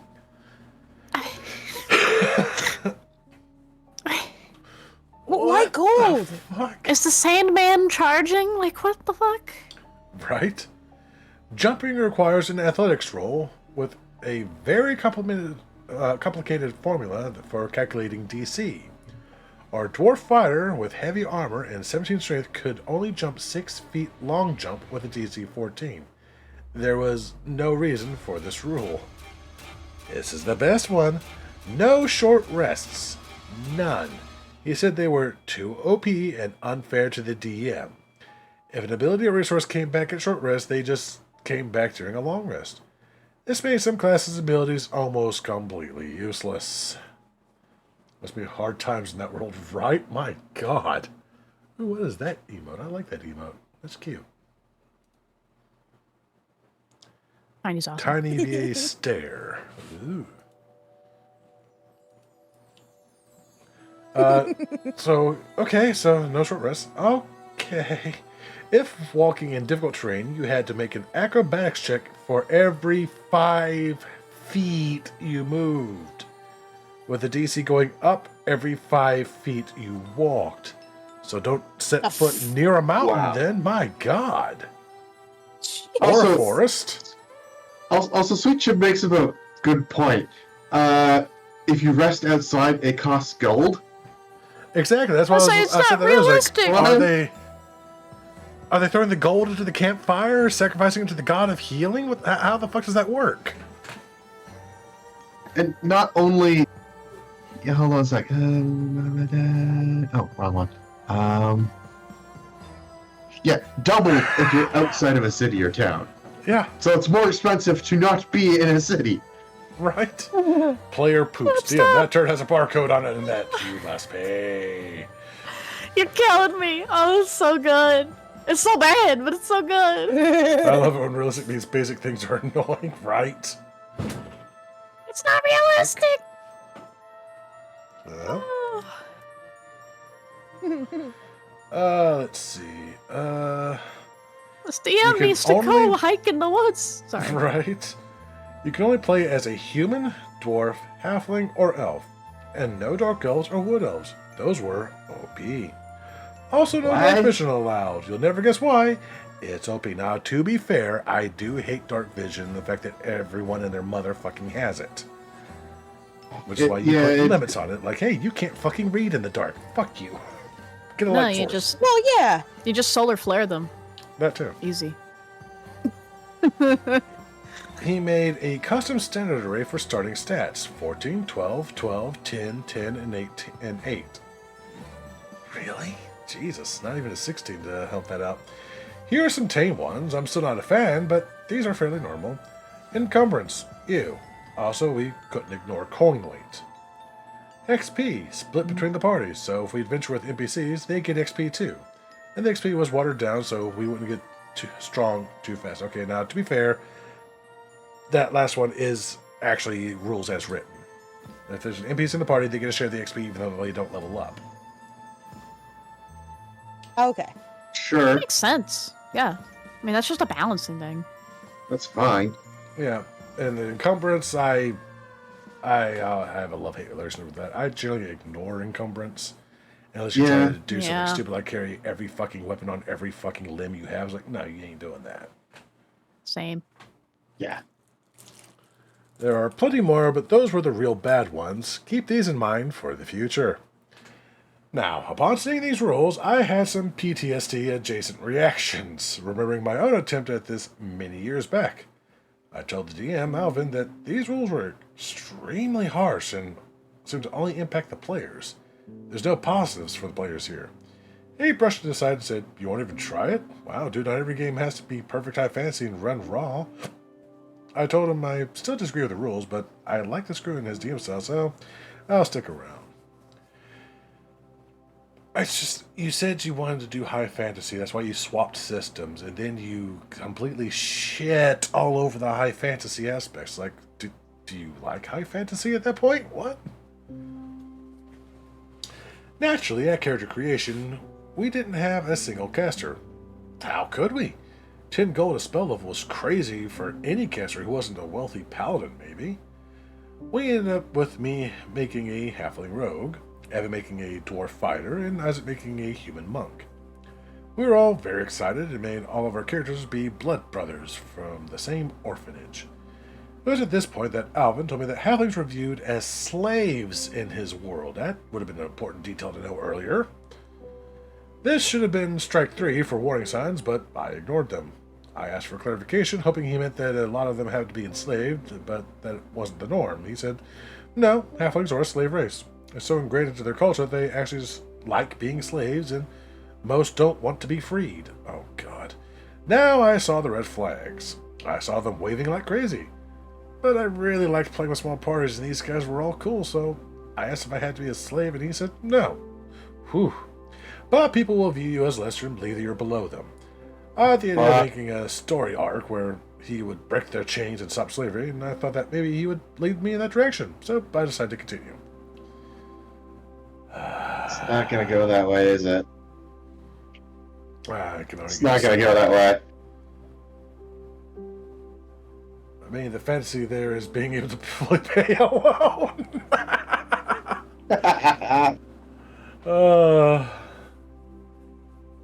Three meads and a trench coat. hate it. Don't want financial stress in my fantasy game, right? I mean...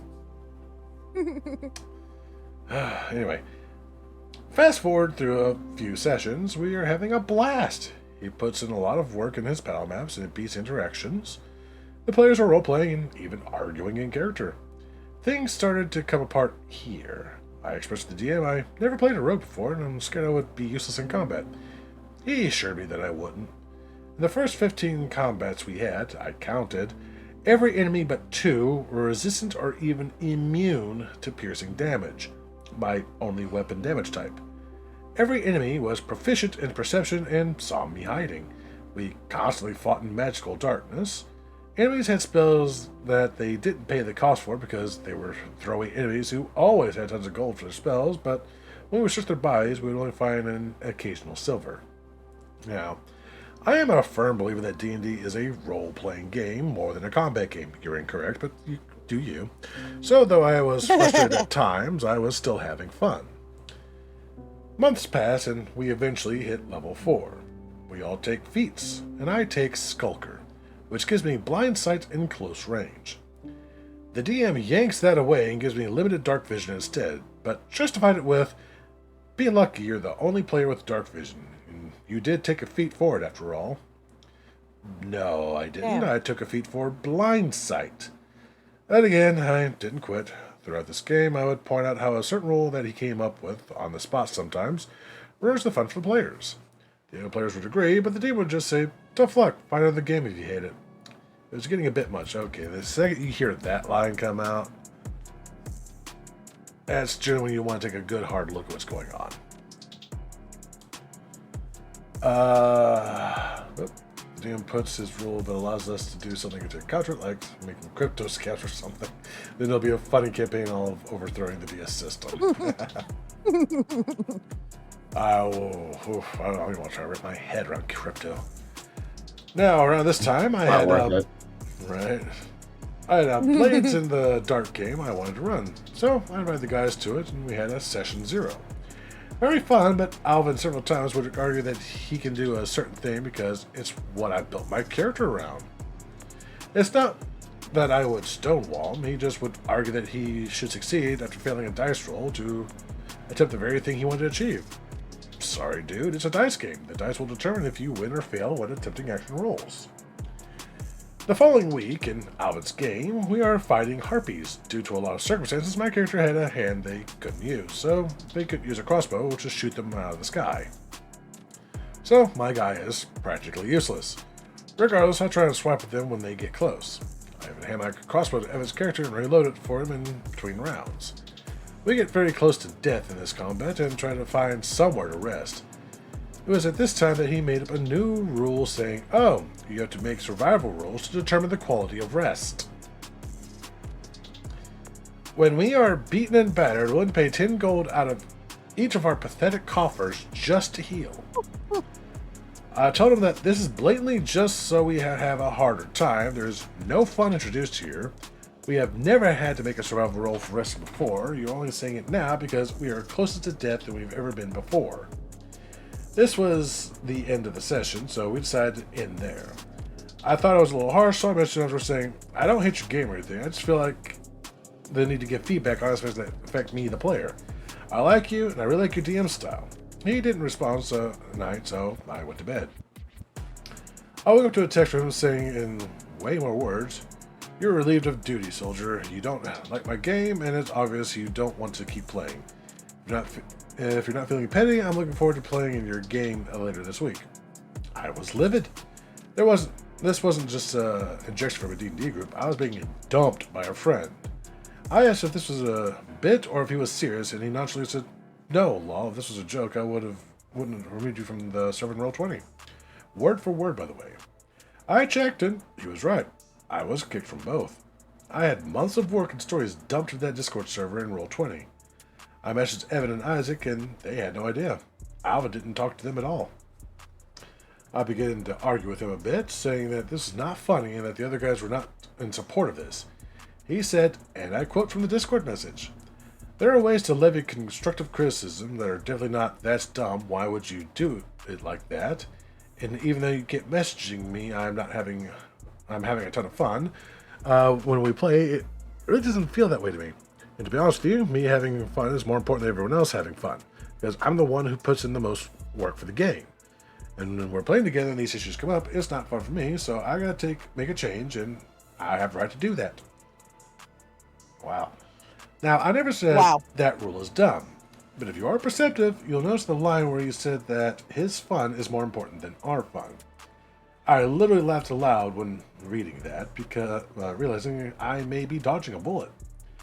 I messaged the other guys about it and showed them the text, and they were surprised too. Eventually that game fell apart because the other guys agreed to stop playing without me. Instead of saying their goodbyes, Alvin booted the both of them from the server, and according to Isaac, is cleaning it out to do it all over again with a new group. Isaac says he's not going to play with Alvin ever again and is reassessing their friendship. Evan said this makes him very sad and not want to play another TTRPG anytime soon. I assured him that more games end well rather than not. I'm still upset about the whole ordeal. I lost a whole friend group, not just a D&D group. I messaged Alvin today to try and patch some holes and get some closure. I said, I'm not sure of what I should say. I feel I have lots to say, but I can't word it right. As I began to type my next message, he blocked me.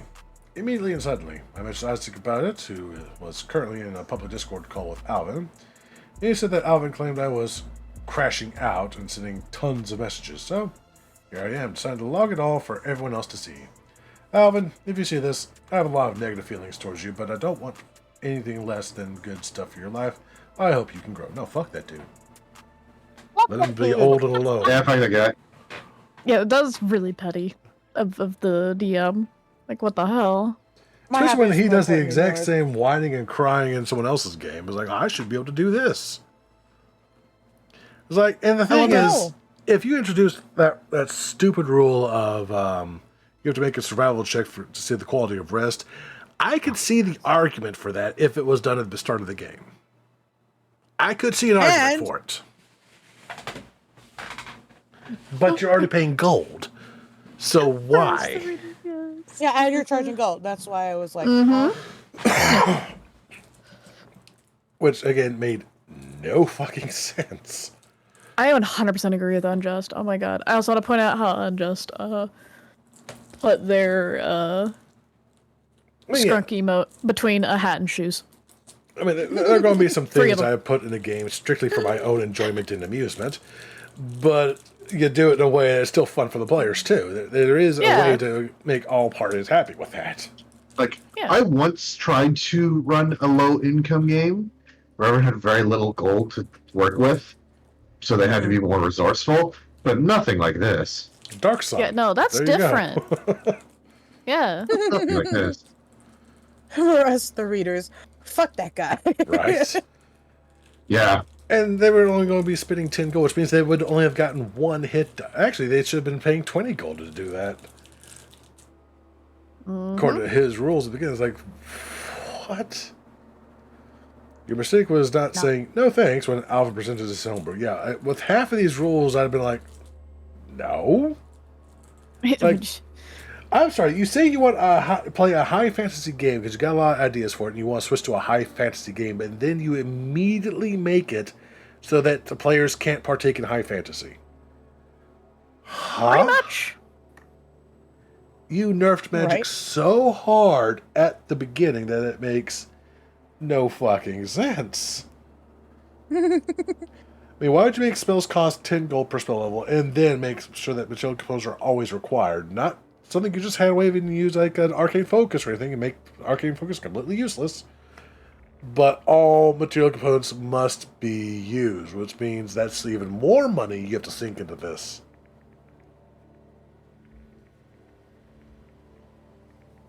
See, I'm the opposite. I run it where you don't need the material component, only because my brain cannot keep track of the material components. Well, for there's all already a spells. system in place that you don't need. It's called an arcane focus. That's literally Yeah, all you just use need. a focus. Yep. And Yeah, I just say you have to focus on it. Yeah. yeah, and also the material components are always dirt cheap anyway. You basically just own a component pouch and then you just have the components. Yeah, the component It's really pouch. just fluff. Yeah, it's just fluff. Unless it has like a GP cost already attached to it, like a material Yes. cost, like Yeah, like resurrection I- requires a diamond. Revivify Diamond, needs, yeah. needs diamond dust, yeah, that sort of thing. That's fine if it's already in spell, but other than that, the hell. It's the material component thing. Aside from the GP cost, is just fluff. Yeah. But you know that with him, with his material components are always required, you know damn well that wasn't going to be fluff. That was, you have to go out and find this shit. Or buy it. You know he's going to make you buy that shit. No to micromanagement. Thank you. And it's just Shiny like, golds and get fucked? what? No, just get fucked. I mean, if you're going to choose all that kind of shit, you need to be fucking generous with the gold. Let's be real there, because everything you do requires fucking gold. Yeah, that was gonna be my Right. question. But from the later in the post, their meager coffers means that they weren't making that much money. No. And that was already like a number of sessions in, wasn't it? Yeah. That's at What least, the fuck? and he even counted the combats where so many things were resistant to him being stabbing at them. Like, Really? okay, that seems kind of so you nerf the fuck out of any spellcaster. Now you're nerfing the rogue too. Goddamn. Right? And all the rogue can do is fucking burst damage. Come on, that's what they're designed for. That system. Right? One good stab and that's it.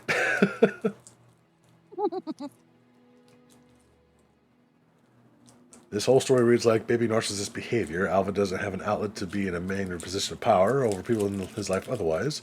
Like being a supervisor in retail, so instead he strokes his dick by being an abusive asshole in D&D. I hate retail supervisors. I'm not keen on them either. I have a couple good ones, but most of them that I used to work with, they're just like, I have a higher position than you. I'm not going to do anything. Right? Like, I'm delegating. Like, how about you fucking lead, you asshole? Be a leader. Don't even get me started. Like, hey, I'm still new to the supervising thing myself, but I like to think I'm doing okay because I'm putting in the work. No, because you're still actively doing stuff. Yeah.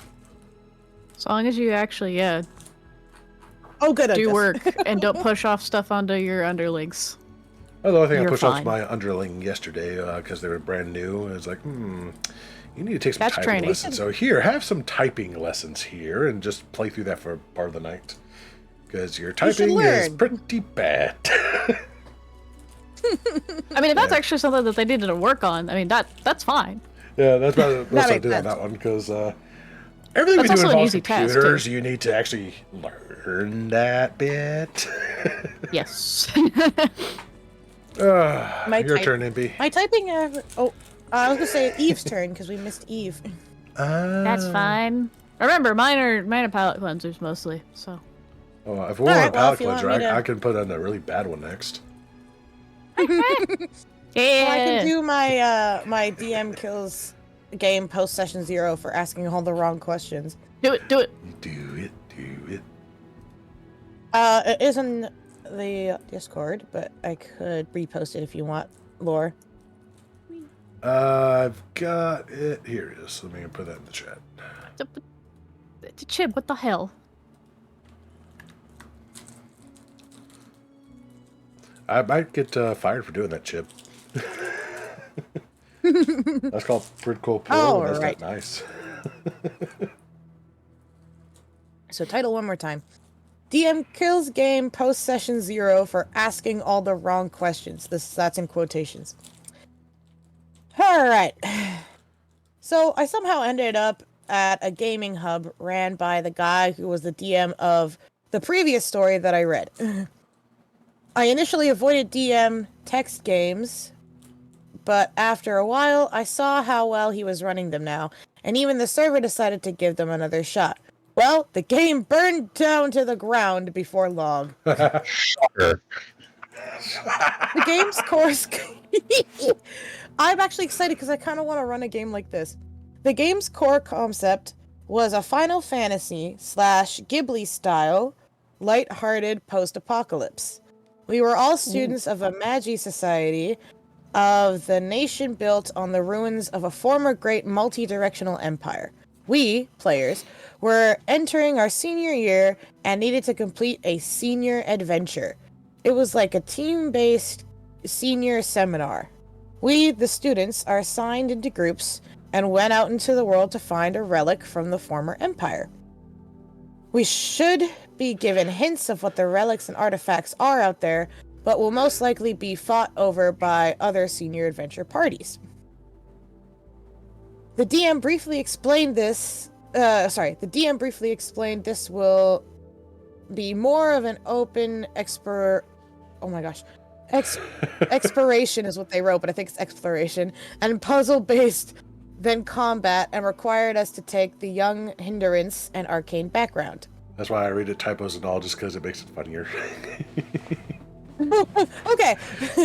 Then technically, explain this will me a more open exploration and puzzle-based than combat. See? I There love were it. 3 players. There were 3 players for this cat. Oh, a demon-blooded cat folk warlock type trying to find out more about her born right to control it better. Also, the demon fanfic book club president.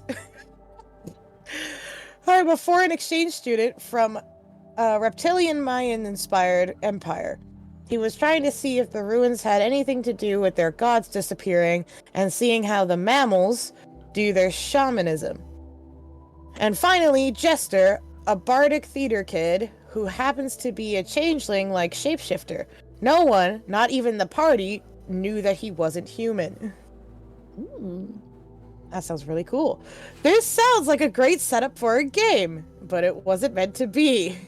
The DM hated the strange questions and comments we were making. Some notable examples. 1. Freaking out at the jester asking for the weight we were using, pounds or kilograms, as he was European. The unhelpful DM said, "It's just weight. Like, God, they're the same thing." No, they are not. They are not! 2. When Kat asked for clearance on whether we would ever get a base or cart. The DM said, "I said this was a journey game and that she should know how to read." Oh my god. Oh my gosh. There's another one, but it's like connected to this too. When we pointed out that the info under 100 posts and would be helpful to pin it. The DM did, but was needlessly passive-aggressive about pinning going forward. Made vague threats that bad things will happen if we get carts, wagons, or more pack animals. DM even said no about airships, dragons, or other mystic meanings of transportation/cargo despite not even asking. Oh, hold the fuck up now. Let me scroll back up to the top of this real quick. This game's core concept was Final Fantasy Ghibli style. No airships, wagons, carts, dragons, or other mystic means of transportation cargo in a Final Fantasy / Ghibli style game. Okay, I just wanted to clarify that.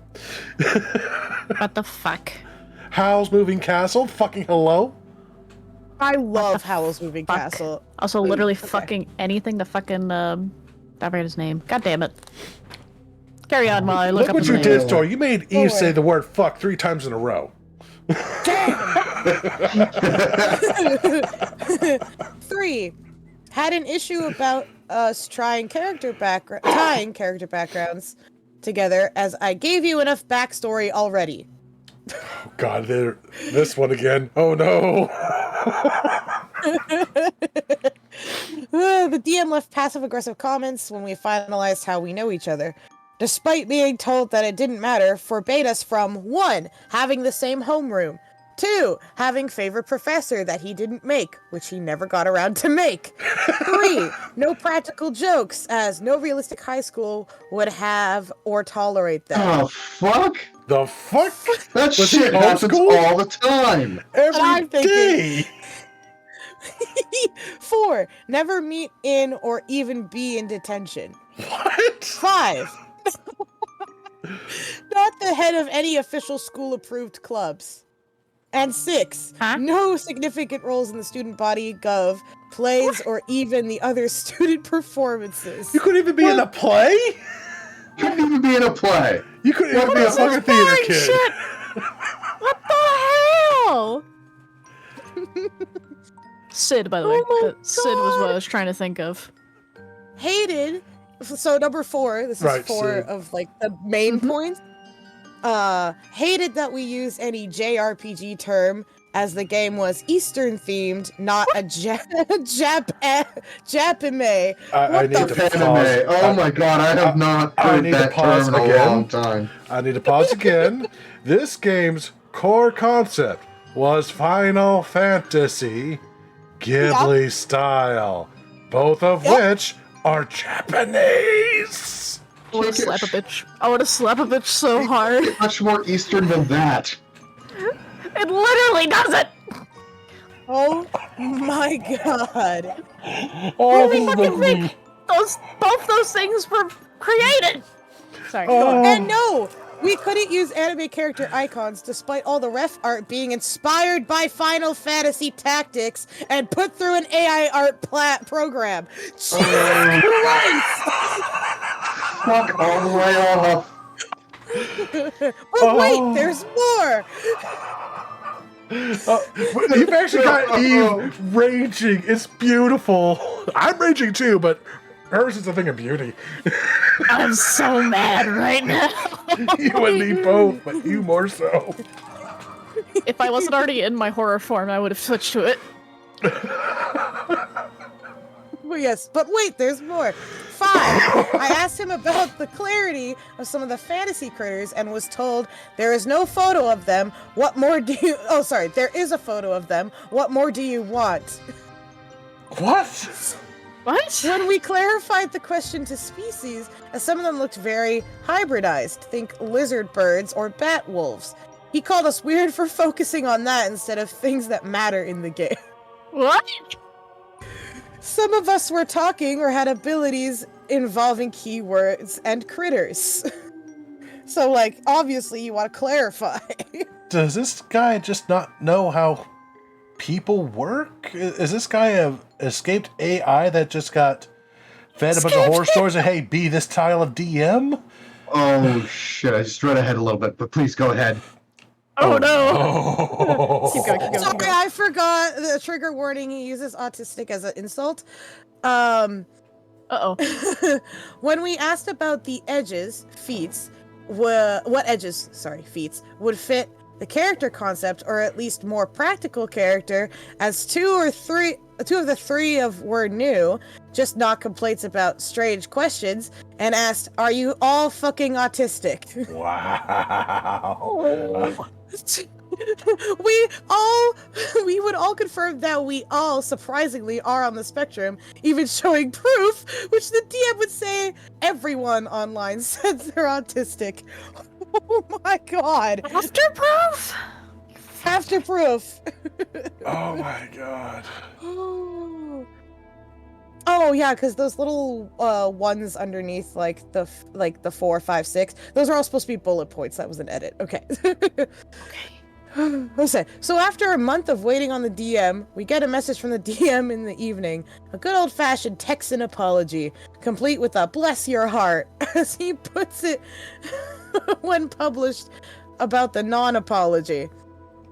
He was in the worst mood for that month, but it doesn't excuse ARE's behavior. I think it's just ours. Yeah, I would like In to asking- point out that Texas does not own Bless Your Heart. That is for all Southerners. Yeah. Yeah, that's what I thought. So, bless their heart. Doesn't excuse. I'm just gonna go with R's behavior in asking the dumbest questions he had ever seen from the generation of gaming. From this generation of gaming. Regardless of whether he was new to the game or not, he felt we were spending too much time fleshing out characters for a match, mainly with no real story. It was going to be primarily exploring and problem solving, so it was not the kind of game you need to be all that detailed. But he demands the detail, but doesn't provide the detail himself. What? No, it's so stupid. I'm not done yet. Keep going. The DM said he would delete this and would give us time to copy info for how much work and effort he thought we all collectively put in, which translated to less than 30 minutes from the announcement. The archive channels removed all the character planning and sheets and only left info of value, as the DM wrote for himself. Some of us were invited into his revamped dungeon diving version of the game with darker themes and combat-heavy salutations. I'm pretty sure it's supposed to be solutions. Yeah. Salutations. A game. That's a that hell of a way to say you hello. A game that you could have a detailed background in, despite telling us how tired he was earlier about games like that. It seems like this guy is in a bit of a loop, if the graveyard of games is a sign of something. Oh, that's the end, because the last is just too long, didn't read. I want to backhand him. I want to backhand him so hard. This guy is. I'm not sure if it's lazy and just making excuses for being lazy. I don't. Not to be. This guy's a dumbass. I'm sorry. I don't have any other words for this other than this guy's a dumbass. I mean, not to be offensive, but at the same time, I kind of want to be a little offensive to this individual. The fact that he's going to ask the question, "Are you all fucking autistic?" My brother in Christ, but maybe look in a mirror. They all said yes. I think he might be on the spectrum too at some point, because he has no social skills at all. Oh, thanks for reminding me of that comment. Never mind, I want to strangle him. Hi, Riley. How's it going? I'm livid. Just as Ray said. Yeah. It's I like should take a drink, yeah. the nerve of this guy asking, water. "Are you all fucking autistic?" Like, my brother in Christ, look in a mirror. I think you're on the deep end of one of those spectrums, because you have zero social skill and zero understanding of how humans work. I'm. Oh, man. Riley, A part of you me tell is the still story. hung up on the no airships in a game based on Final Fantasy and Studio Ghibli. Yeah. Howl's Moving Studio Castle Ghibli. and anything Sid makes. I'm pretty sure Sid has an airship in every single game he's in. Pretty sure. Yeah, literally every single one. It's literally a Yeah. feature of every game. Yeah. And Final Fantasy. And Final Fantasy. Sid Every Final is always Fantasy there. game has an airship in it. Yeah. Everyone. Yeah, made by Sid. Not to Or mention- controlled by Sid. Yeah. And all the mechs? Like, hello? Yeah, exactly. No, I had to stop the story twice to go back up and remind everyone. Because the first one was like, the DM would make vague threats. Bad things would happen if you got a cart, wagon, or pack animals. And it said no airships, dragons, or other missing means of transportation cargo, despite them never even asking. Which, again, we had to go back up here. The game's core concept was Final Fantasy in Ghibli style. Lighthearted post-apocalypse. Final Fantasy. Ghibli. Both of which, in their own themes, have so much of that stuff. And then we scroll down just a little bit more. Right over here. That was the entire school thing. Hated that we used any JRPG term, as the game was Eastern themed, not Japanime. JRPG term are not allowed in a game whose core concept is Final Fantasy / Ghibli. Ghibli. Which Final Fantasy is a JRPG.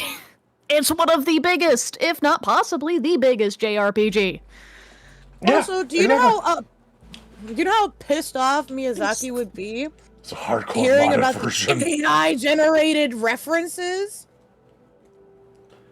I was already pissed by the time I got to that point that I was just like, okay, yeah, whatever. Just more icing on the cake. Like, this guy clearly doesn't give two shits about whatever setting he's making, because he puts in no information at all, both in this one and the previous one, and probably the following one. It's like, I both want to follow these stories just to see if this guy crops up again, because I'm kind of morbidly curious. On the other hand, I want to find this dude and kick him in the nuts. Okay, so the first story that led up to this one was a year ago, and this one was 3 days ago. And that one was not Cowboy Bebop, right? Oh my god! I hate JRPG stuff, but I'm going to do everything based on fucking anime.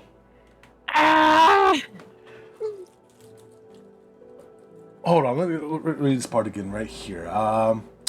Let's see. Are you Some looking of us for were the... invited to his revamped dungeon diving version of the game with darker themes and combat-heavy solutions. Why do I get the feeling that that was probably Castlevania? Oh no! Oh, you right. You're probably right. Oh. I'm so upset. I'm so mean. Right? Yeah, no. If they told me that shit, I would so want to just reach for the screen and just smack. I love Castlevania, like, as an anime. Remember the was story that you guys read? I can't be racist, so can I be sexist instead? Yeah. How does this somehow works? I would argue that if not for their autistic comment. Yeah. Like, cause that. I don't know, Goddamn. man. Those stories horrified you guys, but this one legitimately has put us all into rage mode. You more so than Perfect. all of us, Eve. Yeah. No, I'm God freaking. I don't think I've ever heard you say the word fuck that many times in one sentence before. Oh. That's why that stood out to me. It was hilarious to me. He's like, I'm mad. Eva's pissed. You said Eve the say word fuck fuck ever. All I have. 3 You can ask times. Just not that in rapid succession. Yeah, usually it's only one here and there, but yeah. No, I definitely can swear. You can ask Ardai. Yeah, you even swear in your own streams. It's just very spaced out. Very rarely is it that close in proximity to one another like it was then. Yeah, because I my want to God. strangle this man. Like, holy crap. See, my favorite part of this story was listening to Eve rage, and I hadn't even gotten to the end of the points yet. No, I heard you just like, but wait, there's more. I'm like, keep Oh wait, going. there's more! Yes, please carry on. Are you all fucking autistic? Oh my god, my dude. Which is so We were all confirmed that we all surprisingly are on the spectrum. I can't believe they actually, because I would assume whenever they showed proof that they actually like showed like, you know, like something from a doctor. Yeah. Right? And again, not to be offensive, but at the same time, fuck this guy. I don't care if he gets offended by it. You're going to have the balls to ask that question when you're clearly on the spectrum yourself because you have, again, zero social skills and awareness of how people operate. It's like, what the hell? Lord, I feel like the only person who would be offended is the guy who is the terrible GM. Yes, Good, I want absolutely. him to be offended. Good, yes. Sometimes offense is necessary. Ray's over here just like, please take care of yourselves. That's like when the supervisor pulled me to the side, which I was like, hey, about that comment you made to your coworker, he took offense to it. I was like, well, I didn't say it to be nice. It sounds like it had the exact thing I wanted it to do. like, what did... It's like, oh my fucking god. Well, everyone online says that they're autistic. No, most of us. Just are all the 70. comments just like, buddy, yeah, got news. Oh, no, you're quoting what the guy said, which is just like, fuck off. Okay, there's an interesting comment. I'm not sure what the context for this is. Did yours try to introduce a Christianity-based deity system in game? I need to hear elaboration on that. How the hell can you have a deity system presuming multiple gods that's based off a monotheistic religion? That's a fair point. Well, if we're going with a Catholic bent, technically the saints are also kind Yeah, I of was gonna deified. say. I mean, Blasphemy did it.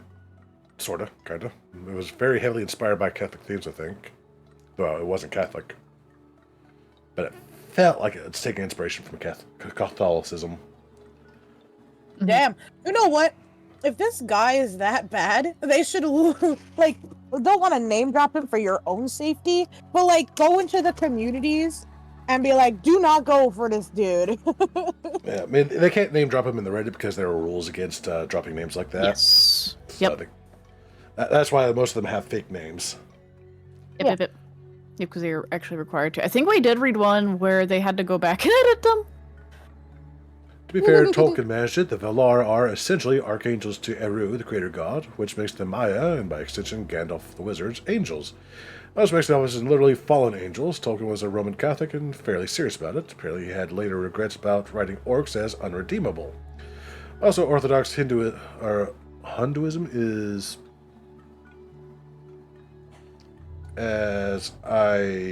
something or another, a monotheistic religion. All the various Hindu gods are supposedly to be aspects of the One, much like the Father, Son, and Holy Ghost in Christian Trinitarian doctrine.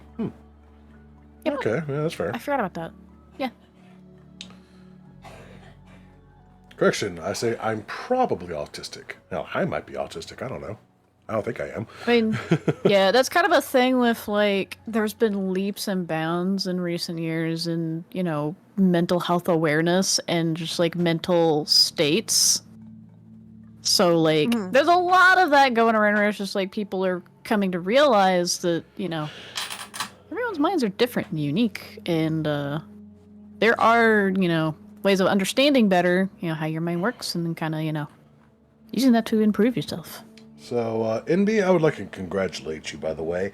I did have another story lined up that I thought was going to make us all rage and just, like, get the torches and pitchforks, and it still will. I don't think it's going to top the one you just read, though, so I will save that for next time. It's bad, but it's a different flavor of bad, and this is the sort of bad I think I want to end that on. Because it got us all raging in the most beautiful shade of red Oh my goodness. I've ever seen, even. You know, that's a fair point. So, Eve, if you would like to do a palate cleanser, or we can end it here, that's completely up to you. Oh no, I got guys. palate. I got the palate cleanser for you. Don't Oh you worry. my god. This is the most interesting emotion I've ever experienced in a while. I'm both enraged and amused to the nth degree. Palate cleanser. We might need bleach. We might need bleach. I don't know. This was pretty good. This is pretty good. Let me tell you. I'm actually not gonna read the title.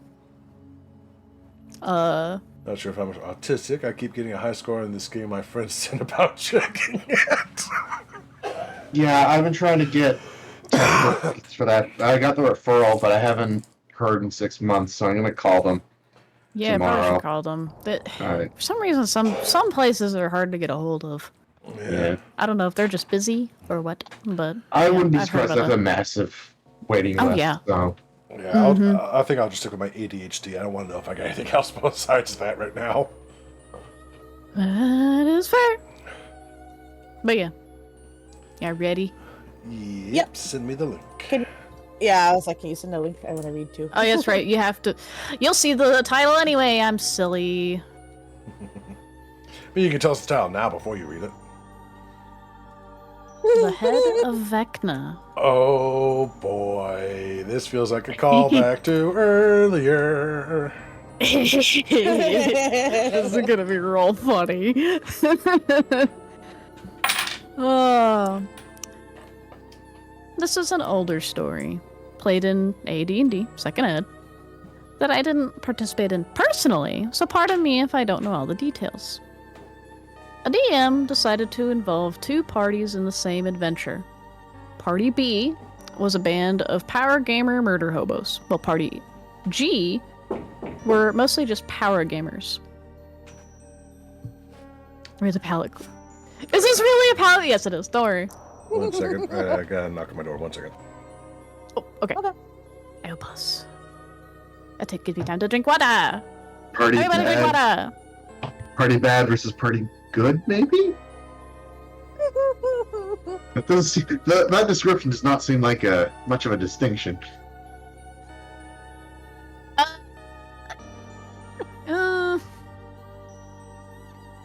We'll see. We will definitely see. Dream starting. What? That was a weird way for that macro to work. Whoops. Oh, I'm back. Welcome back. I don't remember what the story was all about, but one party were the good guys while the other were the bad guys. And at the end, there should have been an epic fight between them. But instead, Party G of the good guys decided to do something different. Instead of trying to find the Party B, they came up with a plan. They took a severed, mummified head, removed one eye, and put some enchantments on it. Then repurposed an existing dungeon, added some traps, summoned some monsters, and hid the head there. Oh, Went back to the city, and started spreading rumors about a powerful artifact called the Head of Vecna. Like the eye in the hand of Vecna, this could be attached to a character to gain some strong powers. Oh, God. Now who's dead? God damn it.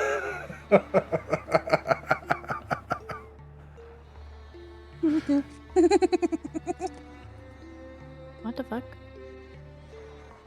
What? This is... You okay?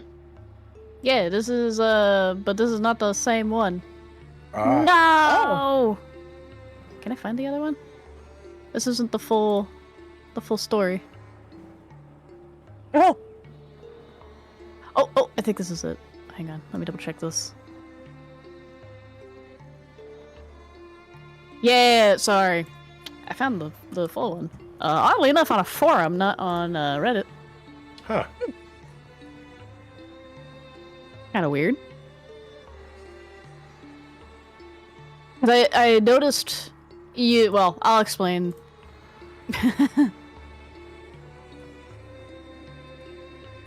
will also take a whack at the skeleton horse still in the net. No! Pretty Stop almost beating over at my can.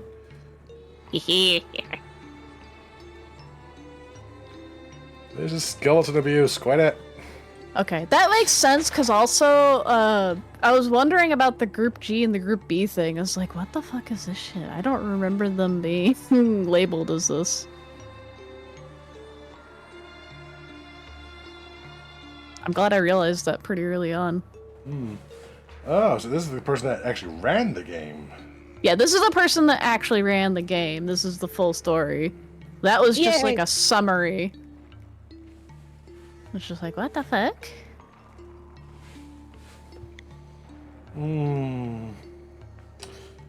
Oh dear. Okay, are the odds gone? I think so, yes. Okay, let's try this again. So yeah, those who are stuck in the ad, that was not the correct version. This is the actual correct full version written by the person who ran the game. That was basically a summary, apparently. Many years ago, back when we were all still playing D&D, I ran a game where I pitted two groups against each other. Several members of Group 1 came up with the idea of luring Group 2 into a trap. You remember the Hand of Vecna and the Eye of Vecna that were artifacts in the old D&D world where you could cut off your hand or cut out your eye and replace with the hand or the eye. You get some awesome new powers. Well, Group 1 thought up the Head of Vecna. Yeah, forums are great. Group 1 sped rumors all over the countryside, even paying bards to spread the word about the artifact rumored to exist nearby. They even went so far as to get a real head and place it under some weak traps to help with the illusion. Unfortunately, they forgot to let all the members of their group in on the secret plan. I suspect this was because they didn't want the druid to get caught and tell the enemy about this trap of theirs, or maybe because they didn't want him messing with things. The druid in Group 1 heard about this new artifact and went off in search of it himself. I believe to help prove himself to the other party members. Well, after much trial and tribulation, he found it, deactivated or set off all the traps, and took his prize off into the woods for examination. He discovered that it did not radiate magic, a well-known trait of artifacts, and smiled gleefully. I wasn't really worried since he was alone, and I knew that there was no way he could cut his own head off. Alas, I was mistaken. As the druid promptly summoned some carnivorous apes and instructed them to use his own scimitar and cut his head off. And of course, quickly replacing it with the head of Vecna. Oh no. Oh yes. Sometime later, Group 1 decides to find the druid and check on the trap. They found the headless body and the two heads and realized that they had erred in their plan, besides laughing at the player who played the druid character. The head of Vecna still had both eyes. This was what tipped me off that one was the wrong one. Because it specifically mentioned that they removed the eyes. Like, that's not right. They corrected this mistake and reset the traps and the head for its real intended victims. Here we go. Group 2, by this time, had heard of this powerful artifact and decided that it bore investigating, since, if true, they could use it to destroy Group 1. After much trial and tribulation, they found the resting place of the head of Vecna. They were particularly impressed with the cunning traps that surrounded the site. One almost missed his save against the weakest poison known to man. Yeah. They recovered the head and made off to a safe area. Group 2 actually came to blows. Several rounds of fighting against each other, arguing over who would get to cut their head off.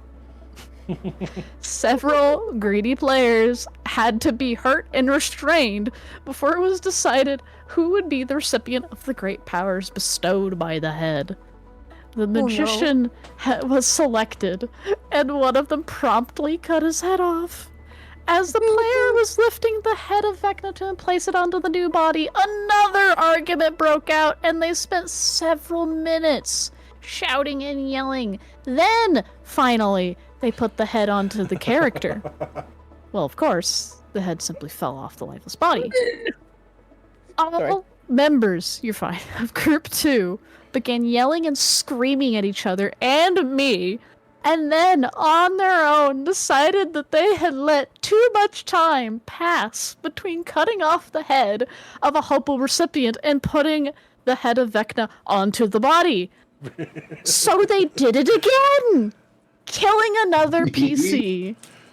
In closing, it should be said that I never even cracked a smile as all this was going on. After the second NPC was slaughtered, I had to give in. My side was hurting.